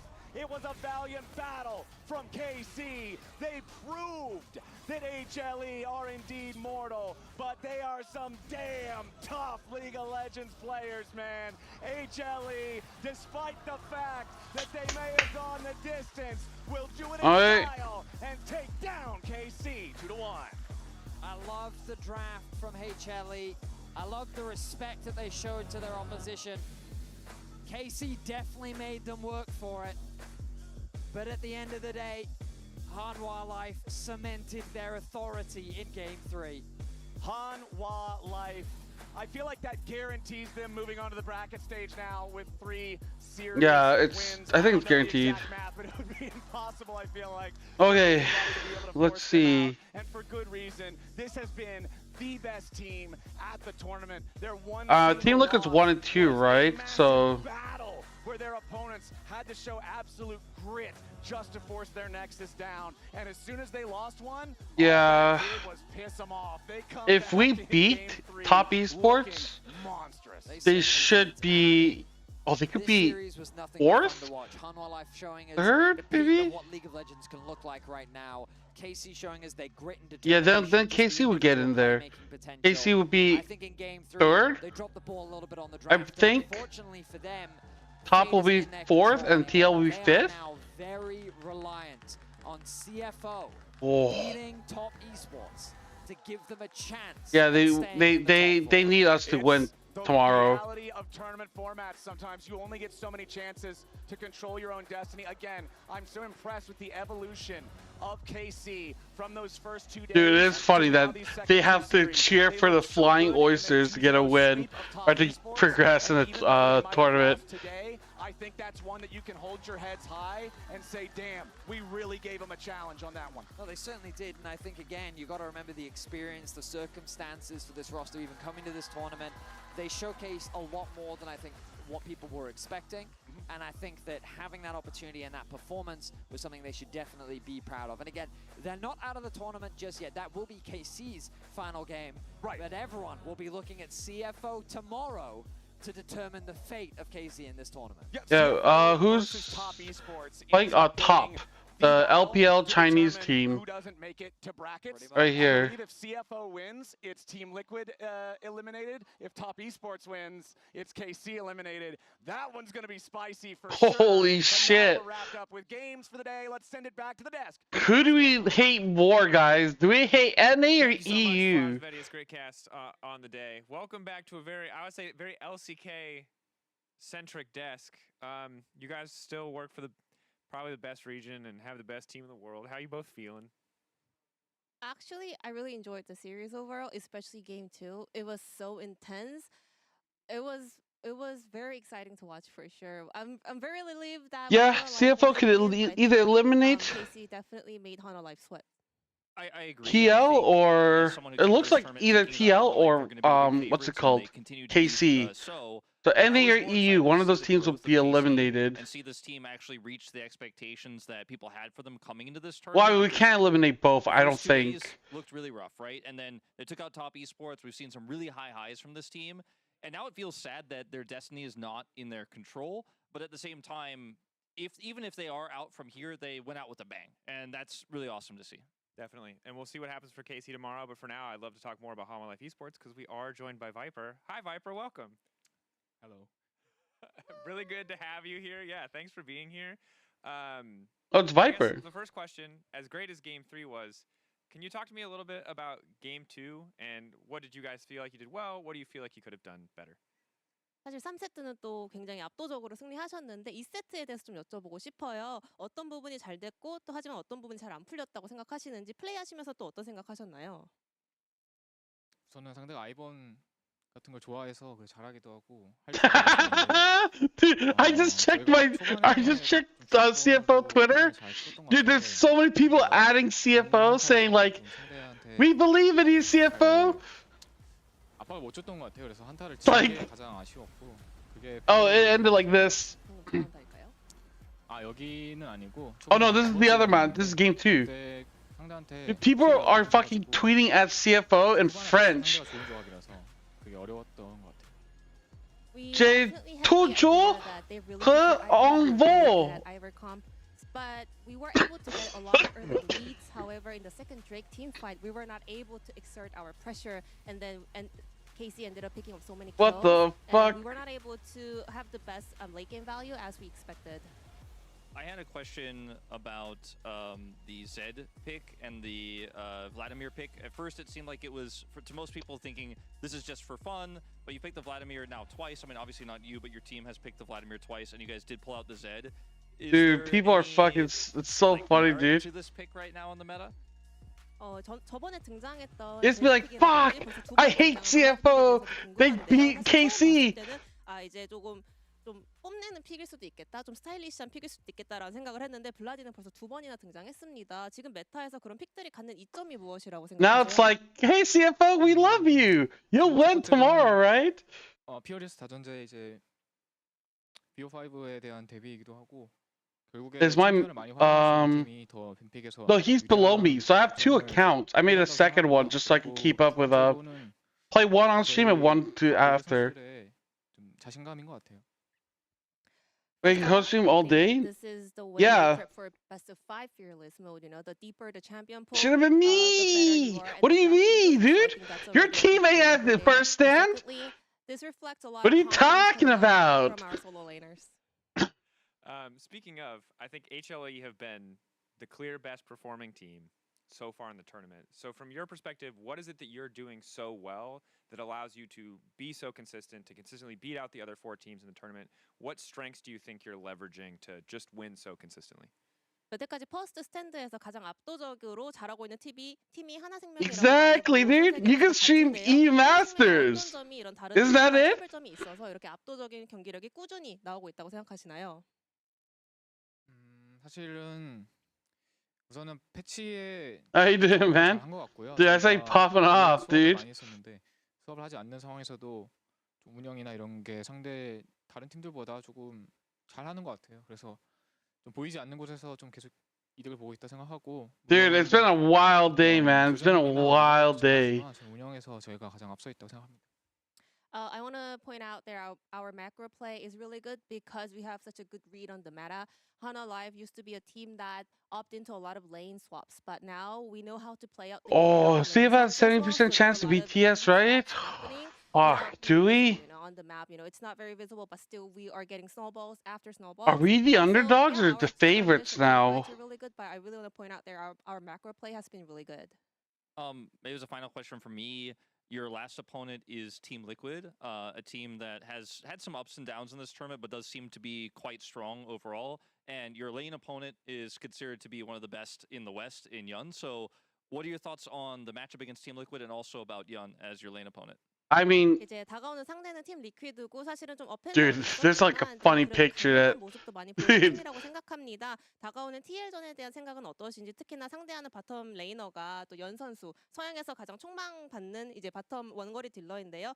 바텀 매치업에 대해서는 어떻게 생각하세요? What is this, dude? What is this? Oysters together strong. 라인전을 최대한 상대보다 더 잘해서 상대 바텀 The fuck, dude? They put Ginger's face on a fucking monkey. 열쇠일 거라고 생각을 하고. Or ape. My bad. Ape. 어떨지. What the fuck, dude? So crazy that they just like fucking made that image. And play out the map really well. So I think it's really important for us to have the lane priority and kind of suppress them early on so that we can limit their actions around the map. Makes a ton of sense. Thank you, Viper, so much for taking the time to talk to us. Jason, thank you so much for translating. Good luck in your game tomorrow and the best of 5 series to come. We'll let you head out now. Thank you again for coming on our show and giving us so much insight into your team. 감사합니다. So, as we continue over to give Viper a chance to take off, player of the series, sadly, Oppa player of the series, sadly not Viper, but it was Zeka. Zeka, an absolute monster. The solo laners that Viper talked about. Damn, Viper okay. used to be a chef himself. He used to play weird stuff, but I think with 2 other crazy cooks on the team, you gotta take a back step. You gotta play some Ashe, and Zeka was obviously the guy who most consistently popped off. It was tough between both solo laners, but this is a man who had a fantastic performance. Yeah, especially in wins. Obviously, it looked really good. Dude, they are just mad tweeting at CFO right now. And allowed some flexibility. Like, they're just asking CFO, please win! He's a player who sometimes has these picks. That's true. See, Karmi Corp was dog shit until they played against CFO, and then they learned so much that now they're beating like Hanwha and, you know, TES. If only we could lose to ourselves, we would improve so much more. That's so true. We gotta figure out a way to lose to ourselves. I know you've interviewed him a number of times. What's your impression of kind of his development over the year? How does he compare now to what he was? That's how we can be as good as they are.